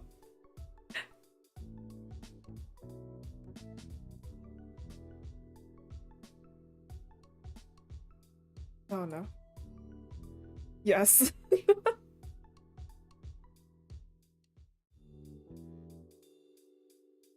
Okay. Thanks, Mr. Holden. His tone and stance instantly became more familiarly friendly when he started directing his words to you. Maybe Kyra took all. This is true. Maybe Kyra took all the money and left for Nevada. No problem. You can count on me. Cove plays his dad, earns a bunch of money because his dad purposely loses. Then he goes to play his mom, and then his mom takes all the money. Mai's my friend. If they're playing, I can give them money. Mr. Holden wasn't intimidated by Cove's scowl. He only grinned, chuckling. Good kid. Alright, bud. I can see to your might of personality. Cove still looked a little sour, but he didn't protest more after getting his way. Well, you've got your ticket. Interested in throwing in? Glanced around. It seemed like a serious business. In response to your consternation, Kyra softened her competitive smile. Don't worry too much. We'll probably just do some rounds of Go Fish tonight. No biggie. Do you mind? What do you think? Sure. You set your jaw and nodded at her. Mr. Holden gave you a big thumbs up, while Cove nodded firmly back. You were really good. You left it out to luck. Card games were mostly about chance, after all. Fantastic. We'll play for however long everyone wants to keep going, or until people start running out of cash, but are still refusing to quit when they are behind. Speaking for yourself, I see. With a smile, Kyra nudged you with using an elbow, then motioned towards the other two with her chin. Don't be fooled by their soft faces. These boys are sharks. In reaction to her words, Mr. Holden smirked, and Cove's eyebrows became more angled. Kara's phrasing made you think back to when you were young, specifically of Mr. Holden's favorite shark pants that he used to wear all the time. Perhaps they had been a fit for him in ways you didn't know of. What the hell? You could feel tension in the air. Cove and his parents glued their eyes to one another, and then all placed $5 bills in an empty space in front of them. Cove dropped an extra one for you, giving you a tiny smile after he did. Once this was done, Kyra began dealing out cards to everybody. It was time to begin. The first round came and went quickly, with the group getting into the groove of things. You won right away, which meant you had money to keep playing the second round. You're natural. Nicely done. You better keep those wits about you for the next round, though. As the night went on, so did the games. Mr. Holden would jokingly shake his fist whenever someone other than him got a pair. Kyra acted as a news anchor, reporting on every move everyone made by speaking into her curled fist. Cove was still a few words, but now it was because he was focused on the game instead of being overcome with awkwardness. Most of the time you even spotted a smile on his lips. You didn't win many of the games, but the others always chipped in for you. In fact, it was always a bit of a fight over who got to be your backer. It became clear where the money went in the moment. It became clear that where the money went in the moment didn't really matter. They ended up giving it back to one another in other ways, and not just through more rounds of cards. You sat back, looking over the scene. A tiny smile grew on your face. Cove's family was pretty cool, you thought. You were glad you got this chance to come over and spend time with the three of them. Whoa, the more you know.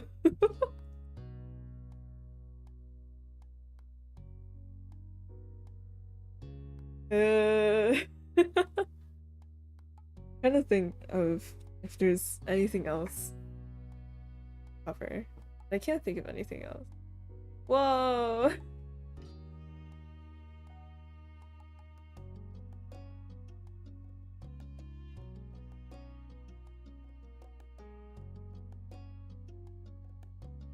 Alright, okay. Well, I'll put another save here, but for now, I'll end it.